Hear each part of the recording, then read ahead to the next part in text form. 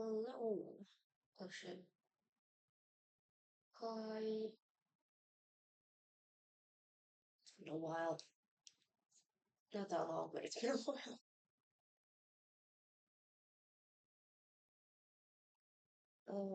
Okay.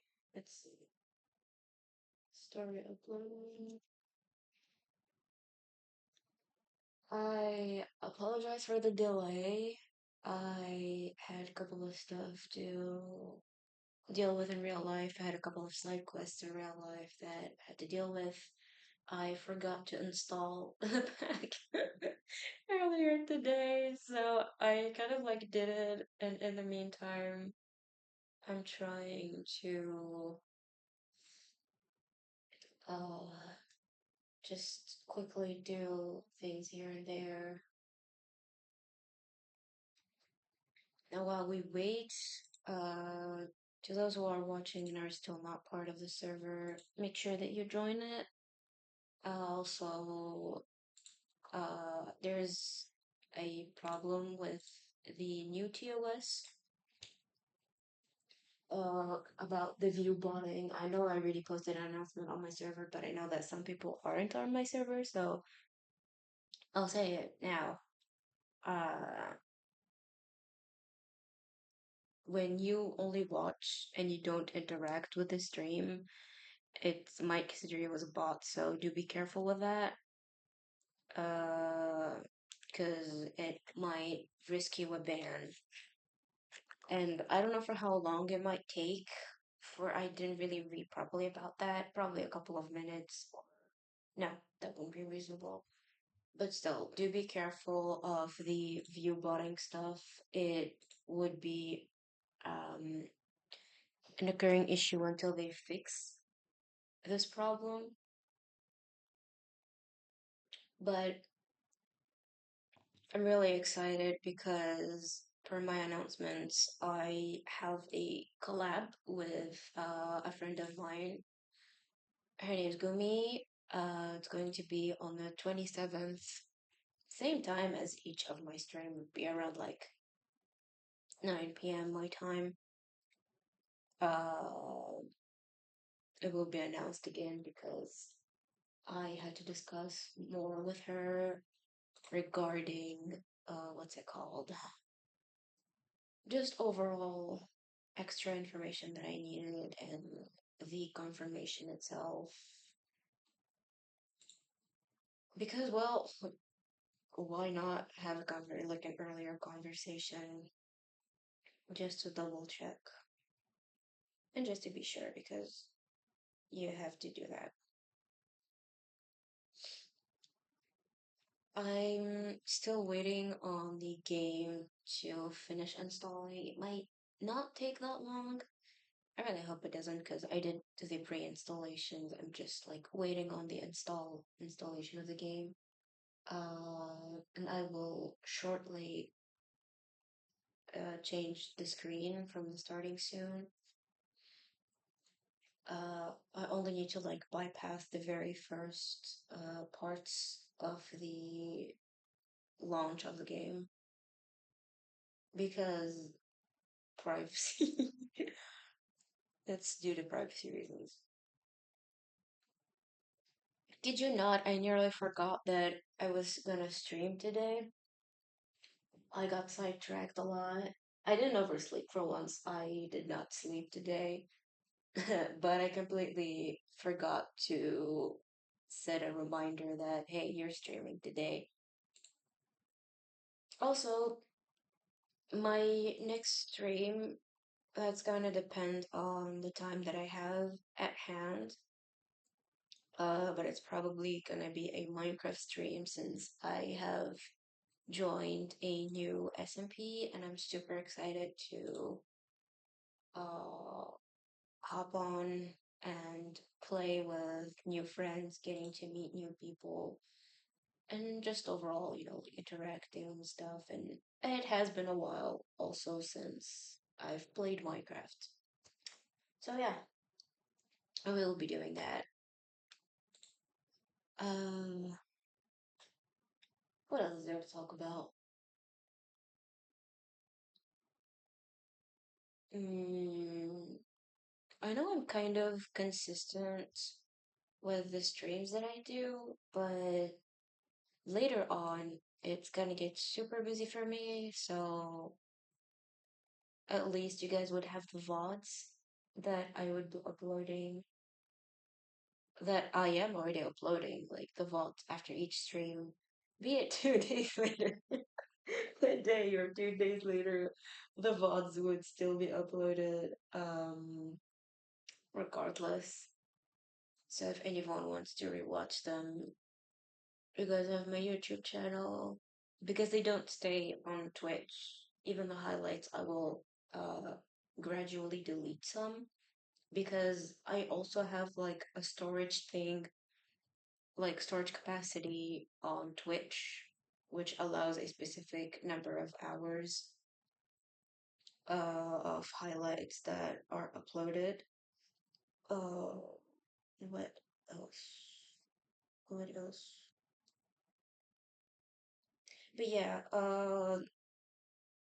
this year is going to be super busy. I will actually be having a huge chunk of the year off of streaming because I'm still studying. And kid you not, I wouldn't be having the time to do a proper stream. Even during the weekends, I I doubt I would be able to do that as well. Oh god, the Wi-Fi is playing games. Just give me a second. Let me dilly dally for a bit. And I'm like, I started later than usual, and I completely forgot about the installation shit. Oh, and I've been procrastinating a video that I've recorded with my friend Froshi. I'm yet to edit the video and post it on YouTube, but it's gonna be posted on two parts because the overall recording is too long. Uh, and I need to cut off a lot of stuff, and I have to see where I can possibly cut it before it gets too long for people to watch. And it's definitely a two parts video that's going to come out. Um, I know with people's attention spans, it's not gonna be good. But if 30 minutes is enough, then it should be enough because it's really a crazy video because I played Peak with him. That's what the video is gonna be about. Uh, and I'll try to vary the content a bit because most of the games that I have are usually multiplayers and it's either single player games like Star Rail or Genshin, but I dropped Genshin a long time ago. Um, so single player games like Star Rail, probably Etheria if I play it again. I'm just taking a break from the game itself, but most of my games are multiplayer. Oh, another single player game that I've streamed would be Little Kitty Big City. Uh, yeah, which is why usually if I'm going to stream, it's probably gonna be like a multiplayer game. I really need to look into other games as well that are single player that I would be able to play. And I have plans for an art stream, but I'm not so sure about it. It's like it's still in the brainstorming process. I'm not like too sure about it because last time I did an art stream, I got warned about DMCA related and copyrighted stuff because of the music that I put, which was I'm sorry, which was directly from Streamlabs itself. I didn't realize that some of the songs were copyrighted, so that's on me. uh, Besides that, Um, yeah, my brain's frozen. I'm really looking forward for this new Star Out update. We have new characters. We have a new quest. Shit's going down from the trailer that I've watched, and uh, that made me even more excited about the game. We just wait on the stupid Wi-Fi to finish installing.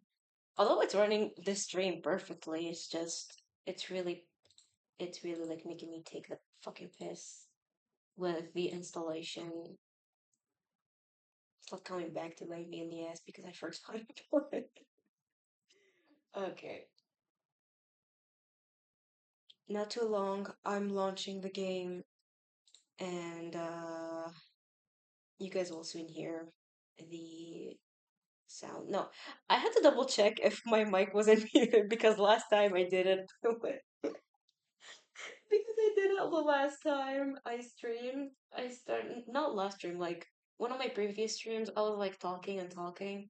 Oh, I forgot to switch the screens at the time. But I did once uh stream like really back in the day, like when I had first started streaming, I forgot to unmute my mic, which was embarrassing to say the least. Oh, I forgot about the verifying part. Oh, okay, somebody throw me off a cliff. I can. I am so sorry. You guys, you guys have been waiting for so long. Uh, But anyway, super excited about future collab. Super excited about this app. Not app. Oh my god, about this game's new version. We went from 3.4 to 3.5. New Trailblazer quest, new characters. If I still have extra polls, I might pull, but I will try to like pull for the sake of getting the store refresh polls because each first of the month but every player gets a store refresh. We get like five standard polls, five limited polls, and a material like that like Star L players use to upgrade the skill tree of every character.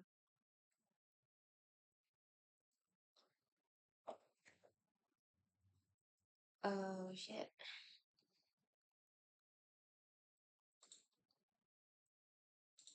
How's everyone?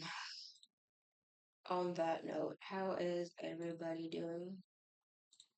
I don't know if some of you guys can comment or not because I had a friend of mine, she told me that she couldn't comment because it told her that she couldn't.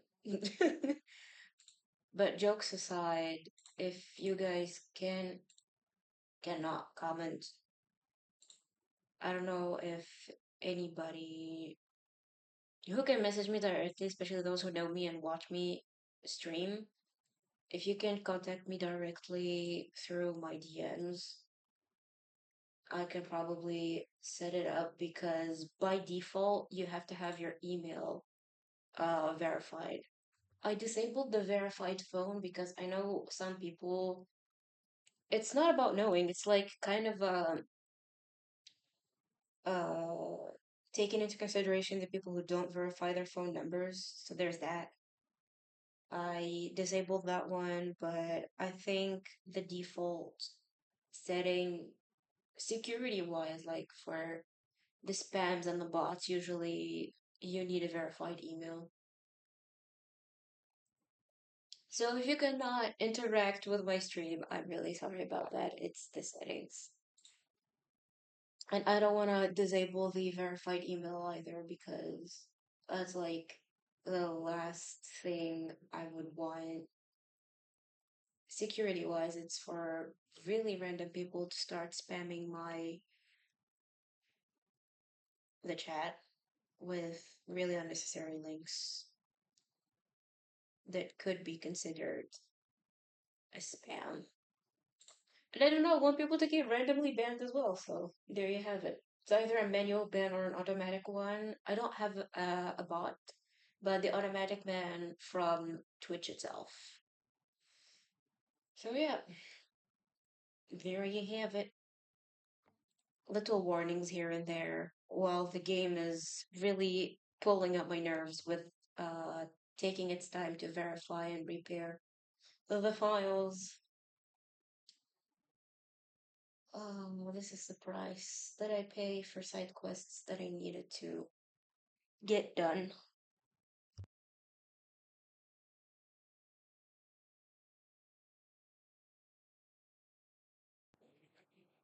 What else? Oh, and wait. No, never mind. I was about to say something, but it's completely unrelated. Mm,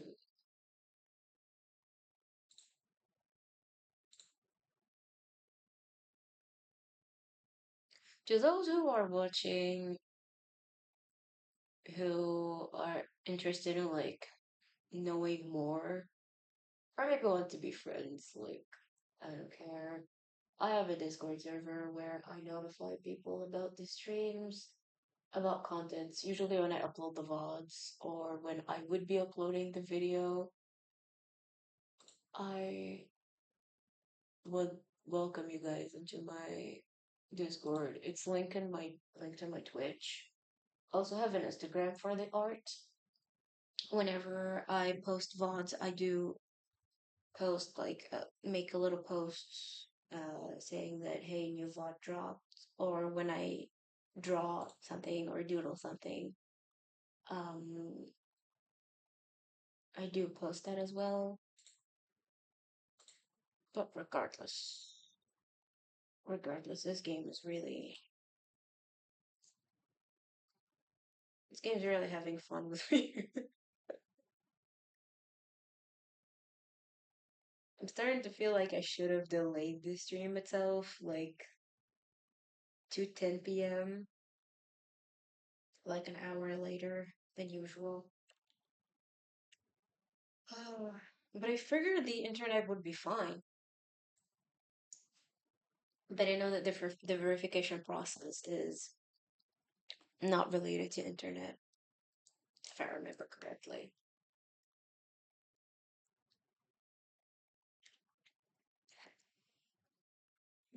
Oh shit.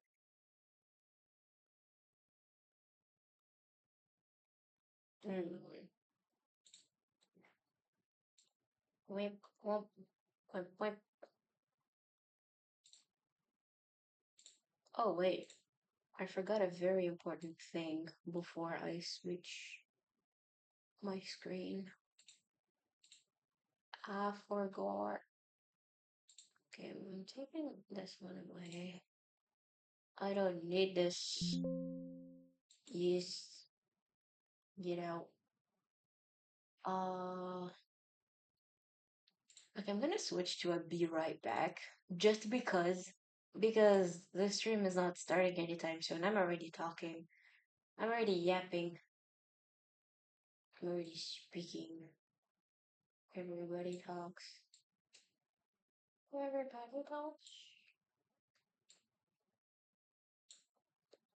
Oh, maybe.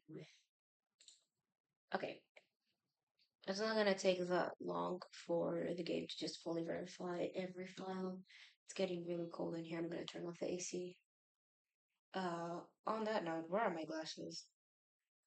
Where? I'm gonna mute my mic. Give me a second.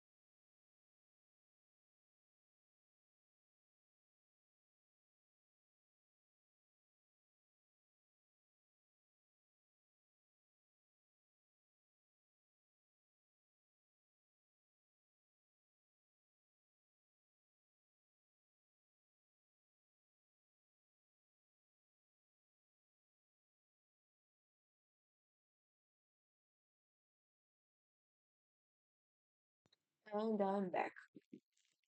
Yes, it took me that long to find the glasses. Leave me alone. I look like a fucking nerd.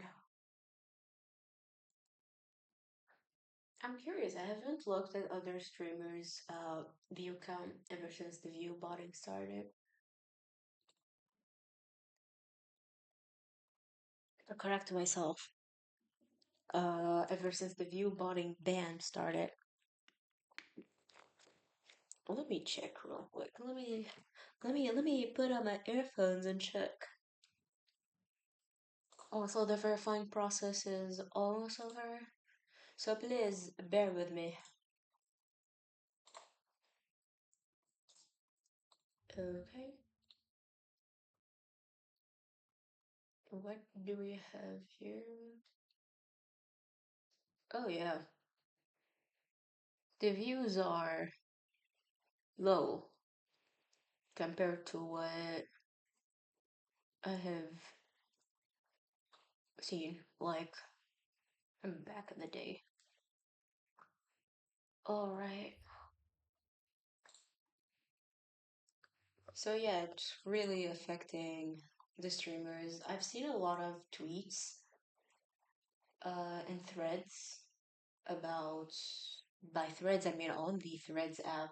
Uh and yes, I'm on both, but not as much on Twitter. I've just seen a couple of posts when I just randomly log in whenever I feel like it, and sometimes on threads too.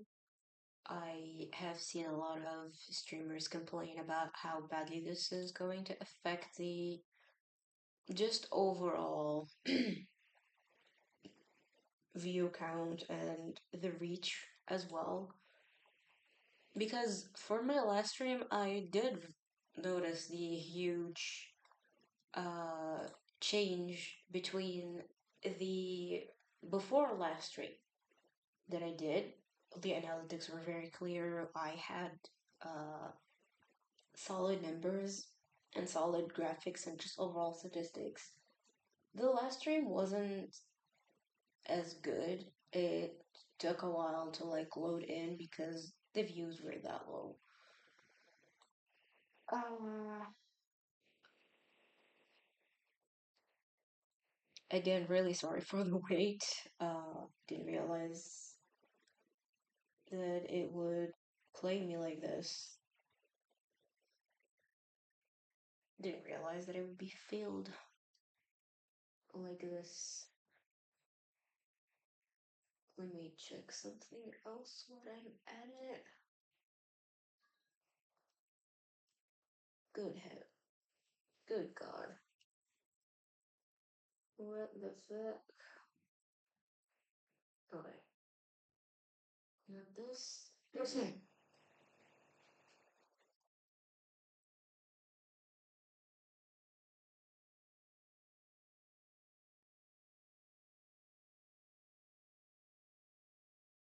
Hmm.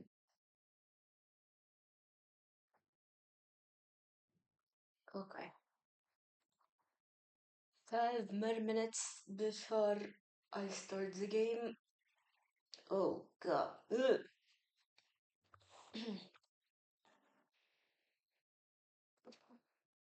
It's getting really hot and humid in here. Not in my room, but just overall. Ugh. Wipe, wipe. Alright, we're almost there. 1 minute, less than a minute. And I will be launching the game and immediately change the screen. Almost immediately change the screen. I will change it once I get the welcome back screen for me, so you guys will have the after the welcome back screen. More like the pop-up that would appear. Because it shows things I do not want to share. That's why I don't want you guys to get the screen immediately because I do don't necessarily like have to switch the screen and switch the game capture. All right, brace yourselves, people. I just launched the game. I was a whole 30 minutes, and it started way before that. Like, when I posted the announcement that the stream will be delayed for a bit, that I will be starting later than usual, uh, and I had already like the installation running long, long time, a long time before that. All right, we are changing the game capture. Where is it? There it is. You guys are hearing the sound now, right? You guys can hear it.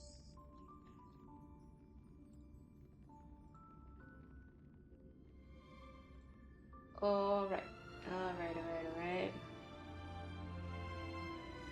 It is here. We are here. We shall witness for the first time the Switch.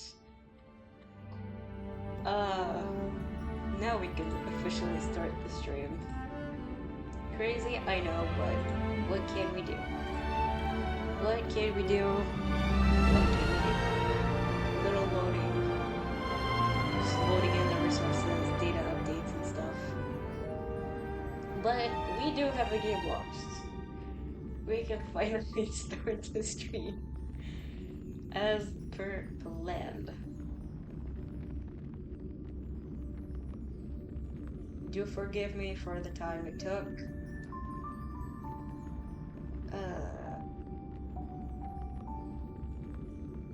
Okay. At least we're downloading resources now, officially. It shouldn't take that long. As you guys can see, I do have quite a stable network, although it's fluctuating a lot, but it's still downloading. 856 megabytes. Oh my god.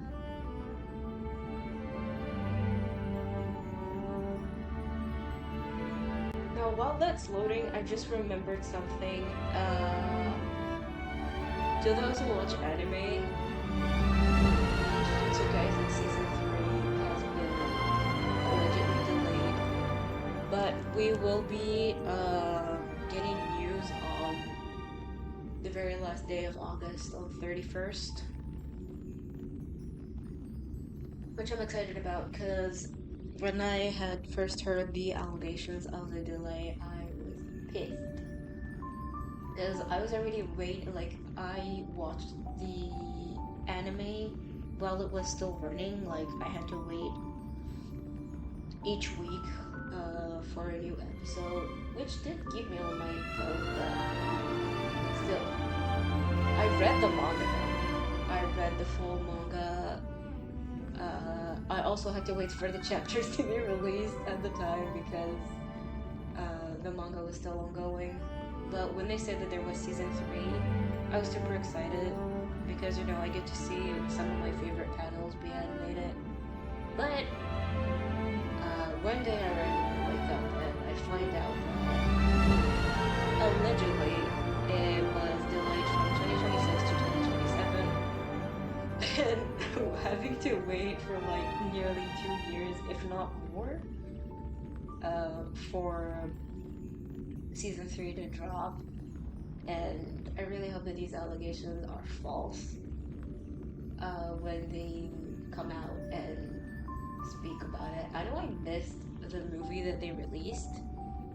I forgot the name though, but I couldn't watch the movie because it was like, you know, theaters exclusive.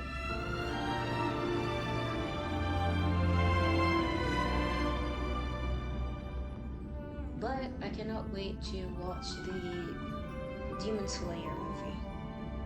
Because for once I would be actually able to go to the theaters and to the theaters, and that would be my very first time going to a theater to watch a movie because I either watch it via my devices or on TV. I'm turning the AC back on. It's really too humid in this area. And that's another cost that I have to pay for being originally from a city that's by the sea. God, I love my life.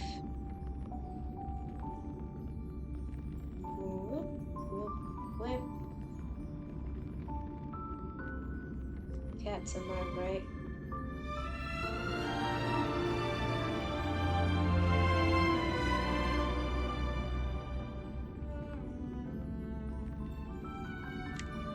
Alright. At least we're installing, at least we're past the be right back screen, past the starting soon screen. At least you guys have something to watch. And some music as well, because Twitch is really allergic to having music.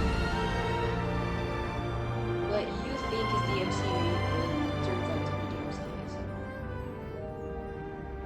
copyrighted to those who don't know what DMCA is.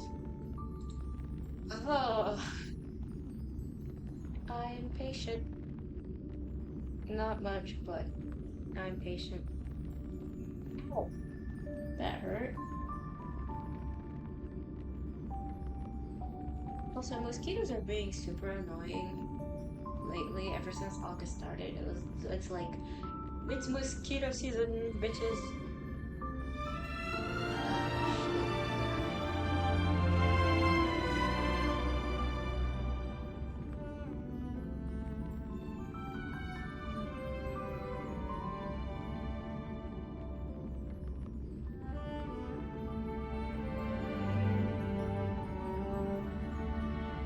Don't mind me, I usually go quiet every now and then. After too much talking, I just completely shut down. Why is the music too loud? Especially in my ears, it's a bit loud. I don't know for you guys, if you guys can hear me over the music. Because I try to like balance between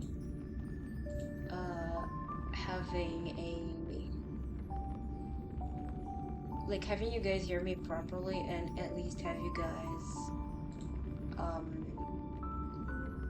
hear the game itself. Especially a goated game like Star with the really great music that they have as well. It's of all the games that I've played, Star Rail is one of my top games music-wise. Like, kid you not. Lots of bangers. We are loading again. Prepare yourselves. Of course, we have to verify the sources first. You have to verify your resources before you jump. Oh god. Checking my vials. Get your ass ready. Oh my gosh. Shouldn't take that long to verify the resources. Come on now.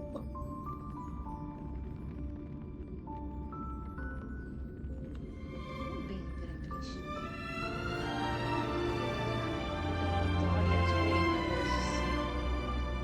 Technical issues, sorry. I'm sorry. But still, you have to be polite and apologize.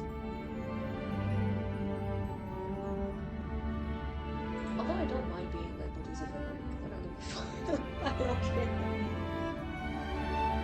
Who cares?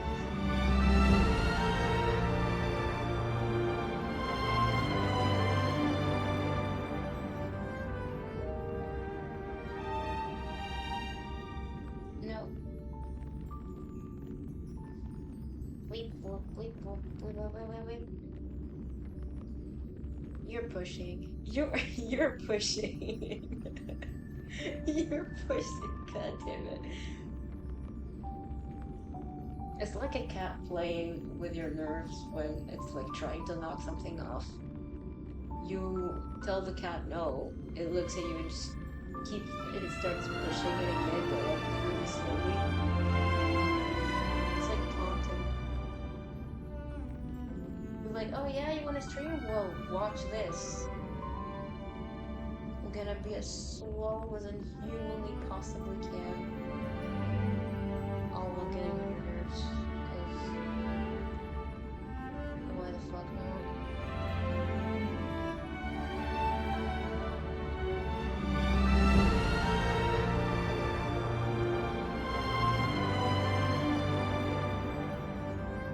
See, it's taunting me at this point. What? It's only verifying resources. Why are you taking so long? Everything is fine. I played this game like not too long ago, so it's either that or the new update is that heavy. I haven't really verified the weight of the new update, so really I could be just complaining when it's like a huge one compared to the previous versions.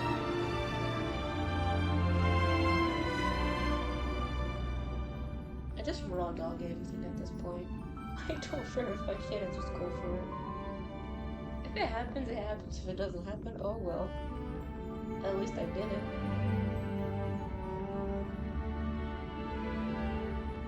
Because where's the fun in not taking risks and just being scary cats? If you don't even handle the consequences, then just go for it. At least you got it afterwards. Like, you know you can handle the consequences. If you cannot, well, you'll work your way through it. Surprisingly. You have to get the courage to just go for it. Just do it. Do it. I want to play the game. Gee. No, I'm pissed. It's been over 30 minutes now since you guys have been suffering with me. Okay, it's 41 minutes and you guys have been suffering with me. And I had to drag you guys because I was a fucking dumbass and it didn't start it earlier. Kid you not, I completely forgot about the installation and overall verifying. I was so stupid.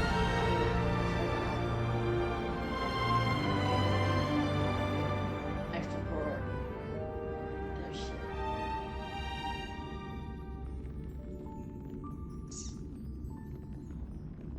Come on. You got this.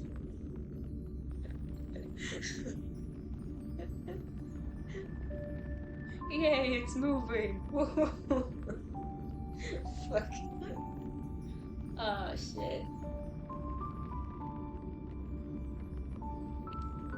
This is a journey. This is what trailblazing is all about. Being patient, raging at the same time, because your game's really playing games. You want to play it, but it's playing you.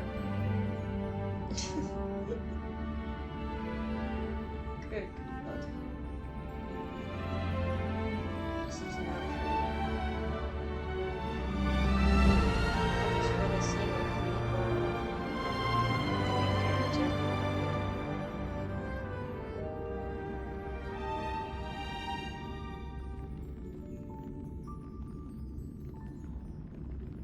I'll probably pull for her. I really love her.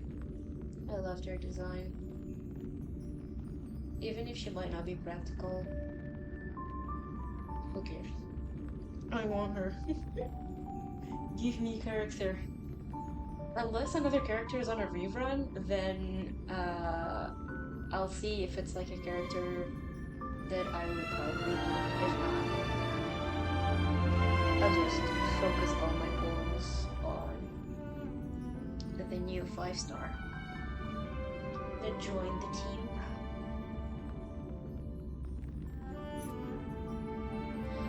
complete, the game will restart. Okay. We're switching the screens. we're switching the screens for a second. Oh god. Okay. Now we will be switching back because I love you guys, so I will not let you guys suffer through this. There we go. There we go. Cool.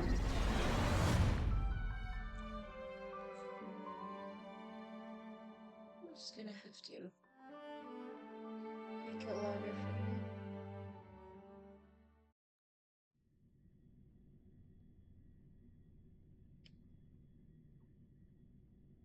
for you.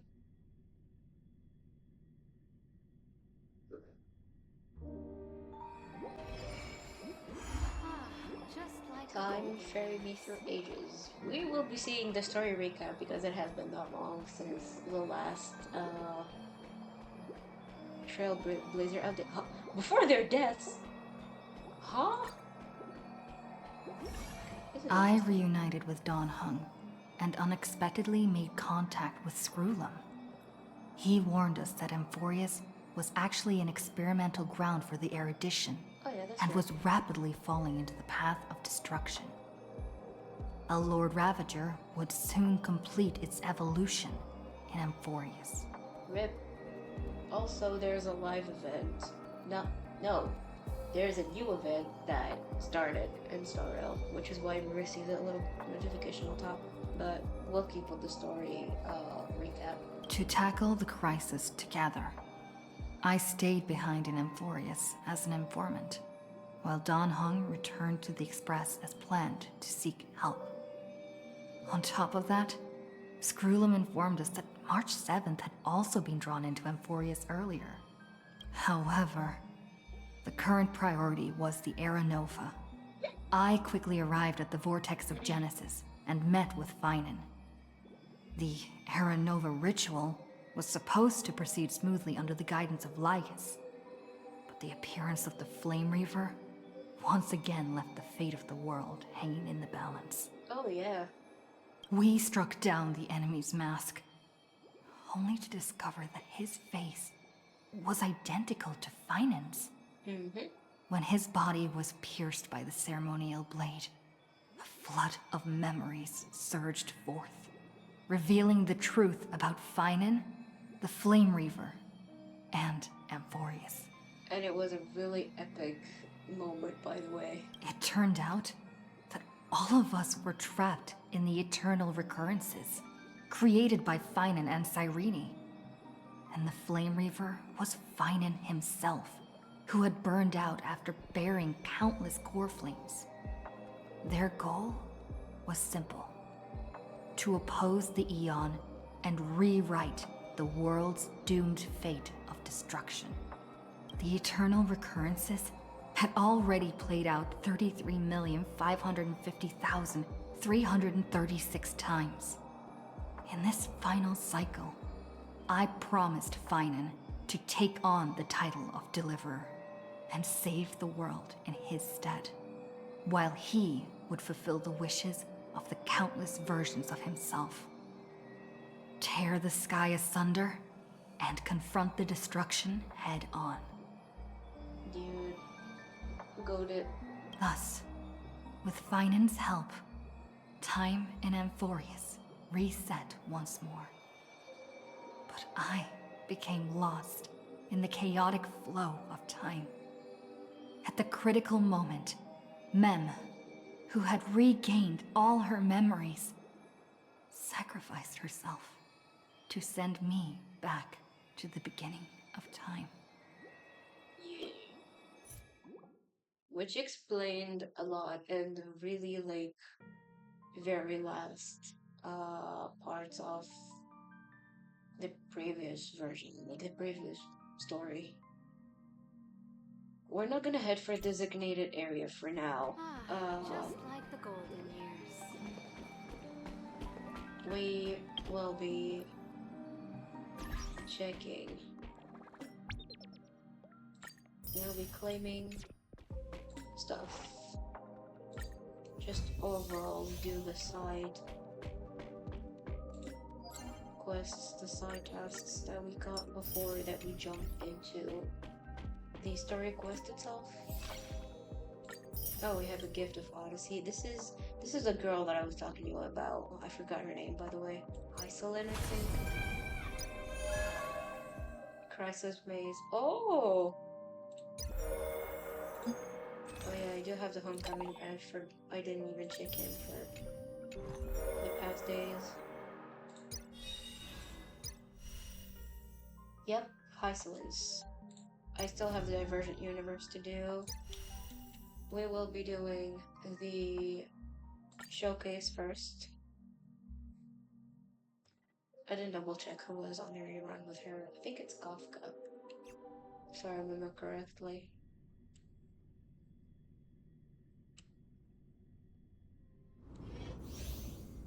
So, activate zone, inflicting additional DOT to enemies. All enemies in the zone have reduced attack and defense and can apply multiple DOT effects. Oh, interesting. Her skill. Any fish taking the bait? Oh. And it's still like ongoing. Oh.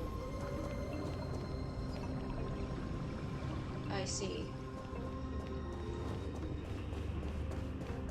Any fish taking the Is that a new bait? boss? Oh, self-destruct and then. Okay, I see. Okay. Wait, skill overtune. High chest increase the damage. Oh, deals physical damage to them. She's a physical, alright. Nipple zone causes. Alright.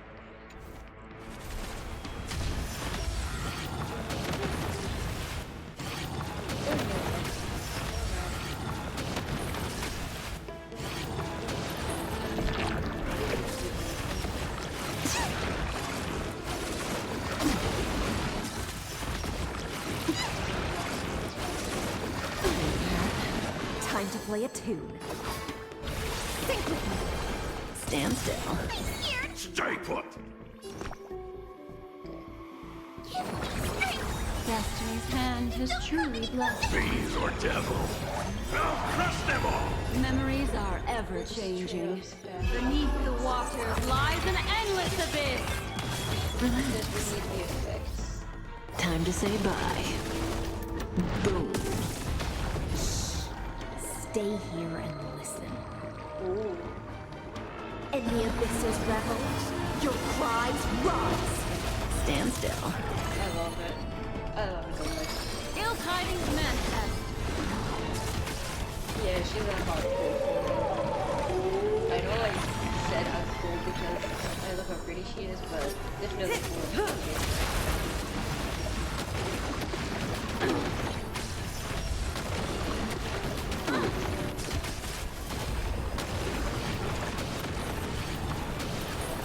There we go. Go with the showcase. Oh, Kafka's okay. So Kafka's on the rerun. I know she got buffed. She's also a DOT. A lot of the previous characters got buffed. Does that hurt? Like Silver Wolf, Blade, Gunpowder. Wait, no. Forward! Origin. Get them! Relax.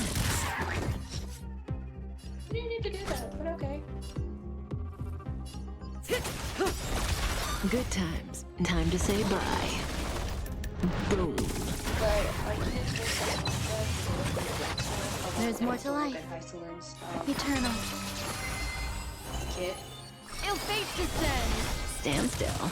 Memories are beneath the waters lies an endless abyss. Relax. May as well kill them all. Stand still. Never mind. I was about to Your try, devil. but I didn't see I'll crush them all. 2 waves of enemies. Every petal in life, all will be swept away by the wind. Good times, never time to say bye. Boom.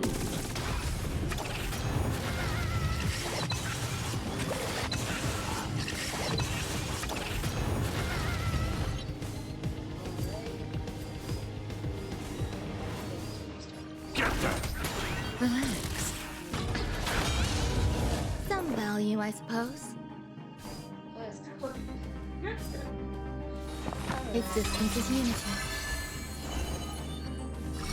Ill tidings manifest. Stand still. Okay. Alright, we didn't need to do it. My phone is dead, so I'm watching without being able to listen, but Chef knows. Yes. Okay, he did say that he can't, he is not able to listen, but yes. Chef Dinos. That, okay, then I didn't press space, my bad. And they explode. Because why not? We love explosions. Not like that, but you get the point. You get the point. Okay, let's open up the warp. Oh, I didn't get an animation? No! That's full screen that I said because you have to kill them. Well, they're bad guys, so... Oh, then I have to type into...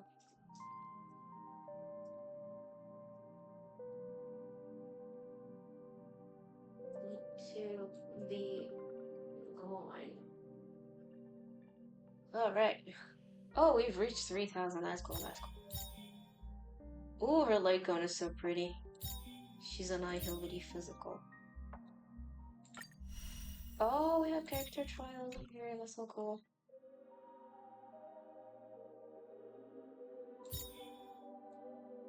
Also, we still have available long-term. Ooh. We still have the Fate collab characters for a while, which is really, really cool. I love it. I don't have enough for the Embers exchange. Oh! Yeah, that's true. Wait, I own it? Huh. Anyways, the new Firefly skin came with this update. 24 pulls. Extravagant. We will be using the... Ow. We will be using the standard pull that we have.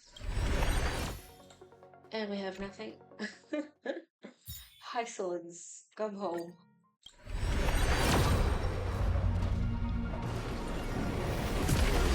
I don't think this is... I don't think this is Yep. This is not a 5-star.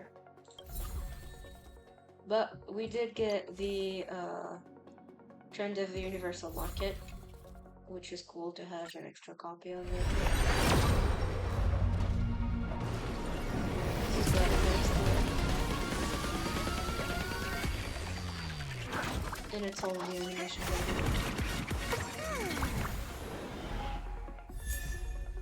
Oh! We update Arlen! I see. Okay. We didn't have him, now we do. I do, so. Okay. Let's go to the Embers exchange to get the last of the pulls.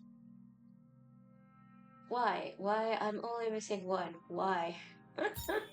Why? I just need one. No, no. I pressed the wrong key. Oh. Full login automatically converted to new items. Oh, that's true. We wouldn't be having wishful resin now. It came back to self-modeling resin. Okay. That's sad, but remaining effective time for this item 8 days and 5 hours.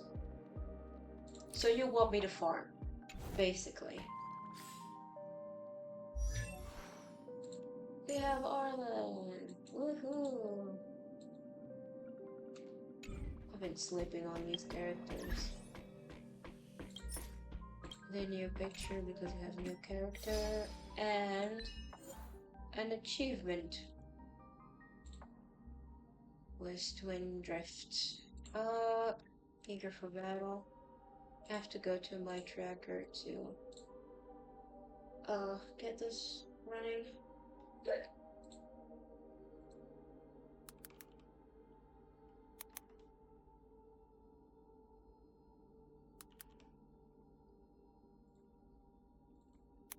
That was a hidden achievement, by the way. That was a hidden achievement. Cool.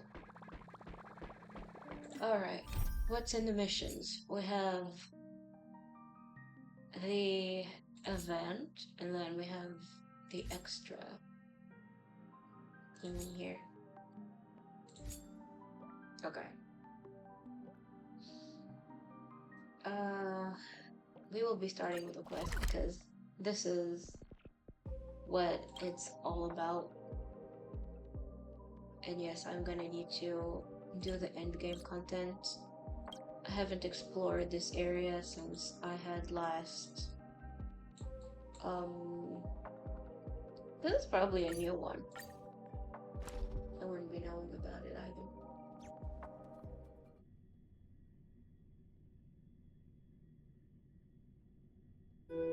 Tezirov.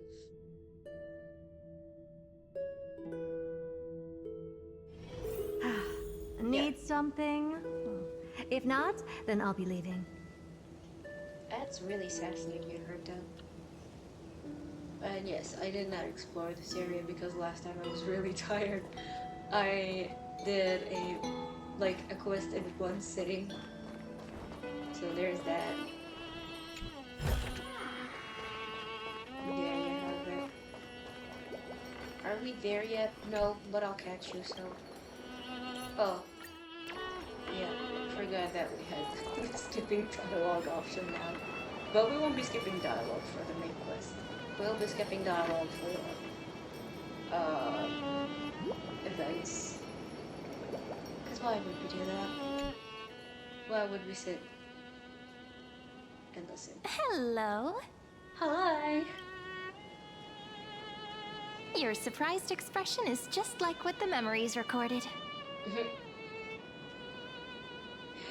Are you Cyrene or Mem? Maybe I'm both? Just kidding. If I had to choose, then I'm probably closer to the latter. Mem! It's pretty unbelievable for me, too. It's like I had a long, long dream. Cyrene's memories and Mem's memories, they're all tangled together. But when I woke up, there were only broken fragments left. Yep, absolute mess. I can't remember what happened in those 30 million cycles, but I remember what you did for this world. Like, didn't you wish for me to turn into a pretty girl back at the Grove? Sir! That is a wish coming true. You remember that? Please remember something good next time. I didn't make that option!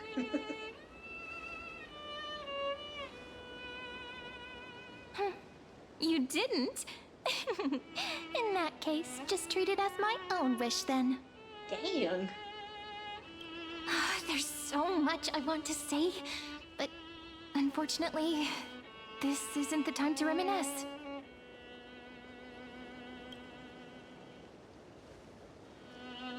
With the memories of the previous flame chase still intact, we've returned to this place at the beginning of time, so we can carry out our promise to Finan.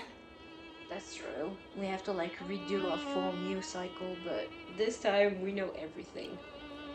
The descent of Iron Tomb may be looming over the horizon, but we still have a chance to change everything. Cool. Id Silicii is so quiet. You think? In Cyrene's memories, she always sits alone by the lake, gently swaying on the swing, like she's waiting for someone. It was the same. Can you remember anything else? I don't think I can. It sounds weird, doesn't it? It's something that happened to me, but I'm talking as if I'm an observer. It's really weird. Like, imagine having your imagination being in absolute fragments, to which I relate. But still, it's. But that's just what those memories are like. Vague and unclear, as if encased in thick ice.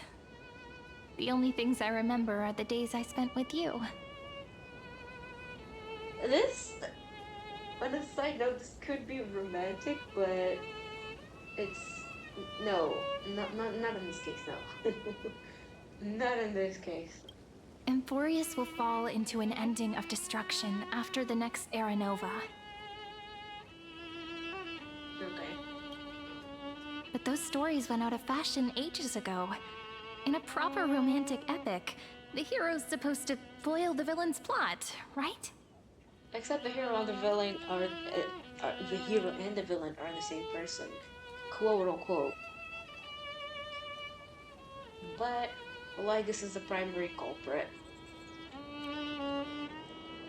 That's right. He's the mastermind who's trying to control everything. How unforgivable. Also, I've seen what he looks like in many screenshots. Behind the mask, he looks ugly. But I still feel a bit anxious. Lygus chose to walk into the spotlight and reveal everything, which means he still thinks the current situation is under his control. Maybe he still has an ace up his sleeve. Think about it. Even the name Lycurgus is a fake one. We have no idea who or what he really is. Shit's rough. Which means it's probably time to borrow that treasure you're carrying, friend. Oh. Times calls for Write his name isn't as if written as I've written.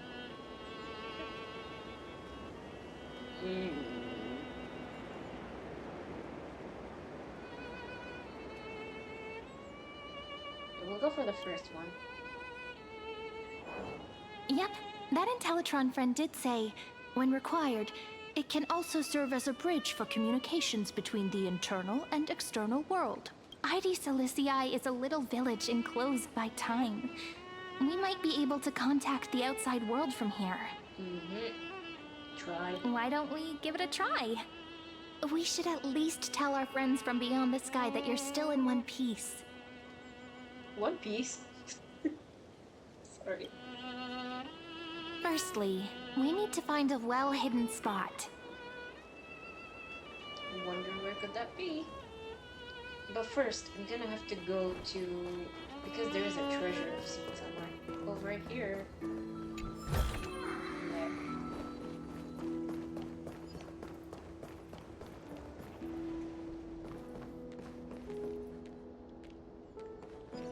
There are things to pick up. Shiny. We're gonna skip this. Oh, you want this? Fine. Take it and amuse yourself.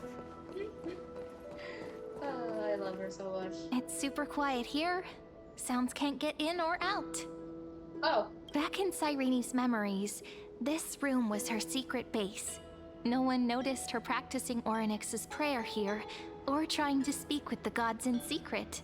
How? It's a fully open space. But today's different, isn't it? We aren't trying to contact unreachable gods, but humans from other worlds. Real people. I'm prepared to witness that miracle, friend. The way Cyrene talks is so similar to Mem. You think it's the same person? Reincarnated.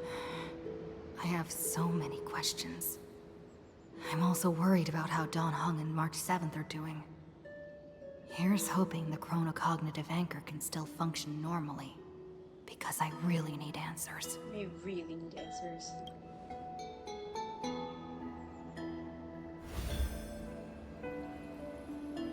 Nothing? Signal strength, 14.8%. Dialogue window, 16 minutes 22 seconds. Prerequisite, no external interferences. Okay. We are Herta! very glad to learn that you're safe.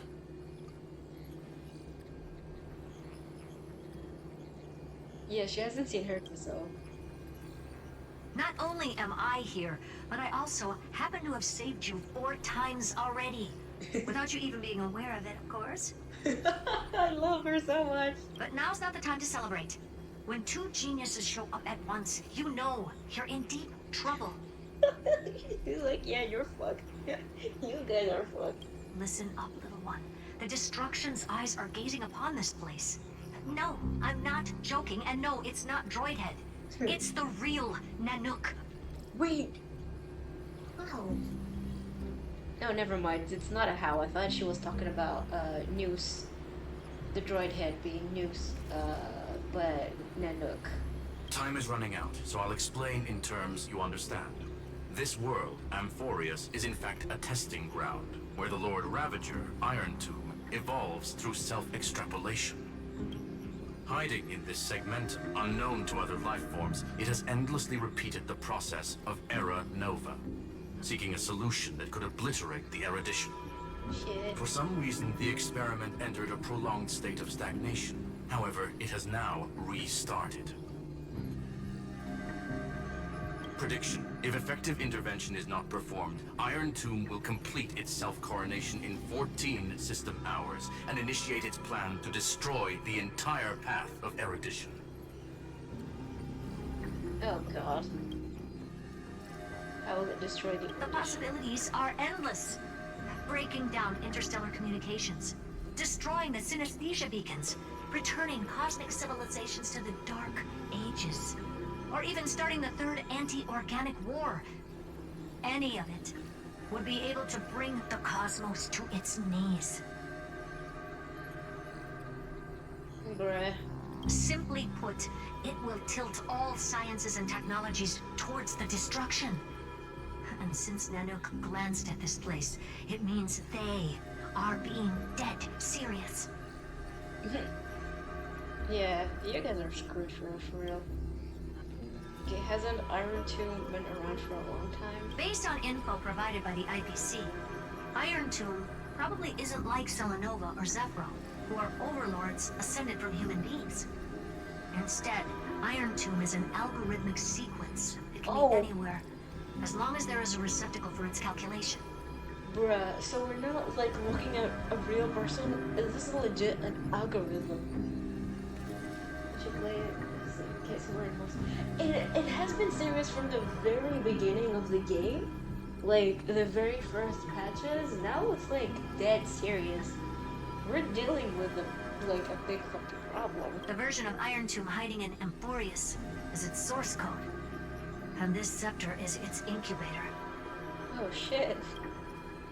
14 system hours is no time at all. For real. Yep.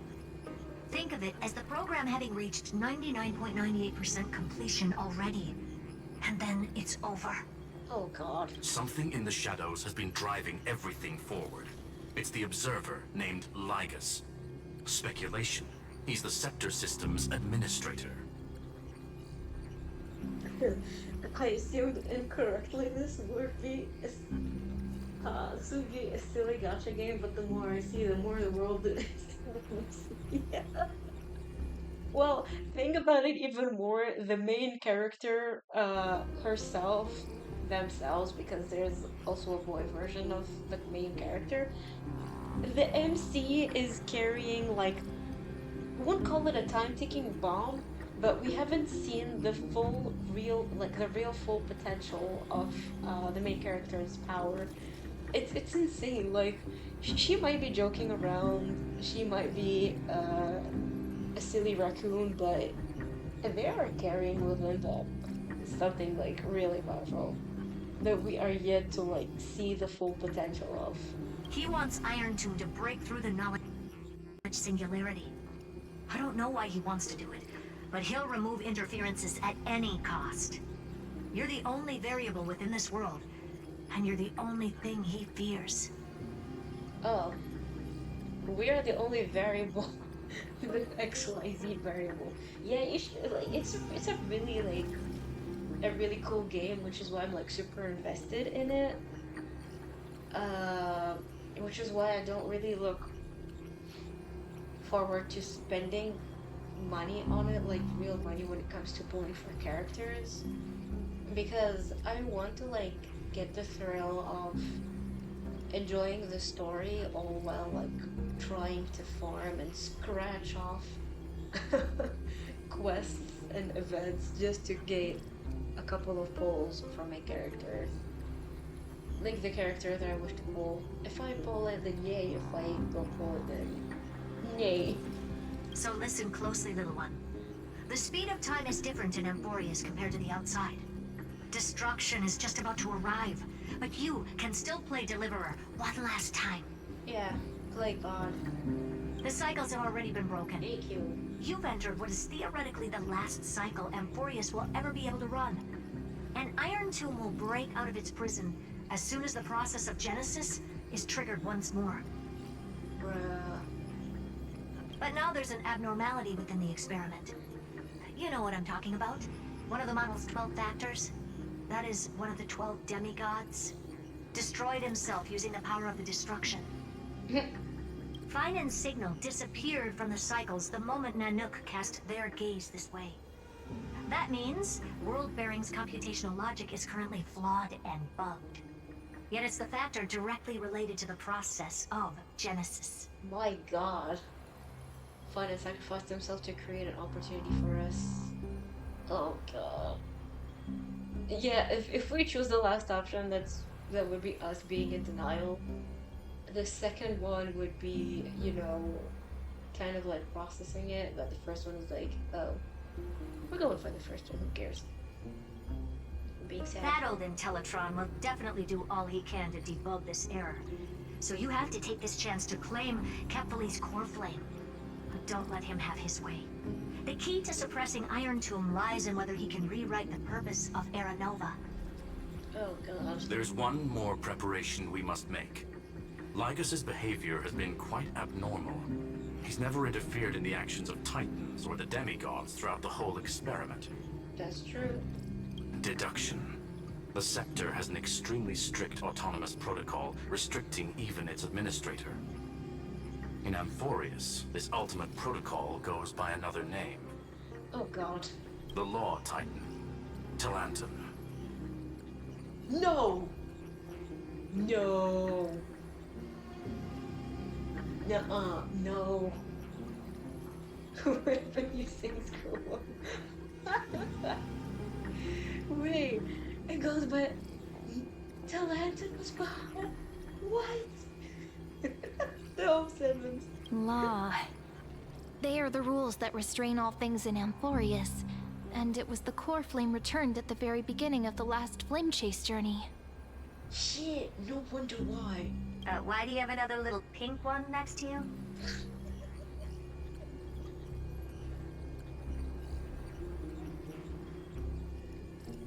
I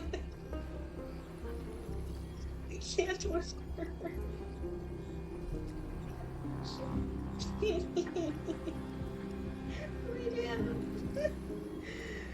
Oh, shit. Huh? Her path chart is... Is there something wrong with me? Hurt though. What are you not telling us? Never mind. No. Let's get back to the topic at hand. Light calendar 3960. Month of balance. We'll be locking onto this time period to find Law. You can either meet the Titan, convince the demigod, or take the core flame by force. It doesn't matter what you do, so long as you bend it to your favor. Yeah, bow down, bitches. We still haven't figured out how you and Don Hong got inside this world. So influencing protocol is currently our best way to stop Lygus, or to call for more reinforcements into this fight. Once you've got law in your hands, we'll discuss our next steps. Yeah, we need to have water. Make sure the core flame doesn't fall into enemy hands. Oh, the sound is bugging out. The connection is not for me, but like in game, they're losing contact with Hertan's Kurlum. Also, yeah, no concrete info on Old Pig. I mean, we kind of have an info on her, but like the real, like full lore, I think we might unravel it in the story, like in this quest. Herta, the firewall's interference is getting closer. Time is running out.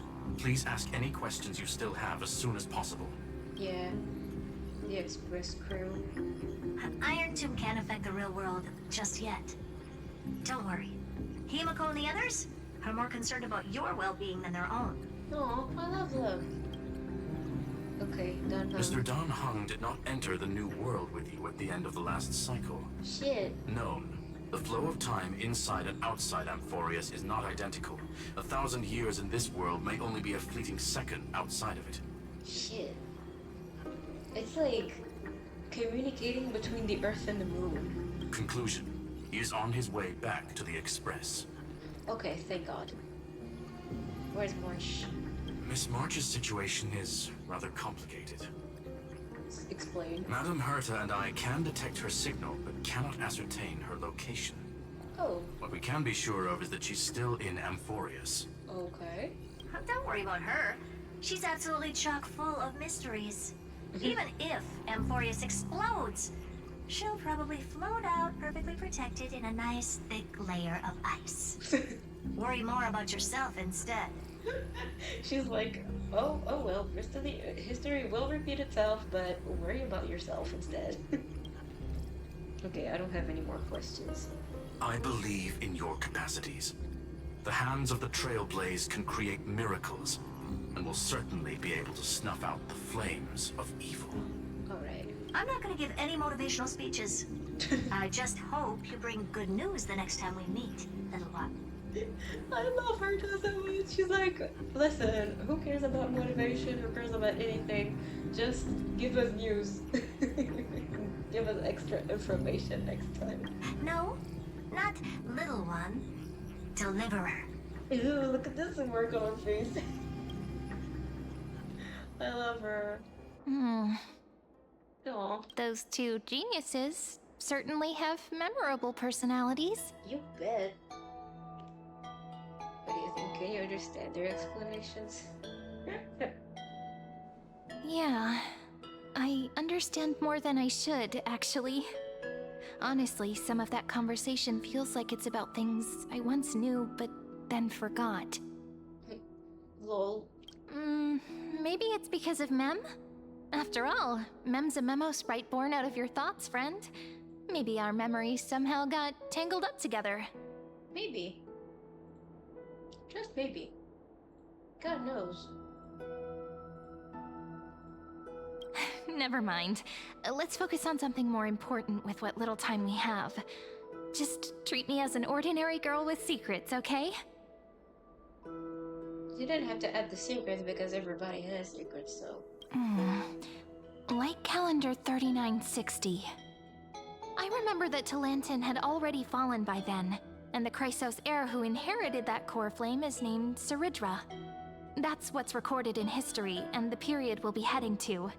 We'll need to find Law and stop Lygus. Oh.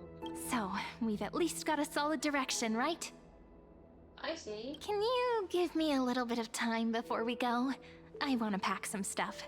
There's so much more I need to take care of in this form, and I'm still getting used to it. Alright, cool. Ooh. A relaxed scene like this probably no longer exists in the outside world. You bet.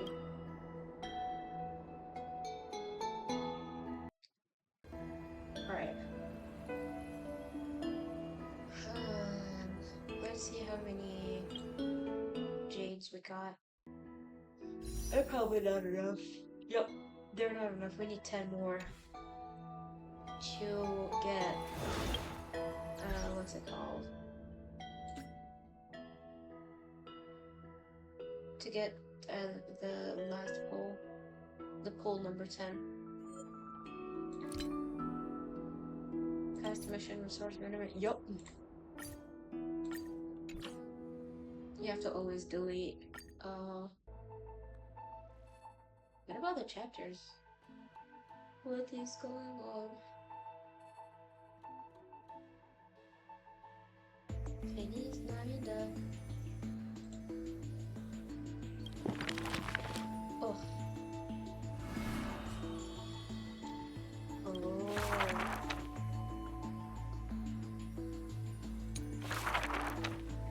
Who would win?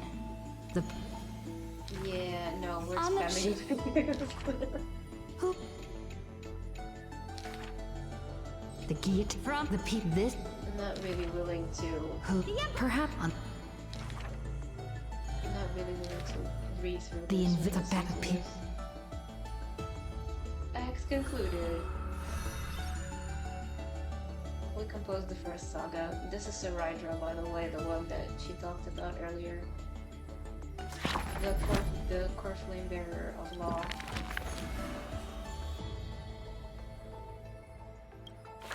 Mysterious foreign guests. Oh. When I called you mother. The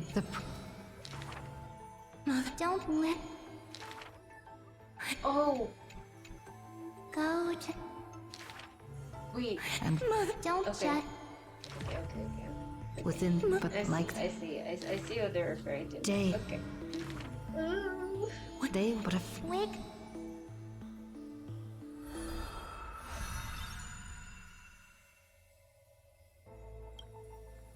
Especially because I've also seen the trailers.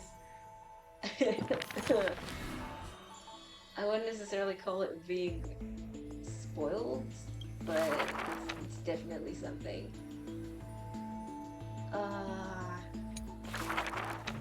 This is every the call. Meow. The young. I want the time. I'm just The young- clicking through this. The young. The difference they had up. In the innocent. So but a gun. My hand hurt, but just keep going. Keep going. Okay, I think we're gonna finish this saga. At the world. 300 It should be the end this of this saga because the character's dead. was it? Like, It's because the girl. A daughter. This is not a spoiler. Bearing- This is like from the previous quest. She. As the wind. Come on, come on, come on, come on. There we go. And it's finished. I really want these cards. Like, if I find a picture of these, and like, I'm gonna see if there is anyone who can print out and follow. So I can have follow cards. They're really pretty. Fine. That's Wait, do we also have 5 for Finon? Just perhaps. Look at it. though each his eyes. I don't think I would be finishing the saga from here. Not you. Oh, actually do it. He remained Wait, no, I think we will because he In an Phil attic. said that he sacrificed himself. thus, but nobody. Like, just as we were talking to the two geniuses. The pen like yeah, only Yeah. he won't respond. The people went. On he just indeed like a team, It is. but he's this Could it be? fear. Final, The plan. My hand hurts. but before cat.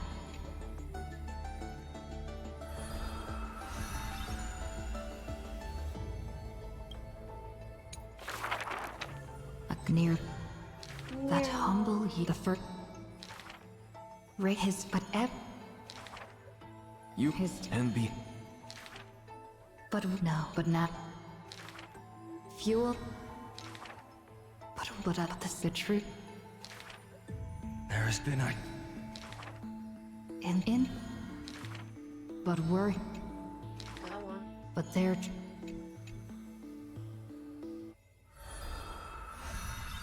So there we go.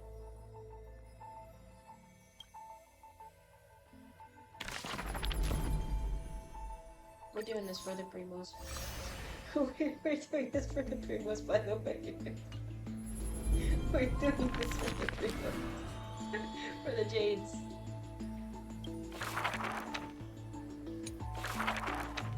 On the end of We have No. to finish reading these so that That's at because least afterwards, I've just as then. Before after you're the girl, we would read some more. there I'm... The Meep, meep, meep. the day...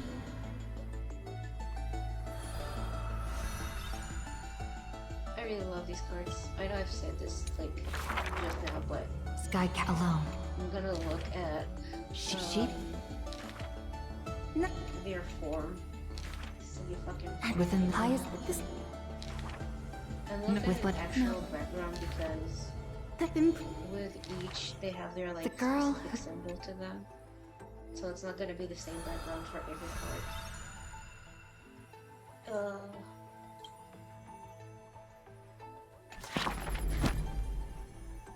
We will suffering before we start fully investing into the quest.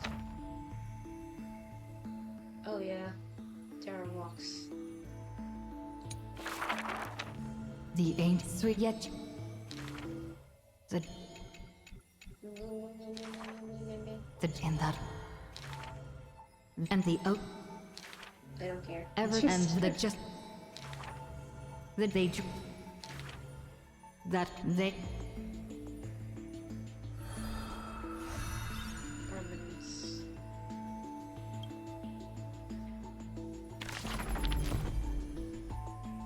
Then we will start with ice. The blue moves when...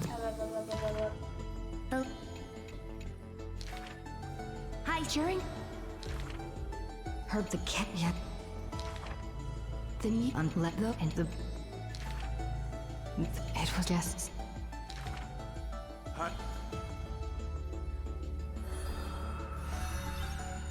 Here we go. And we shall claim our money. And we have the remaining from 45 to 52, which will be unlocked after this this quest is done. Now we go to the war. We exchange our jades. Now we have 11 pools. Again. There's the life store. Yep, guessed it. I'm gonna look at the details later because I didn't check how much pity I was at. But I wasn't starting from 0. I think I pulled like 10 times or more. So I was probably at 10 pity and... No, not 10. I think I pulled at 22, 22, 20 something. I know that I was at least at 20 pity, so I pulled like 3 times now. So I'm like at 50 something. So in 2 extra 10 pulls and I don't know, maybe a bit more, we might reach soft pity. If not, we will be going to hard pity. Yes.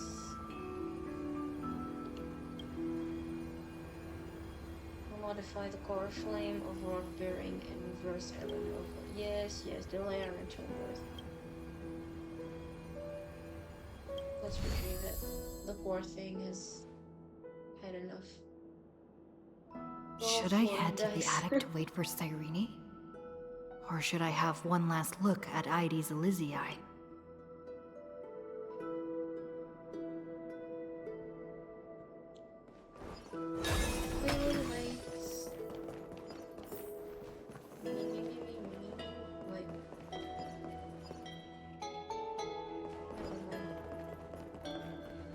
chest. Really? You have to go ahead and steal it from me. Yeah, that wasn't very nice. Chest. Why is my phone not recognizing me? What is wrong with you?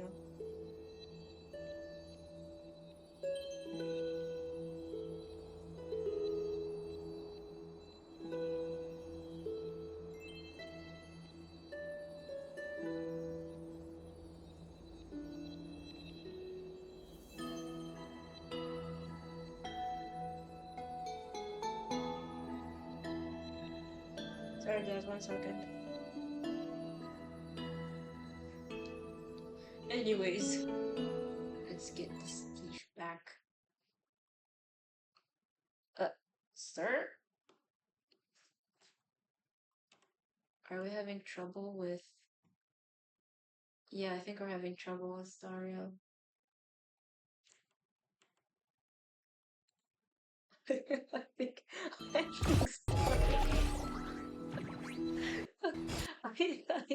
I think it bugged out for a second. 1 second, guys. Oh, shit. Okay. Be right back, folks. Starrail just stopped working. I couldn't handle all the lore. It just stopped. This is not funny. This is not funny.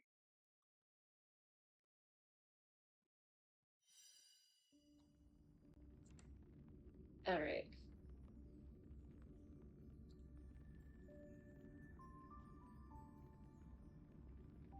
Let me recapture the game again. And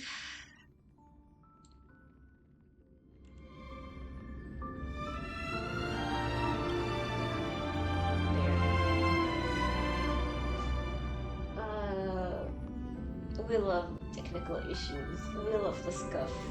It's all part of the experience.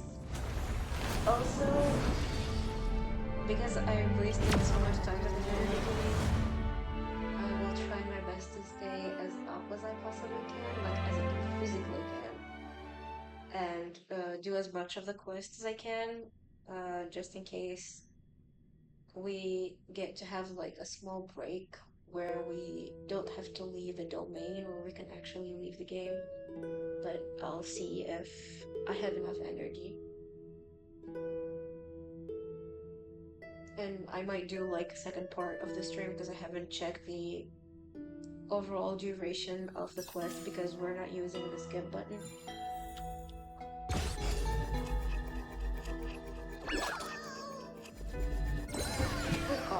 Let's go.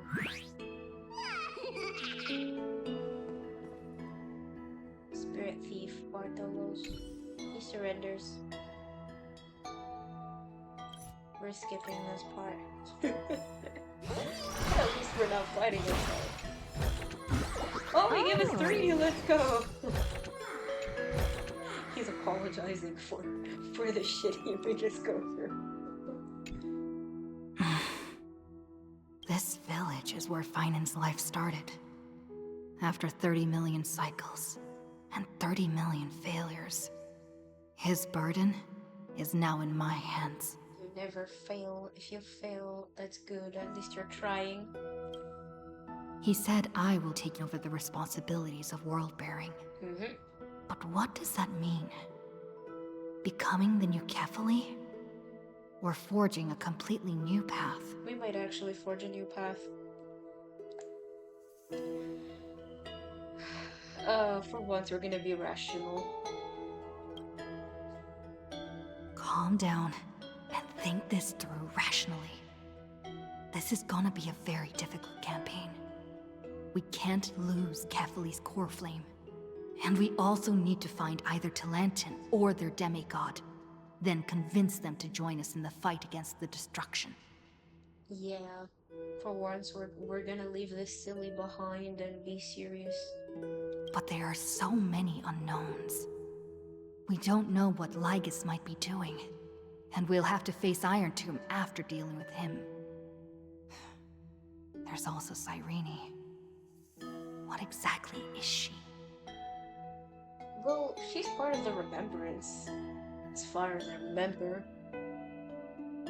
What exactly? No idea. There's so many questions. I'll have to take it one step at a time. Ow. But I must make each move very carefully, because every decision can potentially impact the end. Herta and Screwlum's help might be crucial. You think? Thinking hard over there? I finished packing. I decided to just bring these few things in the end. See? There's a journal, a quill pen, and the ceremonial blade of the Priests of Time. Oh, Holding it calms me down for some reason. that's so cool. The scent of the black tide is now calm. Finan must still be fighting them in some way. This will be Amphorius's final flame chase journey. But it won't be the end of us. It'll be the beginning. Yes, sir. Friend.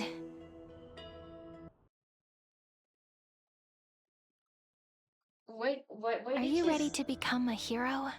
Oh, I thought something happened. She was like, friend, yeah? Still don't know how I should act around you. Just treat me like any other friend you have. We share a common goal and common enemies. Mm-hmm. And we may also share a common future. A future that has never emerged in any other cycles before. I believe in you, friend. If you still can't get used to it, just call me Mem like you did before. Just kidding. Teehee. Oh god. Are you worried that the burden is too heavy for you? Don't worry. Maybe the answer isn't as complicated as you think. How would you know that? You've seen how every person regarded as a hero in Amphorius was nothing more than a flawed human. They were just at the right place at the right time when the world needed a hero. Well, I have something to tell you. This girl's not a human.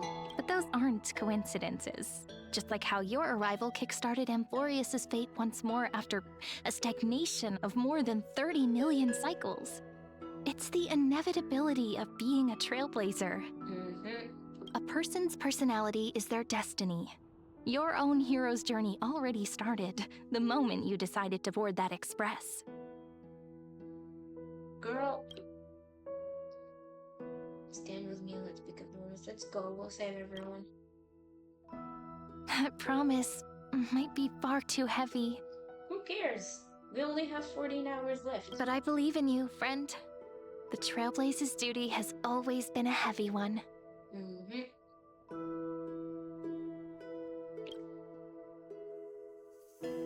In other words, since you've already saved so many worlds, friend, you should be used to being called a hero by now. So many. We saved Yarlio. Wait, we saved the Herta. The Herta space station. We saved Yarlio, Shangzhou, and Penacony. Yeah, that's 4. Okay. Yep, that's so many worlds. Maybe you can tell me those stories as we travel. That way they can become our shared memories too. Okay. Let's trailblaze onward like before and create a future that's worth being remembered. Let's move.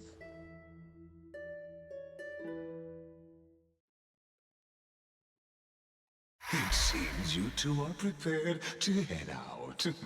No, Lycus, no. Then you should indeed treasure the view before you. Motherfucker. For you do not have much time left to enjoy such solitary delights. God, why did you have to intervene now? So drawing enough to approach me. My apologies for disturbing your moment of repose. Before I express my apologies, please grace my abode with your presence. I don't like this. So I may demonstrate the full scope of my hospitality. Uh-oh. What is going on, sir?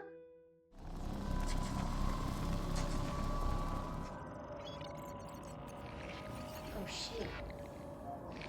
What is this place? I was about to say the same thing. What is this place?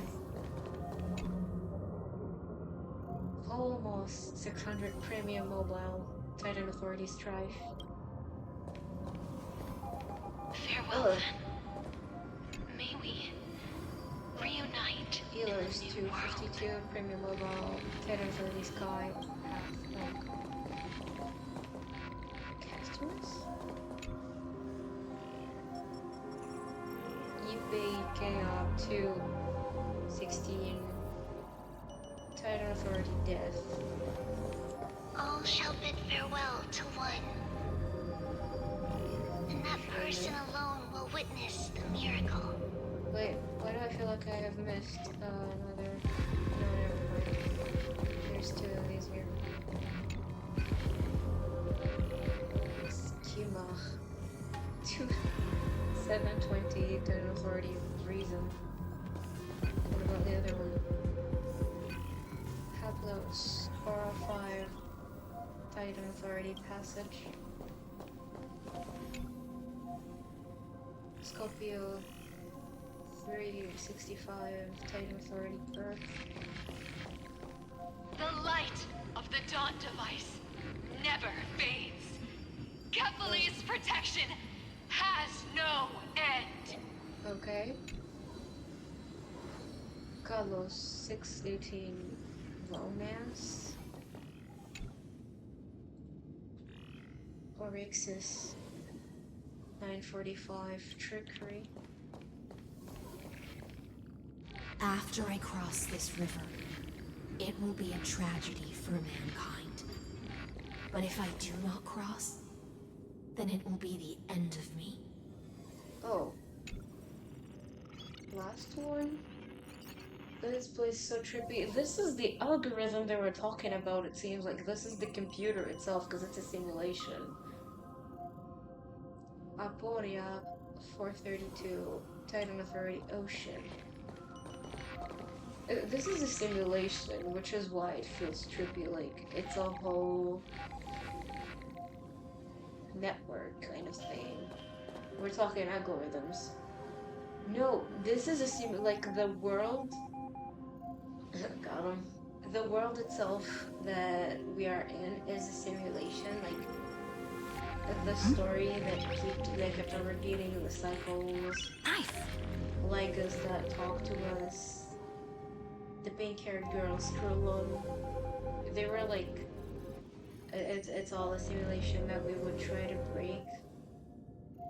Yeah, I think that this is like the behind the scenes of the simulation, but we'll see.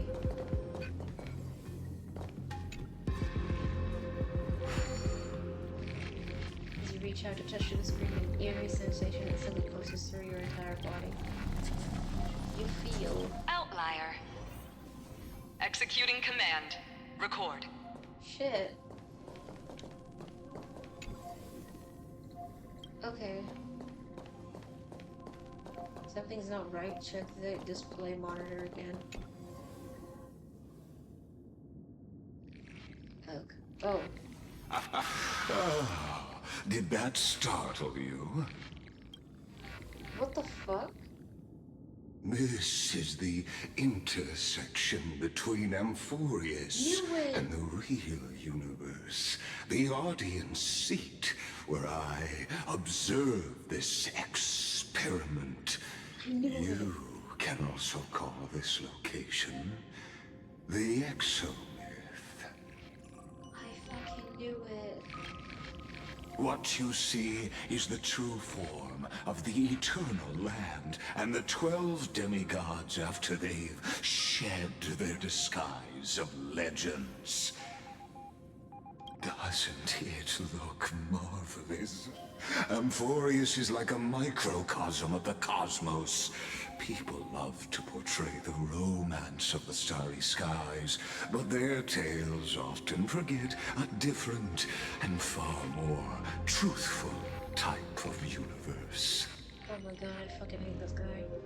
The moment ancient Antikytherians sketched geometric shapes on the sandy beach and recorded the first numerals and symbols on parchment, the universe turned into a silent equation flowing under the pen of these relentless decoders.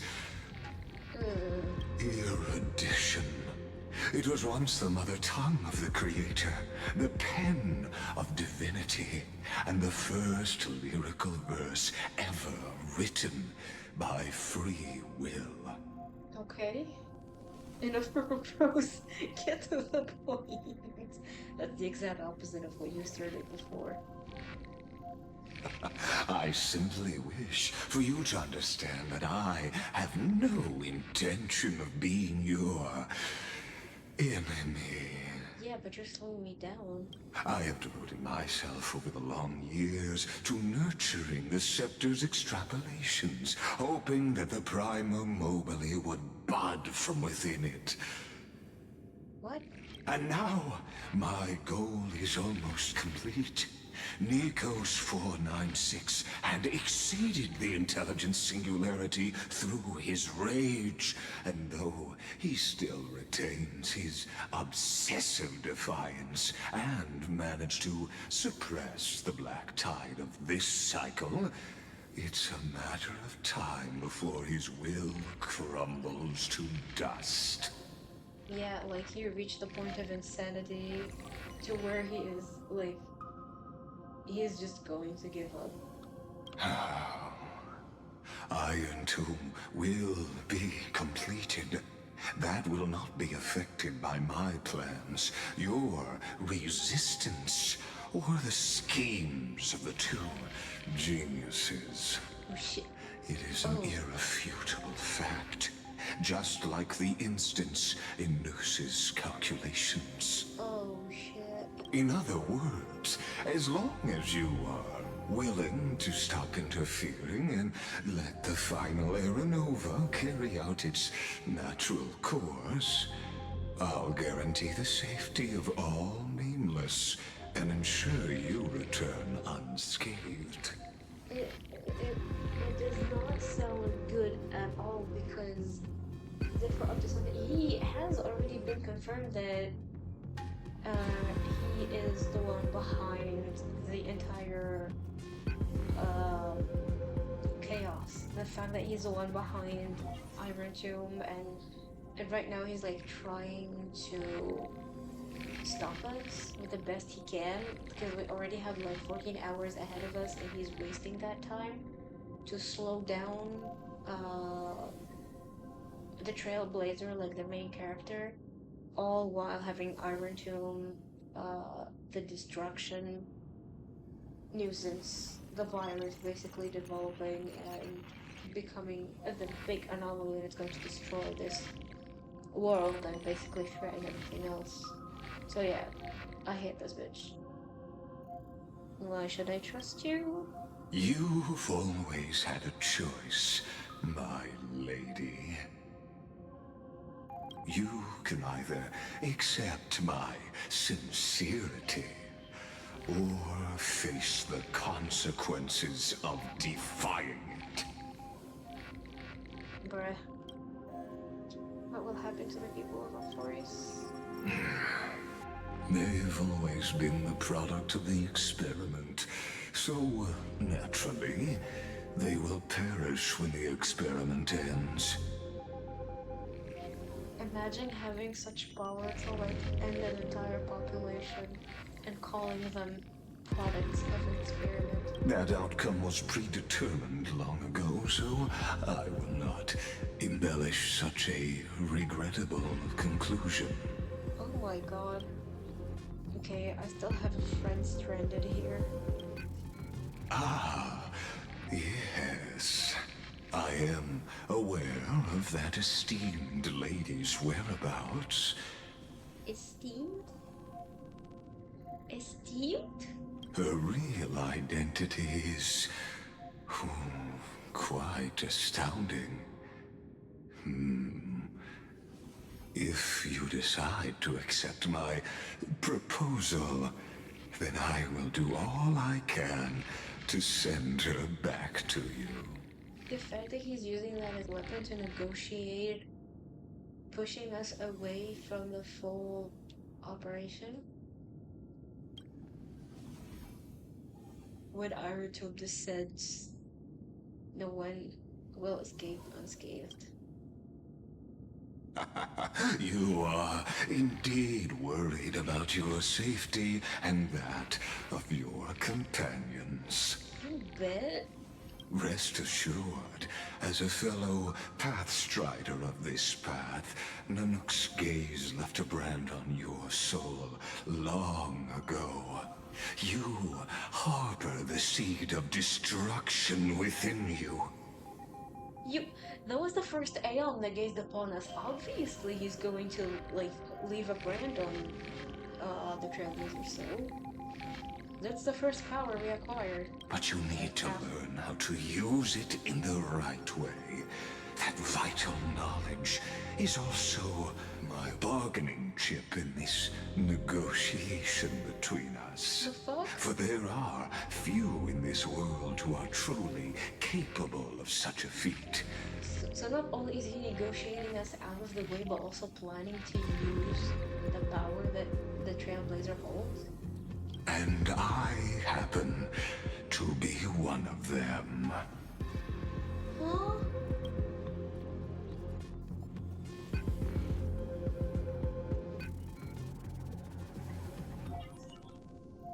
Who are you? Someone who wanders the stars. Someone who seeks answers with abject despair. That is all I am. Now you're worse. This matter is of grave importance, so please do not make your decision lightly. After all, the choice before you bears a 1 in 3 chance of elevating you to an unparalleled existence among the stars. Shit, so it's either I die, I ascend to godhood, or I just... Oh, shoot. Oh,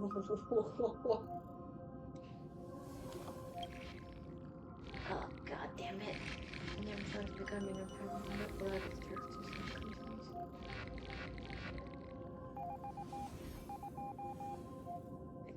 I cannot trust any promises you make.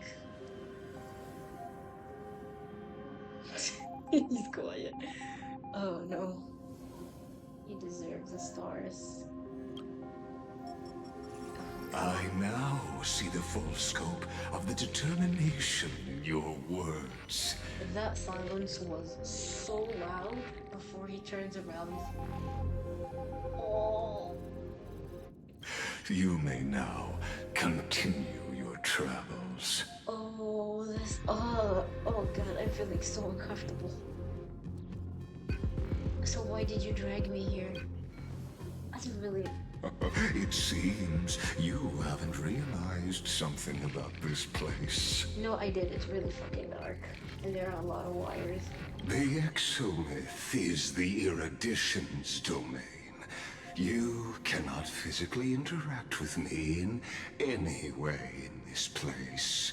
Oh. And vice versa. Whoa. As negotiations have broken down, there's no more need for us to remain in the audience's seat. Let's return to the theater called Amphorius, where you will meet me once again. Oh my... piece of shit. Piece of shit. Oh... Motherfucker. Of course, this meeting was not without merit. Your presence has inscribed a new footnote in the exomyth. Shit. What the fuck? As for its purpose, allow me to reveal it to you in detail the next time we meet. What did you drag us into? What? Oh my god.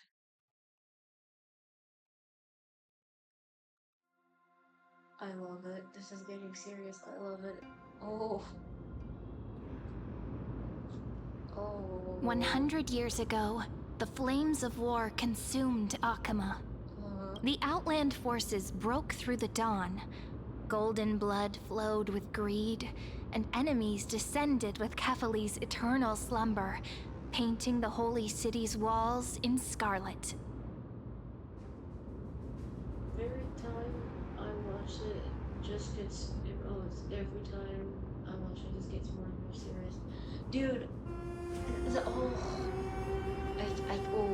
Its generals had vanished, and the elders prostrated on the ground. The throne of worlds kept silent to the pleas of the people. Until the heaven and earth cracked open. Not the gods answering the people's prayers, but a legion rising from the sea of blood. Dawncloud's spires fell in the sulfur rains, and the legion's commander stood atop the broken idols and roared, Compatriots, no more kneeling! Not to brutal tyrants, and not to dying gods. Those rebels have twisted the prophecy and ignited the flames of war in order to stoke fear in your hearts. A Chrysos heir she stood, divine blood soaked into the earth, quelling the flames beneath her feet. Their golden blood wrote of a tragic fate. Mine shall overturn it! Damn. Her crown burned bright, outshining the fires consuming the entire city. She raised her scepter high, and the people gazed in the direction she pointed. My blood flows in you now. Heroic compatriots, follow me, and we'll seize the reins of fate. Drive the enemy from Kefali's dawn. Smother their flames with their own dead. Win glory.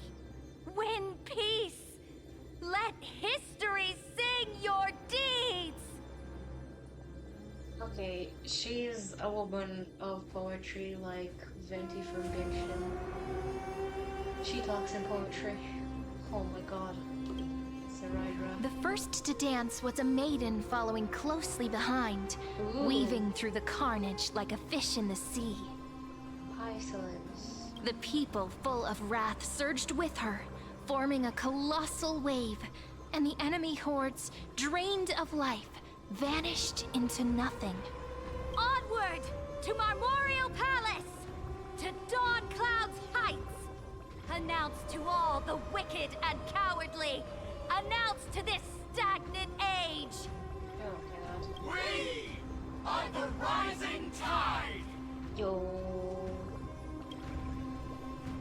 History remembers this as the first siege of Akama.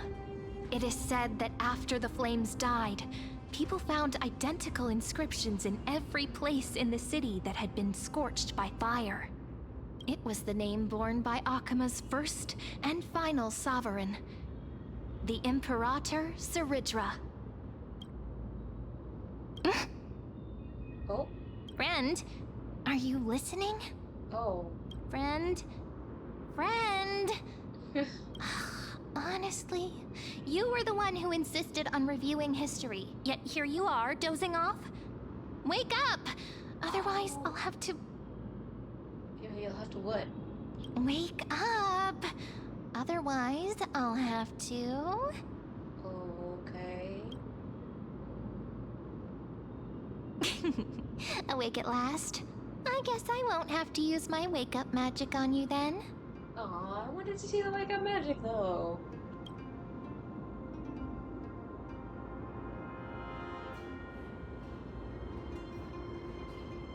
Where exactly are we? We've arrived. A familiar place. Oh. The Temple of the Three Fates.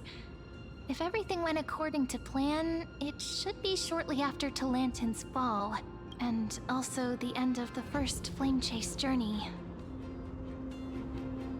Oh, there we Perfect timing, actually. Oh, The wait, first no. flame I chase pressed- ended with the trial of law. We must find the demigod and gain her trust before the core flame is restored. I pressed the wrong option. It'll be tricky, so let's pick up our pace. To Akama first. We can learn more from the crowds there. Tyrant! You and your butchers are not welcome here. Get out! Oh. What's that noise? Hold your tongue! Conspiring with Kremnos and plotting rebellion are crimes punishable by death. Nice going. There are multiple voices, and things seem tense. Let's not get caught up in any trouble. Yeah. Why don't we find a place to hide and observe from the shadows? Really? Okay. Unyielding sacrifice. At least Kremnoans keep their faith.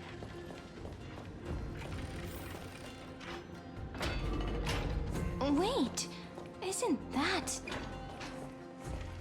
What?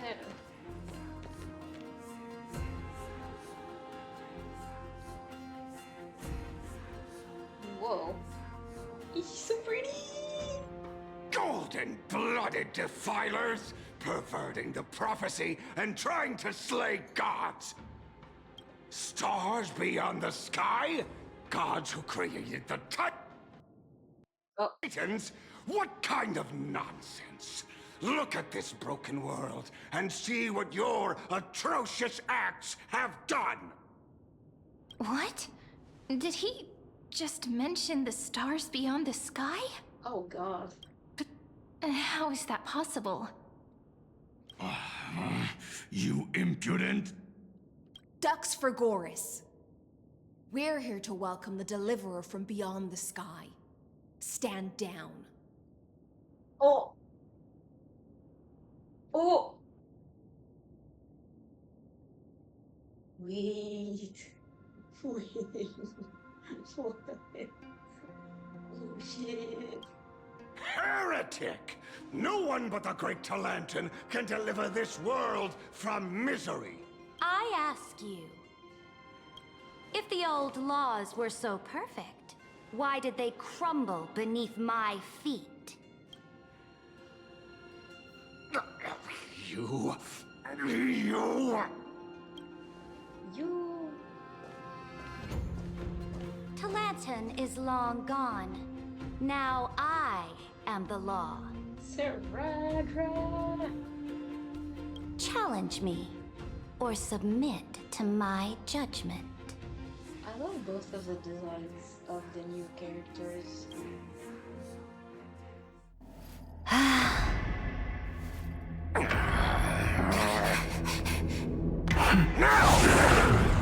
Silence!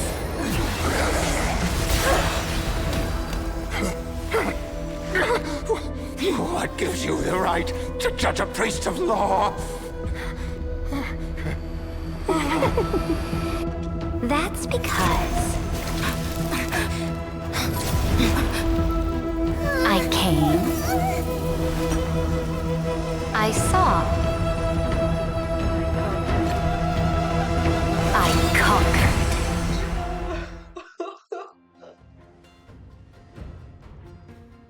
Yo, the goosebumps. She came, she saw, she conquered. Let's fucking go. Ducks for Goris, take the ashes of this man and scatter them in the temple among the crowds. Oh. Tell them that the High Priest attempted to take away the rights granted to the people by the Imperator. Thus, he met his fate. This is the equivalent of throw this traitor's head to the public or hang them in public. Whoa. Yes, Imperator. Oh, the implications. Now, these two accidental guests. Dux Gladiorum, if you please. As you command.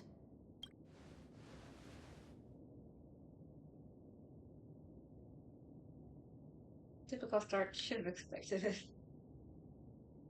What's going on?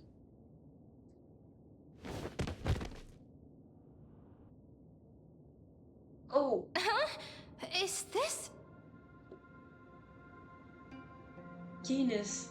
Correct, but not the kindness you know. Oh, kindness. Wait, that's kindness. This is the leader of the cleaners in this era. Since the start of the Chrysos War, they've made it their mission to wipe out the Chrysos heirs. Even now, even after I've united all the city-states, these vermin still lurk in the shadows, hindering the Flame Chase journey. Moreover, I know that the 27th person to inherit this role bore many grudges against you and nearly doomed the second Flame Chase journey. Oh shit. The enemy of my enemy is my friend. So, out of courtesy, I present to you this corpse as a gift. Thank you.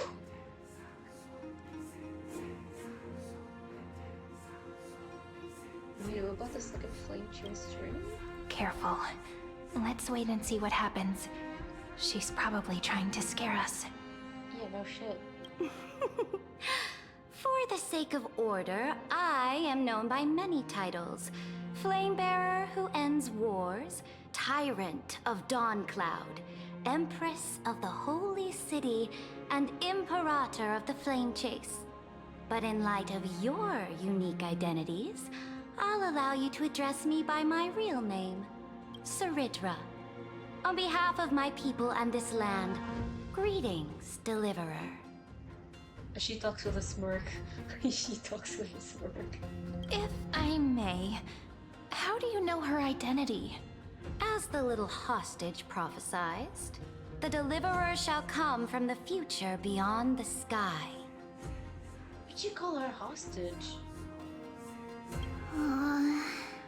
Gray hair, golden eyes, skilled in wielding a mace. They would arrive in Yanisopolis on this day. There's no mistake. Oh shit. This completely diverges from the story. She's tiny, but this is not her real form. Her real form is she's like an adult woman, a really pretty one. And because of the fact that she's a Chrysos heir, she has a prophecy where she would be divided to like a million pieces, and like that's the one of the many forms, and all of them would die except for one who would survive and continue on with the prophecy. So yeah, she's small, but she's old. Completely diverges from history. Your orders, Imperator. We return triumphant. Send an urgent message to all delegates. The meeting of the Flame Chase Alliance will convene early. As for you two, Akima knows what you seek. We'll confer in the Holy City. Oh shit. Doubtless you have many questions, but save them for later. Please follow us. This is not what I expected at all. The demigod we needed to find was just waiting for us, and she knows of things beyond the sky, even eons. How could this be so different from the previous 30 million Amphorius cycles? Who altered history? Fucking Lygus. Ooh, either Lygus or March with her entrance. I'm gonna go with Lygus. Unpleasant thought, but plausible. The currents of time have become twisted. Regardless of who caused this, that Imperator came prepared. We're the ones at a disadvantage now. We might as well dance their dance. Let's go with them to the Holy City. We've received the Imperator's favor because of your unique background. As a result, the people of Akima will certainly respect you more. Just put that to good use, and add a bit of your experience and charm. Should be easier than last time, right? If we figure out what happened in this cycle, we'll be able to turn things back in our favor.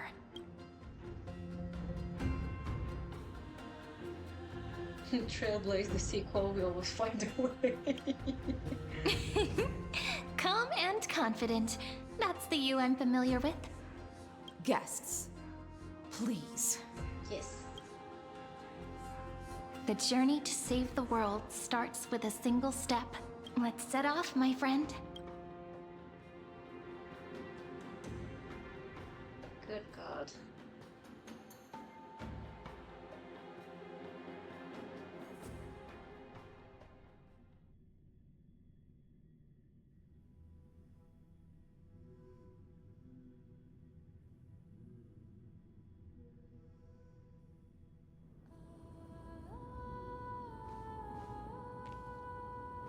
Hail to the Imperator! Oh shit. Hail to the Golden Heroes! Wait, Sarandra is that small? Oh my god, she's tiny. Hail to the Deliverer! Told you, you're the headline act. All this spectacle is for you. Guards, your service to the Holy City is appreciated. How have things been? Castrum Krenos once again struck the border. Dux Brumalis led her troops to repel the enemy. The agitators against the Flame Chase are still active in the city. They smashed the shops around Memorial Market. But the garrison already arrested the culprits, and now they await interrogation. They are merely a disorderly mob and do not warrant any attention. Even though Terravox personally mended the fractured earth, it still didn't silence these fools. Guests from beyond the sky, worry not about these trivial matters. Dux Gladiorum will take you somewhere to settle down for now.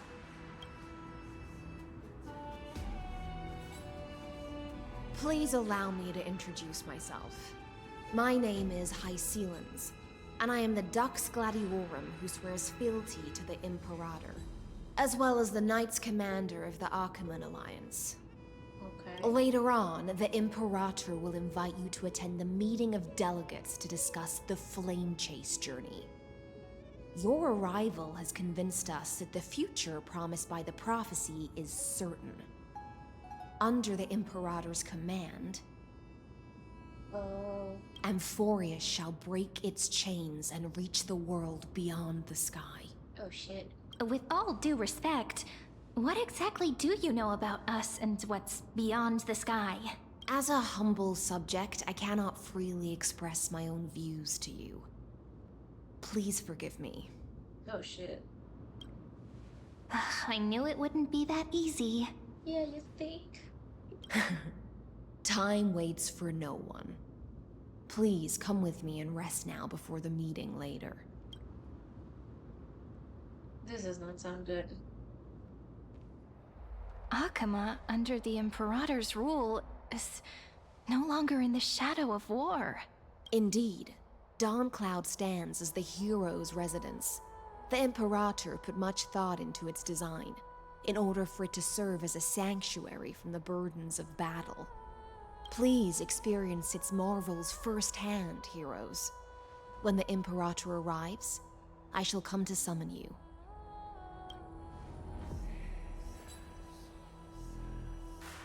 Hycelens. No wonder she's the Knight's commander. Her lips are sealed tighter than armor. All right. We finally have some freedom to ourselves. Since there's still some time before the Alliance meeting, let's explore a bit. Look over there!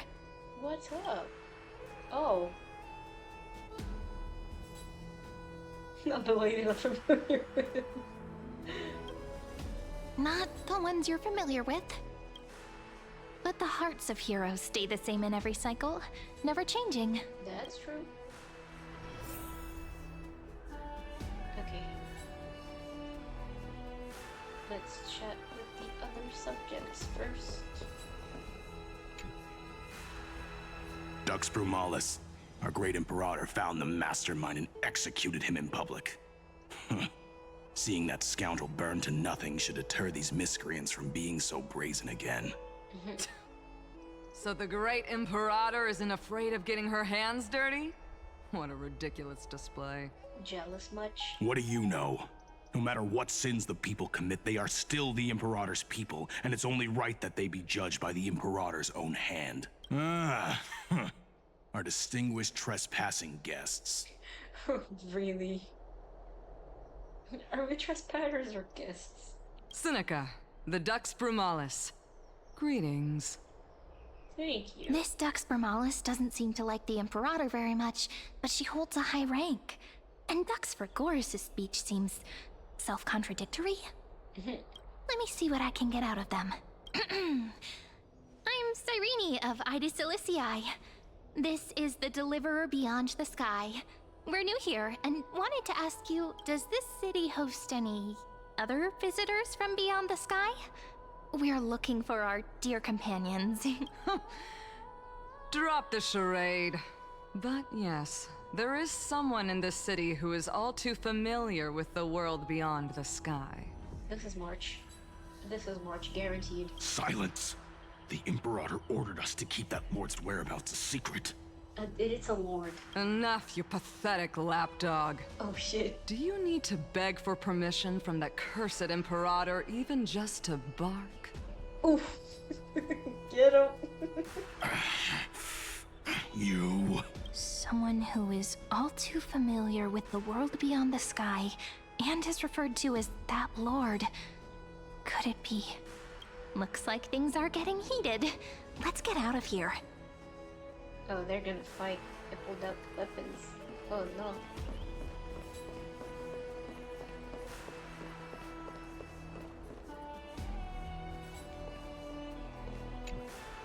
How are we supposed to talk to the heroes of deliverance? What if they're really intimidating? Virginia, don't be so nervous. Once they hear your poetry... Ah, heroes, you're already here. Greetings. I am Apollonius, the Dux Helcolithus, one of the 5 sages of the Grove of Epiphany, advisor to the Flame Chase army. Ooh. This is Virginia of Castrum Kremnos, the Dux Carminum and imperial scribe of the great Imperator. Hello. I'm Virginia. I compose poetry. I'm Cyrene from Ida Cilicii. This is the Deliverer. Nice to meet you both. They're not as frightening as the rumors claimed. This is our first time in the Imperator's realm. Akima is even more magnificent than we imagined. If you all weren't here to look after us, we'd be completely lost and confused. The Akima you imagined is long gone. Under the Imperator, this city has been reborn as the capital of the world. Oh. Bask in her free-spirited winds. For anyone who fulfills their duties to the Imperator, these winds shall forever remain at their service. But what if... Are we talking about slavery? Those who are loyal do not need to consider the consequences of betrayal. But if you're curious, why not head to the lake and take a look? Oh, great heavens. Those elders who lie at the bottom of the lake are the best example of what happens when you disobey the Imperator. Oh, shit. The elders of this cycle were all...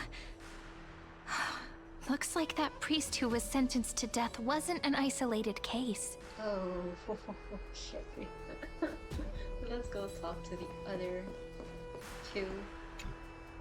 Aggie, you're still so listless today. Did you have trouble sleeping again? Yes. We know. The Titan's prophecy haunts you. If you want, you can talk to us, just like when you were young. No matter what, we'll always remain by your side. I know. I also understand that fate cannot be changed.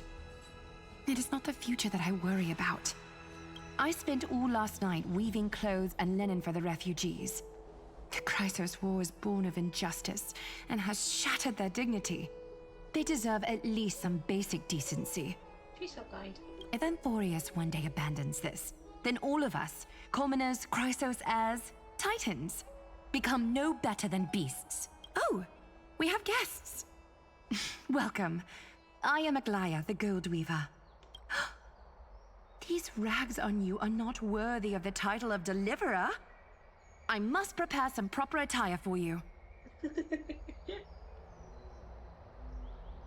It's nice to meet you for the first time. What is the matter? Your gaze seems somewhat unsure. Does your Aglaya differ so much from me? Yeah, far more mature. Greetings, deliverer from beyond the sky. We are Tribi of Yanisopolis. It's very nice to meet you. She's so cute. I love her. Although, introductions are probably unnecessary. We know you've witnessed the future of the Flame Chase journey even more clearly than we have. Witness the future of the Flame Chase journey? The prophecy also told you about that? Indeed. Orynyx reshaped Amphorius through the prophecy. Although, regarding the Deliverer, there were not many details beyond your appearance and the time of your arrival, so please, don't worry. Feel free to relax and relax some more.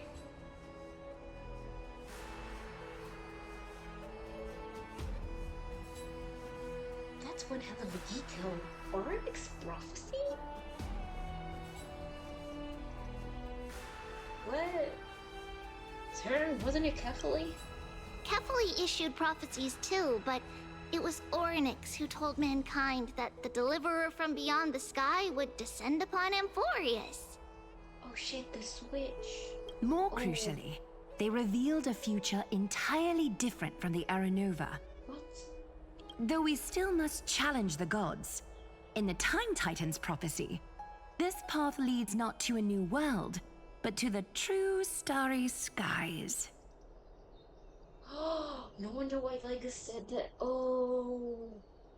No wonder why Legus said that. Oh shit. This is also what the Great Imperator has been striving for all her life. Your arrival further confirms everything. This can't be real. Even you find this surprising? Fate really is unpredictable. Perhaps the upcoming meeting will hold even more surprises. Oh god, please, no. Don't say that. Please don't say that.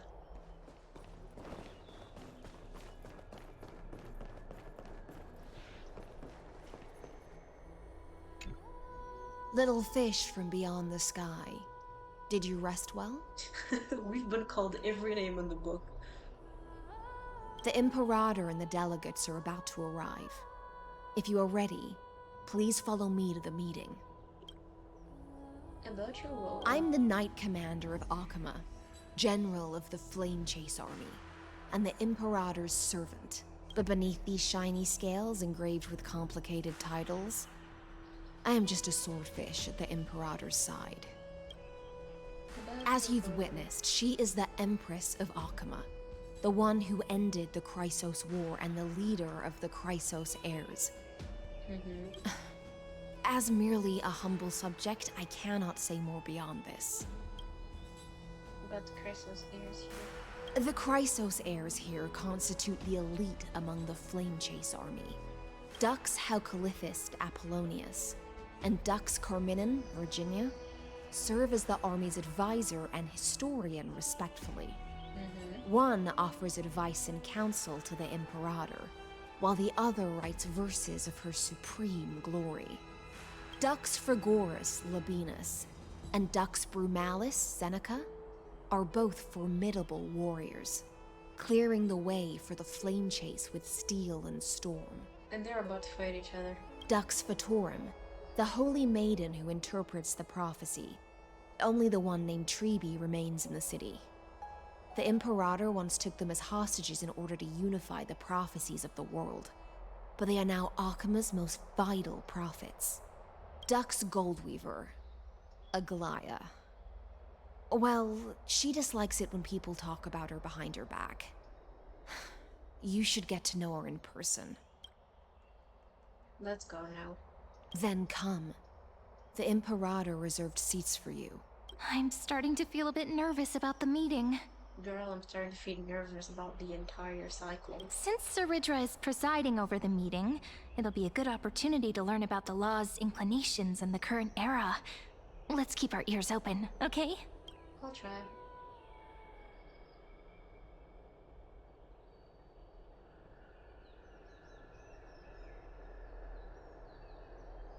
Good sir from Paphos, what do you think the Imperator is planning calling this meeting so early? My homeland can't endure anymore. Who knows? First, she wants to hunt Titans. Now she says there are even greater calamities. Her madness is the greatest calamity. Exactly. Chrysos heirs, deliverers. What about us ordinary folk? How much are we worth in her eyes? Things feel pretty tense here. The history books said that the Imperator aimed 3 cannons at Dawncloud to make all the delegates obey her. Will history repeat itself in this cycle? Oh my god. Even 3 cannons? Yes. Similar acts have occurred, and not just once. However, whether history will repeat itself, you'll soon see. Bruh. Those are the 2 spots reserved for you. Please take your seats. What's happening again? We're starting. That's what they were talking about before. Ladies and gentlemen, silence, please. The Imperator has arrived before her faithful council, and the Alliance meeting is about to begin. All rise. In the names of Talantin and Kefali, the Akama Alliance swears upon the gods. Cease the pageantry. I pray not to the vanquished. What? Kefali, of course, needs no further explanation. As for the law, at the entry hour 2 days past, a scout should have brought news of the conquest to all of you. Unfortunately, guards found his corpse among the rocks not far from the city. Moreover, the poor soul was buried with a Paphos curved blade. It pains me to imagine what agonies this loyal warrior endured before his death. Oh shit. Delegate from Paphos, do you have any insights? I know nothing of this. The evidence is irrefutable, so there is no need to waste your breath. However, let us set this trial aside for the time being. Lol. Witness, even within the most sacred and dignified council, there were those among us who wished to draw their blades, brazenly challenging the Alliance, seeking to shatter our hard-earned peace and unity. Fortunately, I uncovered this plot. Now, to protect this beautiful city and her people, the Imperator's legions are ready. They will escort each of you to the Temple of the Three Fates, where you will receive the highest level of protection the Alliance can offer. Then, the Legion's warriors will join me in embarking on the campaign against Fagusa. This is clearly a trap! Imperator, did you summon us here just to trample on the dignity of your allies? Lol. Enough! Let's calm down. What should we do? Things are starting to get pretty intense. Comrades, you've all seen her true face now. According to the ancient laws of Akuma, only with the consent of 2/3 of the elders can the legions carry out the commander's orders. The ancient laws. Didn't you destroy them long ago? You defected during the first siege of Akuma, voted unanimously in favor of the Council of Elders restructuring, and just yesterday, you desecrated them with a blood-stained blade. Oh. The decaying old laws fell with Talantin and are no longer deserving of respect. But if you still insist on proclaiming yourselves defenders of the law, then be silent and offer up the highest respect to this core flame in my hand. Oh shit. That really is the core flame of law in her hand. Since there are no objections, then the original agenda of this meeting, the campaign against Fagusa, is hereby passed. The Flame Chase Army's hunt for the Ocean Titan begins today. In order to prepare for war, All allied city-states must surrender command of their militaries and pay all war taxes by the end of the month of Evernight. Oh shit. At this moment, I would also like to introduce to everyone the newest honored guest to join our alliance. The Deliverer, revealed in the prophecy of time, has descended from beyond the sky. With her aid, we shall shatter the chalice of plenty and return Fagoos's core flame to the holy city! Oh shit. Deliver him, please. Save us. Stand this. Absurd. Simply absurd. A deliverer from beyond the sky. This is just like that prophecy about slaying gods. It's a lie you've used to grow your power. Oh, this is like the man who cried wolf. She's lied so much to the point where now she's telling the truth and everybody's not believing her. Ladon has already sacrificed countless soldiers. And now you want me to send even more of my brothers and sisters to be used and discarded by a tyrant?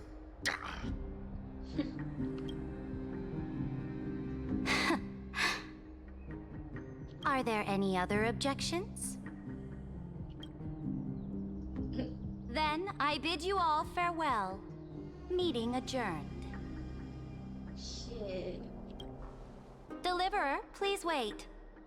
I still have important matters to discuss with the two of you. I don't like where this is going. Her attitude alone is... oof. I really don't like where this is going. Oh my god.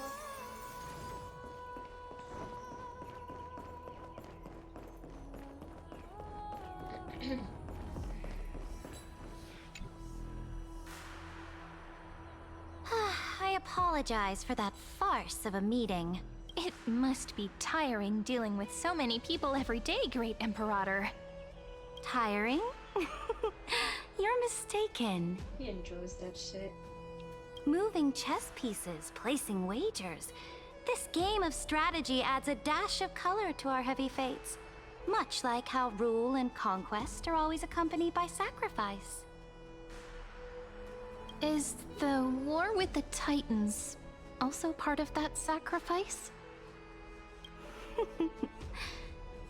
After I glimpse the secrets of this world...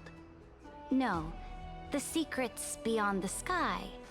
The divine authority of Amphorius no longer held any significance. Let me ask you, Deliverer. Is it true that beyond Amphorius' sky, there are magnificent deities called Eons? Oh thank god that didn't show. Eons exist, that's a fact. Their powers are 1,000 times greater than the Titans. Where did you hear this from? Ah, so they do indeed exist. Then, please tell me more. How will you use this great power to guide the people? In the future you envision, where will our flame chase journey lead? Let the core flames of the wall only then can Amphorius break free from destruction. Or start with the first one. Oh? What you require now is the power of law? Mm-hmm. Exactly! Just as the prophecy foretold, she is your deliverer from beyond the sky, and she also has reliable allies. If they can intervene in Amphorius' laws, we may have a chance to alter this world's impending fate and reverse its destined end.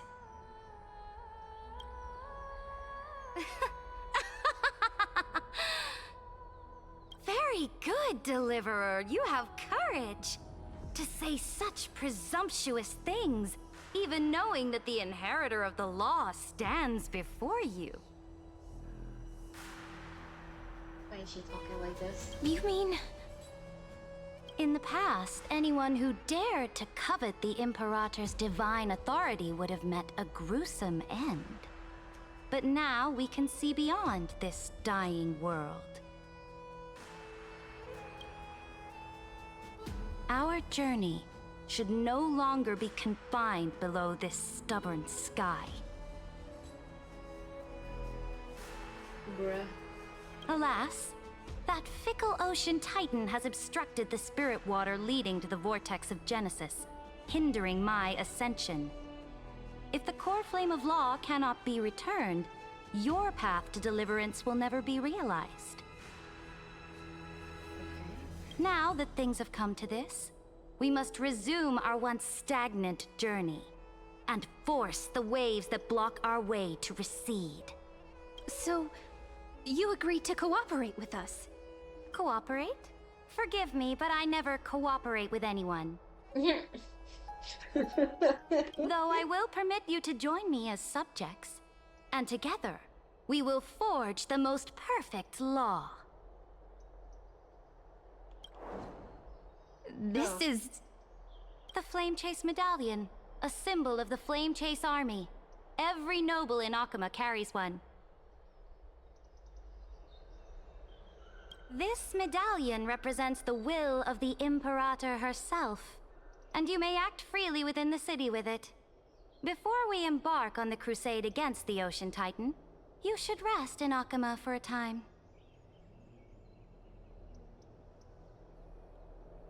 Beware of someone named Lygus, Imperator. Oh? Imperator. Your advice is acknowledged. Okay, thank God you said that. From this moment on, prove yourself through your actions. As long as no boundaries are crossed, I fully respect the choices of my subjects. Thanks? May your journey reach that sky full of stars, Great Imperator. Your attendant certainly knows how to curry favor. Go now. Take a bath first. You two... reek of seawater. Motherfucker.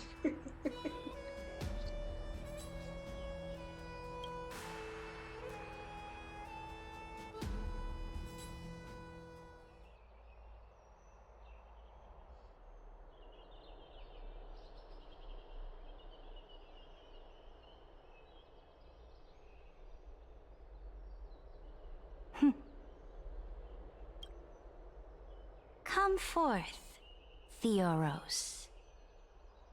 This is Lygus. This is Lygus. Yes. No. Great Imperator.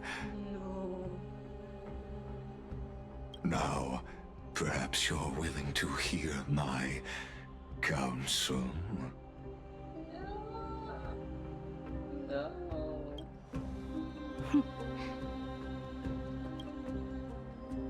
Those two arrived just as Oronix described, and just as you said, they showed a thirst for law.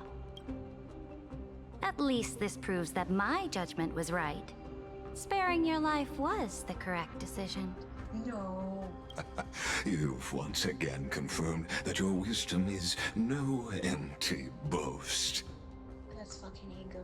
Now another choice lies before you. With whom shall you ally to tip the scales of law? Me? Or that deliverer? God, no, please. Remind me again, Antikythera. What kind of future do these two paths lead to in your view? I shall tell you. You are entitled to know that the deliverer from beyond the sky is not a wholly wicked being, but from the very start, her stance has been completely at odds with Amphorius. Oh, was it manipulations? Ugh. The road they have chosen will bury Amphorius' grand aspirations. This world, which follows the path of destruction, will inevitably stray far from the glory it was meant to enjoy. This piece of shit. The world is already like following the path of destruction, but he's. Oh no. But on the path I have revealed to you, the people of Amphorius will slay their creator in the name of the Imperator and conquer the worlds beyond the sky. No. You will command the mighty beast known as Iron Tomb. No. Bringing waves of war and conquest to the universe. Beings across the cosmos will bow before you, offering their allegiance. Manipulating and inflating the ego at the same time? You piece of shit. I hate you so much. So, what's the price? The price is insignificant. All that is needed is for you to sacrifice that fragile, incomplete humanity to the destruction. As a Chrysos, heir of the prophecy, you have already chosen to abandon it, have you not? No. Off you go, Theoros. I have already made my decision.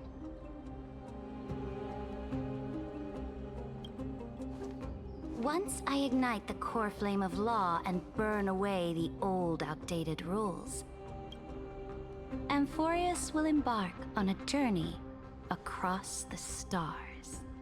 No. No, no, no, no, no, no, no, no, no, no, no, no. This does not look good. Guys, does not look good. Fuck.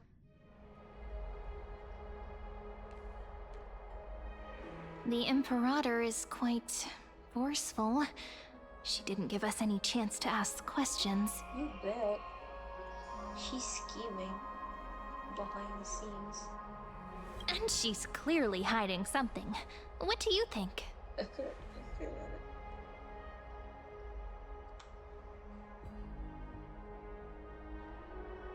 We should consult the geniuses about the current situation. Looks like we're on the same wavelength. The atmosphere in Akuma, it's so unfamiliar. And it's not just the Flame Chase Alliance talking about the world beyond the sky, but the whole city. We should also discuss our findings with our friends from beyond the sky. Then we should go enjoy the renowned bathing culture of the holy city and relax. It's the thing I've been looking forward to most on this journey. Someone's watching.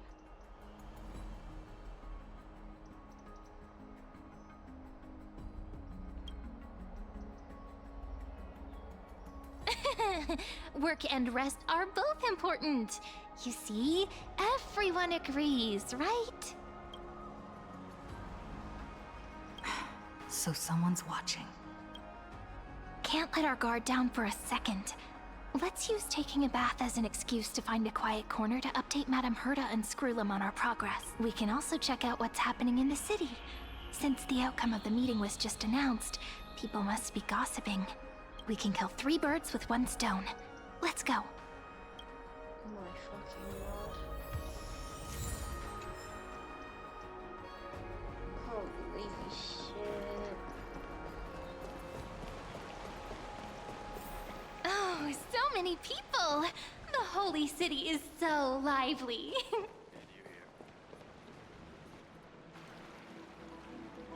Did you hear? At the Alliance meeting, the delegate from Leyden stormed out in anger. As expected. The Imperator is always hiding things from everyone. When has it not caused a ruckus? Silence! That's treason!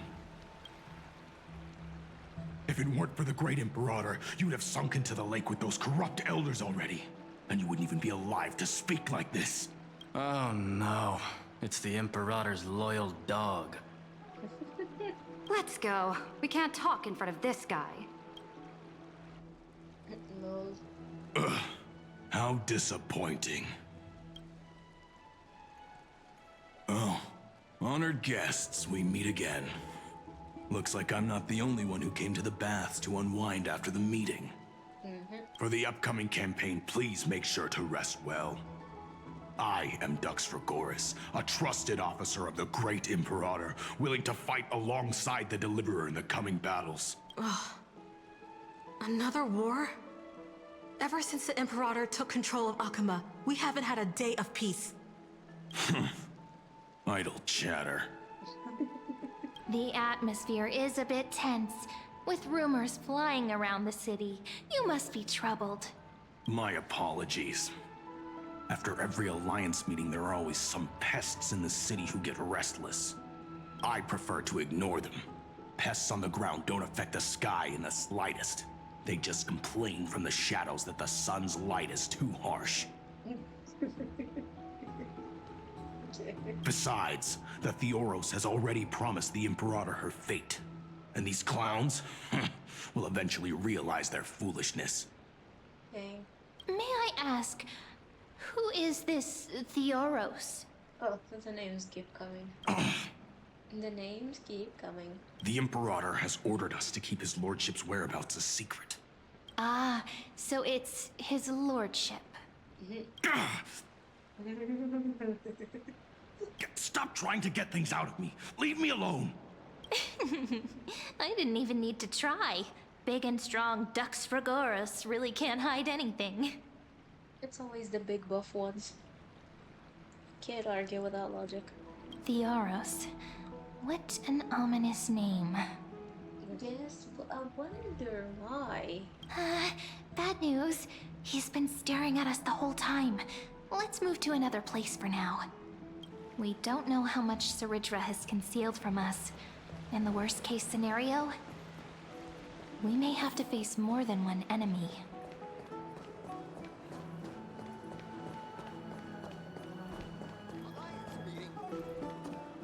Alliance meeting? More like a cage where creatures with golden blood claw at each other. And Flamebearer who ends wars? Clearly, a tyrant who doesn't deserve such a title. You're absolutely right. While the Imperator's hounds are still hunting down others, let's let out our grievances. You. I know you. You're that tyrant's lackey. What? Here to shut me up for that little imp? Panicking now? Don't worry. I don't care what others say about the Imperator. And she certainly doesn't either. Oh? Children of the Prophecy. Such rare guests. Another name to add to the book. Are you here to relax in the baths as well? Yes. The temperature is just right today, so be sure to enjoy it. You should rest well for the next campaign. We also need information, so... What? Children of the Prophecy? Another excuse for the Imperator's reckless warmongering. That's a mouthful. Warmongering? I need to look up the meaning for that.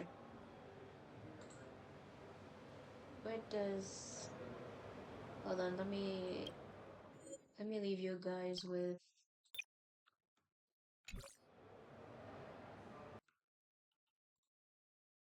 Warmongering.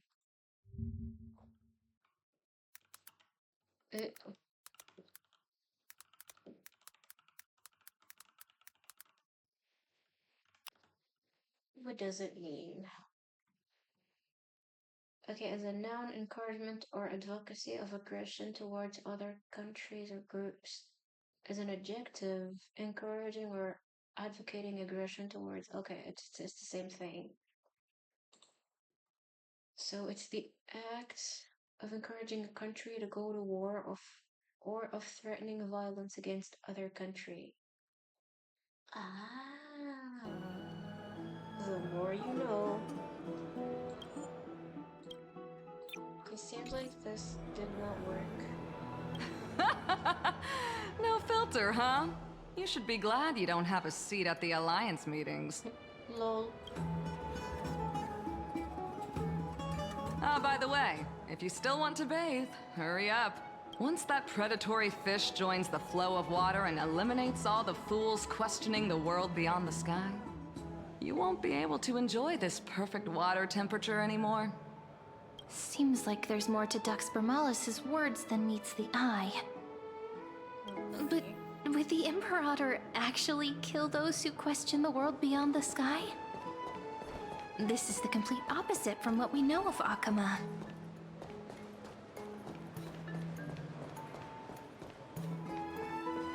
What everyone in the city is talking about lately.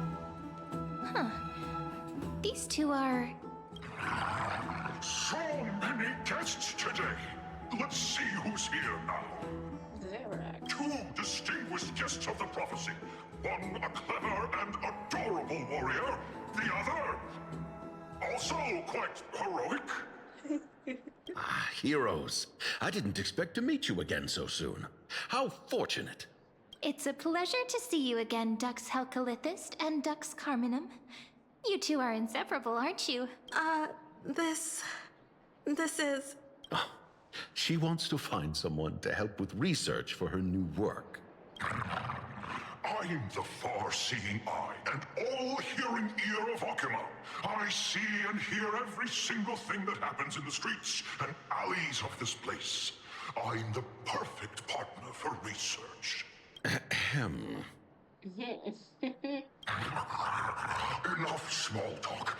Here's the latest news from Akuma, as you requested. The children of the prophecy arrived in the holy city, and the Imperator unilaterally stripped away military power. The Alliance meeting ended in discord, and there may be bloody upheaval. As expected. I get the feeling you might have embellished a bit to keep people's attention. I swear on my stone mane, I would never do such a thing. But if you wish to quell this terrifying news, perhaps a more explosive topic would help. Never mind. While the influence of rumors can be minimized, the fact remains that the great Imperator did swiftly consolidate military power in an almost threatening way. It's undeniable. Heroes. I know the Imperator's way of doing things may seem a bit autocratic to outsiders, but soon you will witness her blade dance with enemies on the battlefield.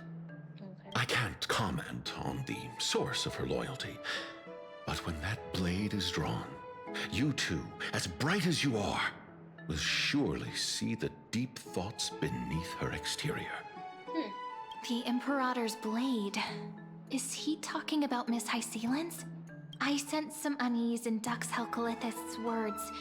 It seems the Imperator and Miss Hycelens share a much deeper bond than the others do. There are eyes and ears everywhere. Is there any place where we can have some privacy? To understand the Imperator's secrets, we have to get past Miss Hycelens.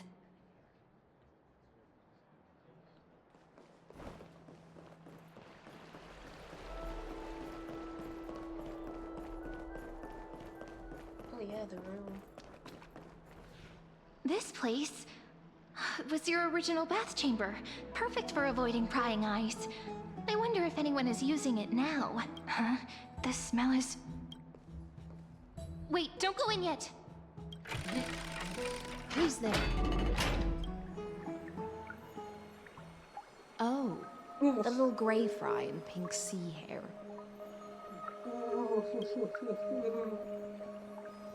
Oh my god.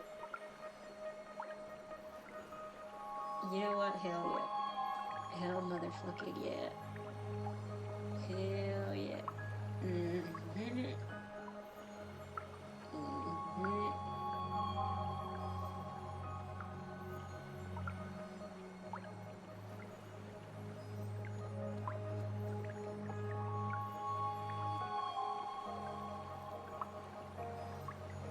This is very interesting. Quite the view. Oh my god. Oh shit.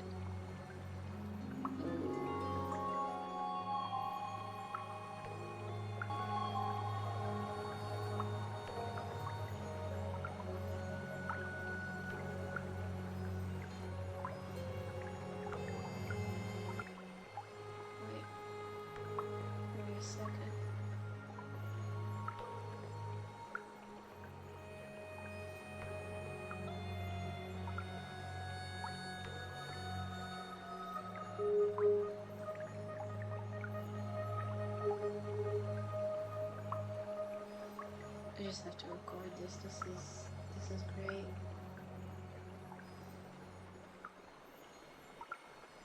This could be potentially like be my new background.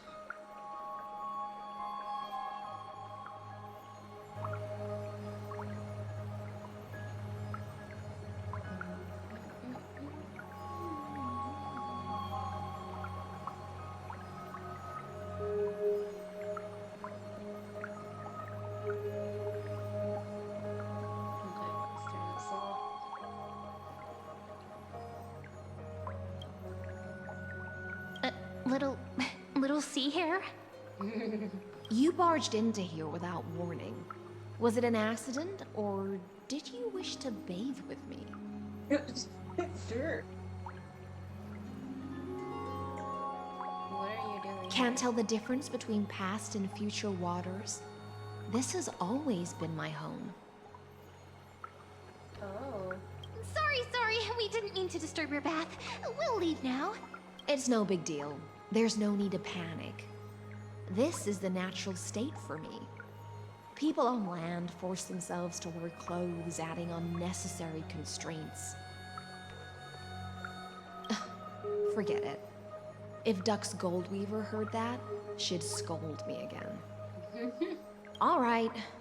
Please make yourselves comfortable and wait a moment. Let me first wash off the blood of the hunt, and then I'll attend to you two. A hunt? Blood? Oh. The delegate from Ladon has been assassinated! Quick! Quick, someone come quick! Oh shit. Ah, the broken crab shell surfaces. I was worried it had been washed away by the current.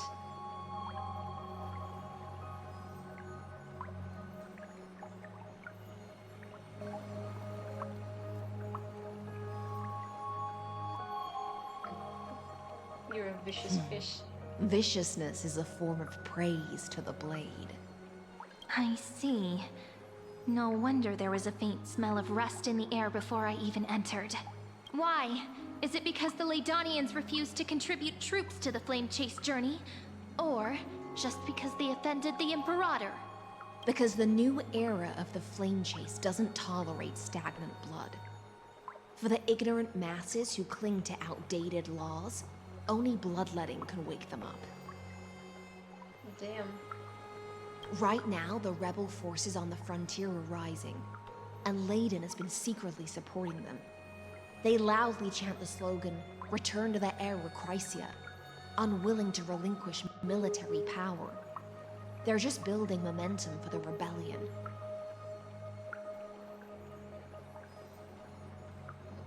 I reserve judgment to this. Seems a bit too extreme for me to accept. Thinking is a right given to citizens by the Imperator. Bruh. I won't interfere with your thoughts. Thinking is a right given to citizens by the Imperator? As long as you don't try to reverse the current of the times, you and I will both be free. But, Miss Hycelens, I can't even hear the slightest hint of joy in your words. Because I've already tasted ultimate freedom. Long, long ago, I lived in the sea. In that lightless abyss, far beyond civilization's reach. The great fish consumed the small, and when the great fish perished, their bodies became sustenance for the newborn, nourishing the whole ocean. This is the tide that carries civilization forward. Anyone may be devoured, or meet the fate of inevitable decay. Are you suggesting that ultimate freedom is in fact the cruelest fate for life? I only mean that if life wishes to preserve its dignity, it must first be bound by the law. Okay. There's no need for me to say more, little sea hare. We're of one mind. Whether the Imperator's law can guide the schools of fish and lead us to a truly free ocean, let us wait and see. Okay. But for now, let's pause this heart-to-heart. Another fish has come, following the scent of blood.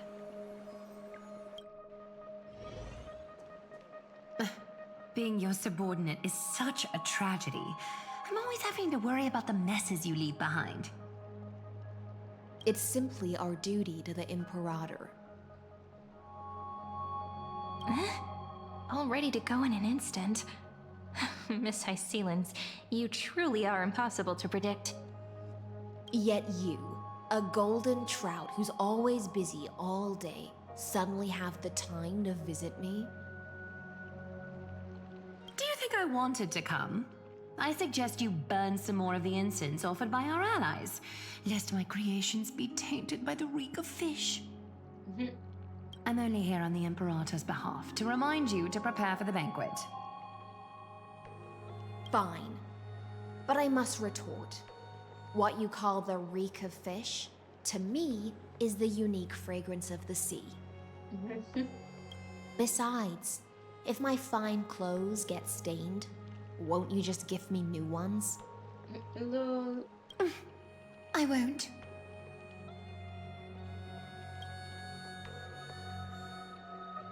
Secret coast. There's a strange chemistry. Okay, she's different from her past self. You mean future. The future ruler of the Holy City, Lady Goldweaver, is quite captivating in her own way. By the way, you both just mentioned a banquet. Could you elaborate on that?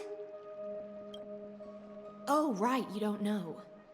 Every time before a battle, or after a victory, the Imperator holds a grand feast for the Chrysos heirs to lift our spirits.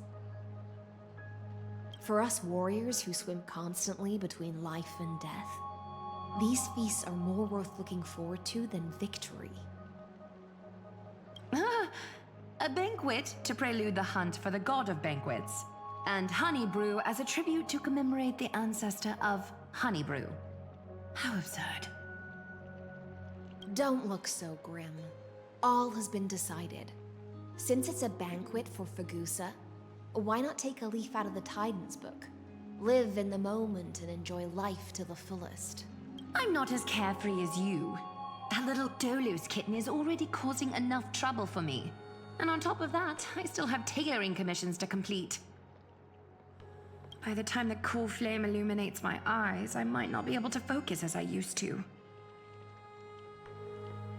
Glaya's eyes. Curious about these eyes? People often compare them to jewels. But I've already made my decision to ask romance for eyes that can see everything. Oh. I wonder what this world will look like when I take the divine authority. Oh my god.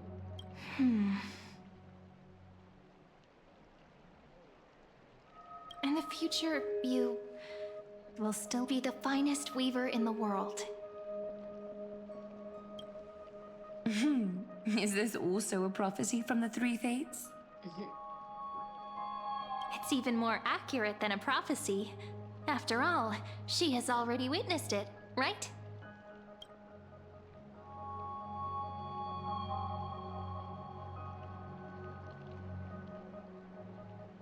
You will bathe in the golden light of hope.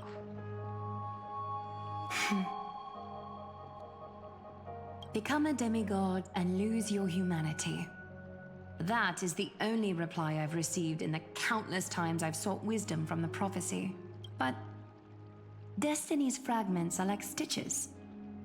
Before they're threaded into splendid garments, no one can see their true charm, can they?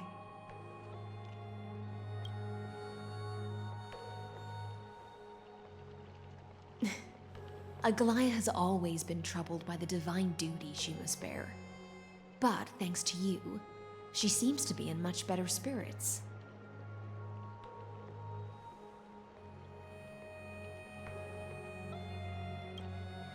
Just as she knows how the spinning wheel trembles, I can sense the smallest changes in the damp air. As for whether we know each other well, I've swum beside her since she was a child. Most of the time, I can understand the whispers in her heart. For those words she was too shy to say herself, I'll raise a glass to you on her behalf. Now, I leave this bath chamber to you. Rest well and prepare yourselves. After all, every time we drink and talk could be the last celebration we have in this life.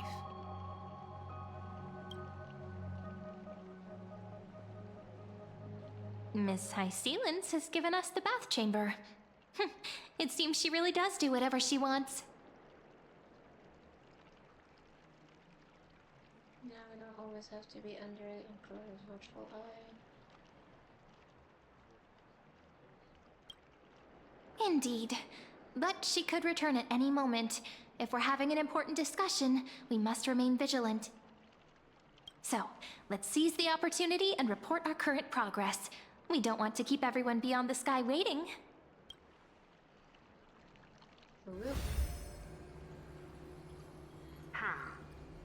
First, while that little empress with a candle stuck on her head didn't explicitly say it, she firmly rejected your request to take over the law. Fair enough. Little empress with a candle stuck in her head. Second, Lygus is indeed in this timeline. But since he's somehow connected to that little empress, you have no way to find him. As expected. The road ahead will be long and difficult.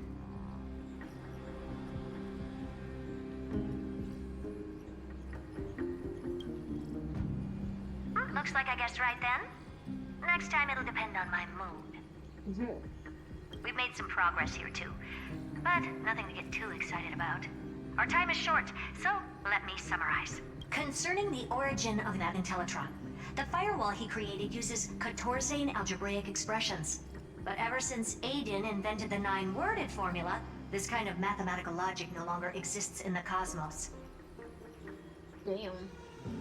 Lygus is definitely connected to the Genius Society, so stay alert. Oh. Oh. Oh. What if he's thinking unit of news?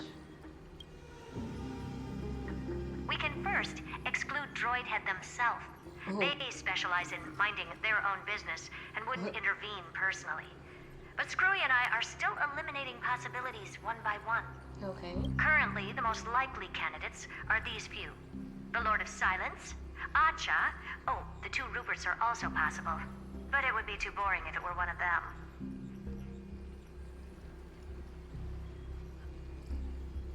Even you can't come up with an accurate answer. I've told you, his technology is both outdated and complicated, no less than genius. But ultimately, he's not an Eon. We can handle him. That's all I have to say. We'll depend on you to continue pushing things forward within this world. Keep in touch regularly. And remember, don't let your guard down. Madame Herta is a real whirlwind. Well then, let's use the banquet Aglaya mentioned as our next starting point. Ceridra's trusted followers should all be present at that time. It'll be a good opportunity to get closer to them. For real? It's settled then.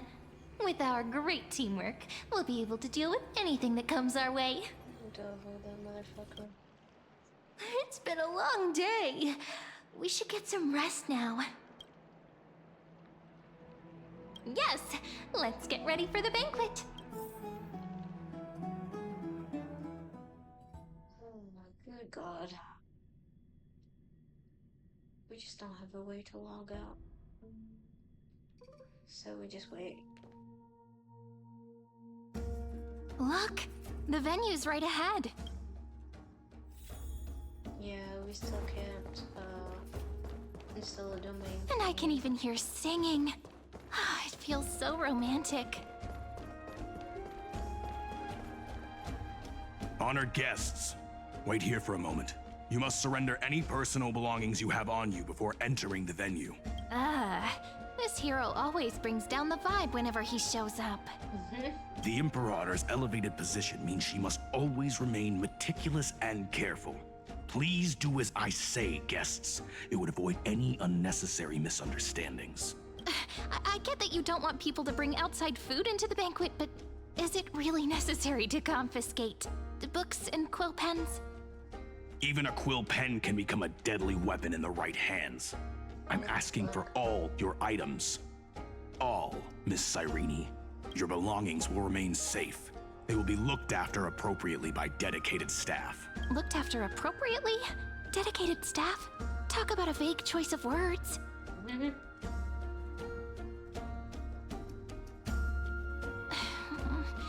It seems like he's aiming specifically for the chronocognitive anchor. What should we do? What does your gut tell you? My gut feeling, huh? Why don't we go with their plan and hand over the chronocognitive anchor to be looked after? After all, if the little Imperator is paying this much attention to you, she probably already knows all about our whispered conversation with the geniuses.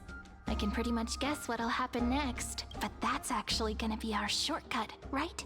Guests. All right, we'll listen to you. Here you go. Also, please pass on a message to the Imperator from us. She can trust my friend, anywhere, anytime. Thank you for your cooperation. The Imperator has some urgent business she needs to attend to and will arrive shortly. Why don't you head in with the other guests first and enjoy the feast?